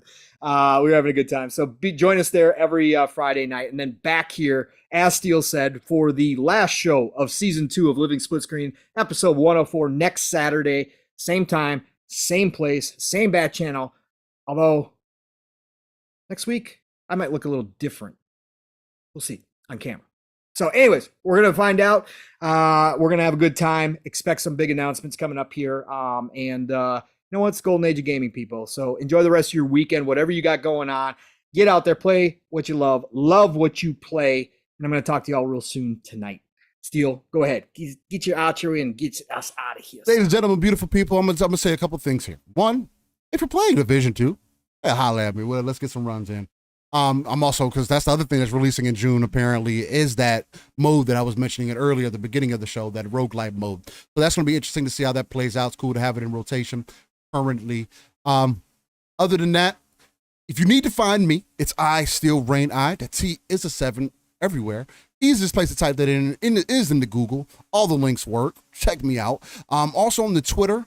Come hit me up in a DM, chop it up. We can talk about whatever.